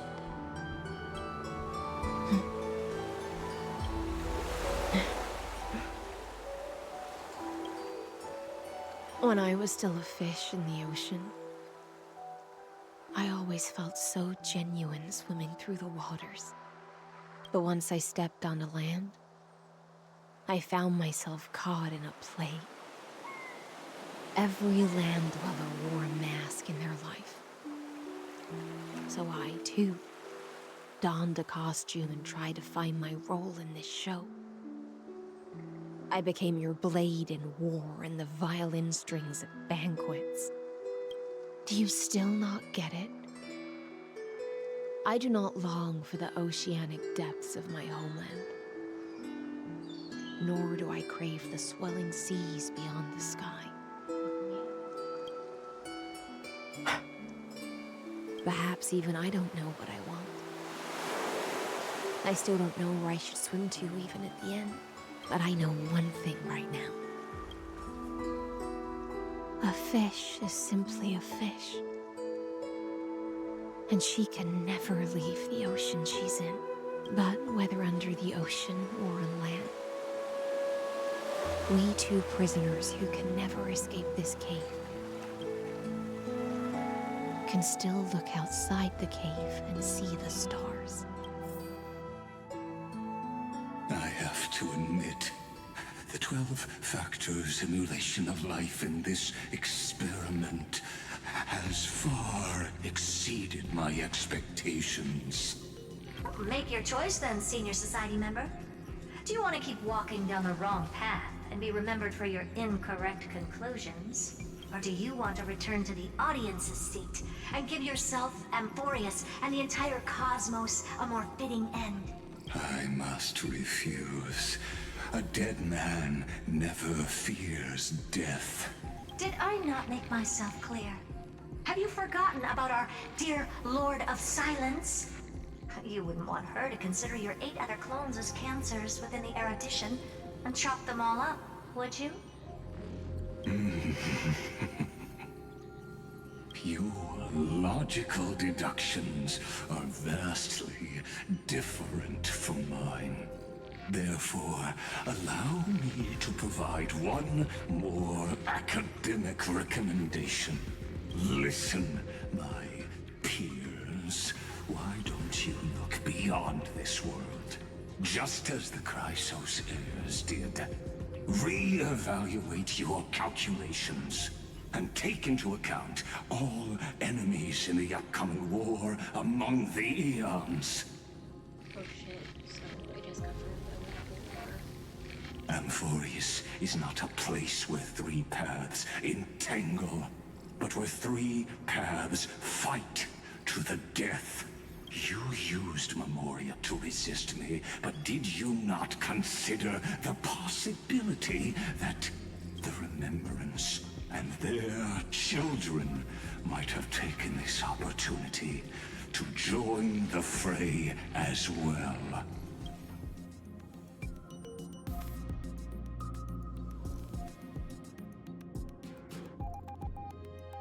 Wasn't it already like a known fact? Oh, so this isn't just silence. It's the answer. What was the last thing she said to you before you parted the water?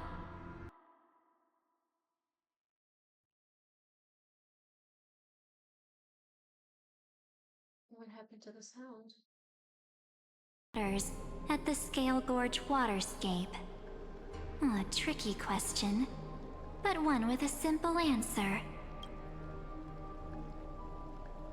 She didn't say anything back then, right?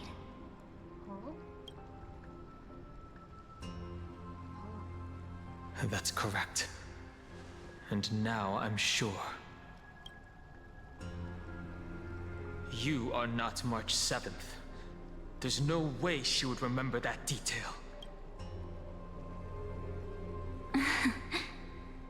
I'll only warn you once. Leave her body. Now.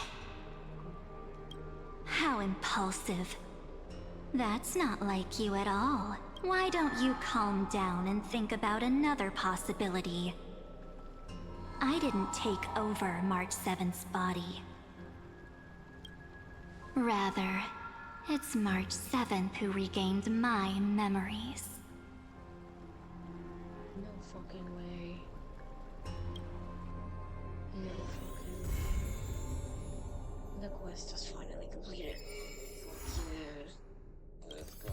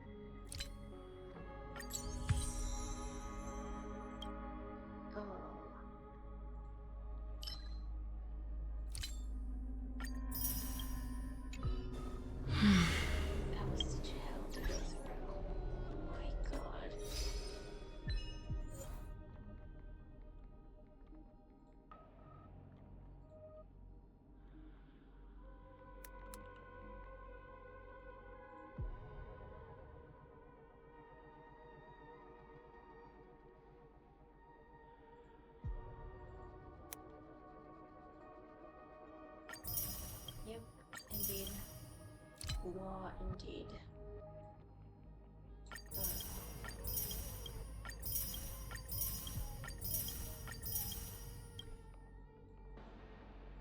Remaining 6 completed.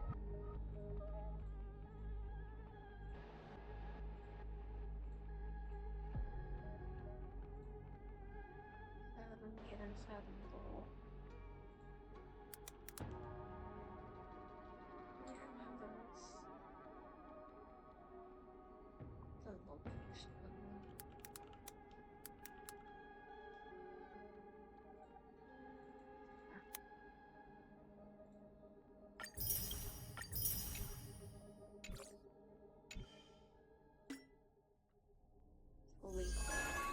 This entire thing.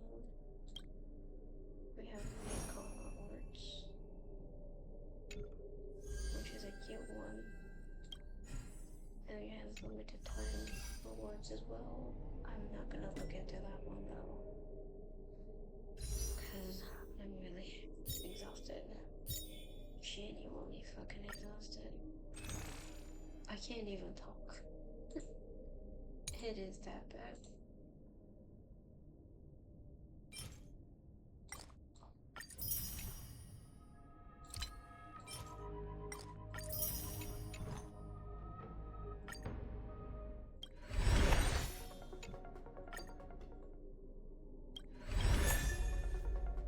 Okay.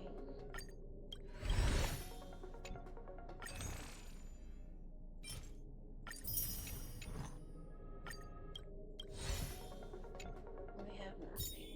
This is sad.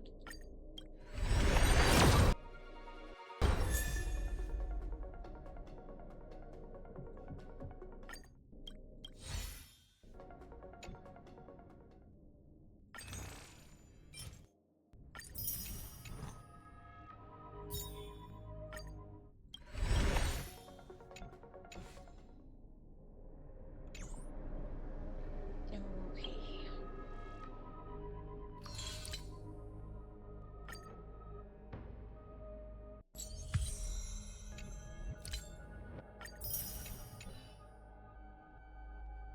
That's going to be the end of the stream. Thanks to everyone who tuned in.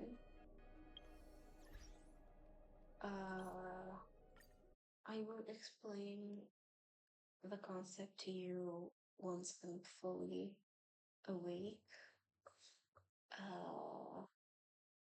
I'm gonna explain it to you through the end first, because right now I really want to end the stream and just absolutely get lost with it.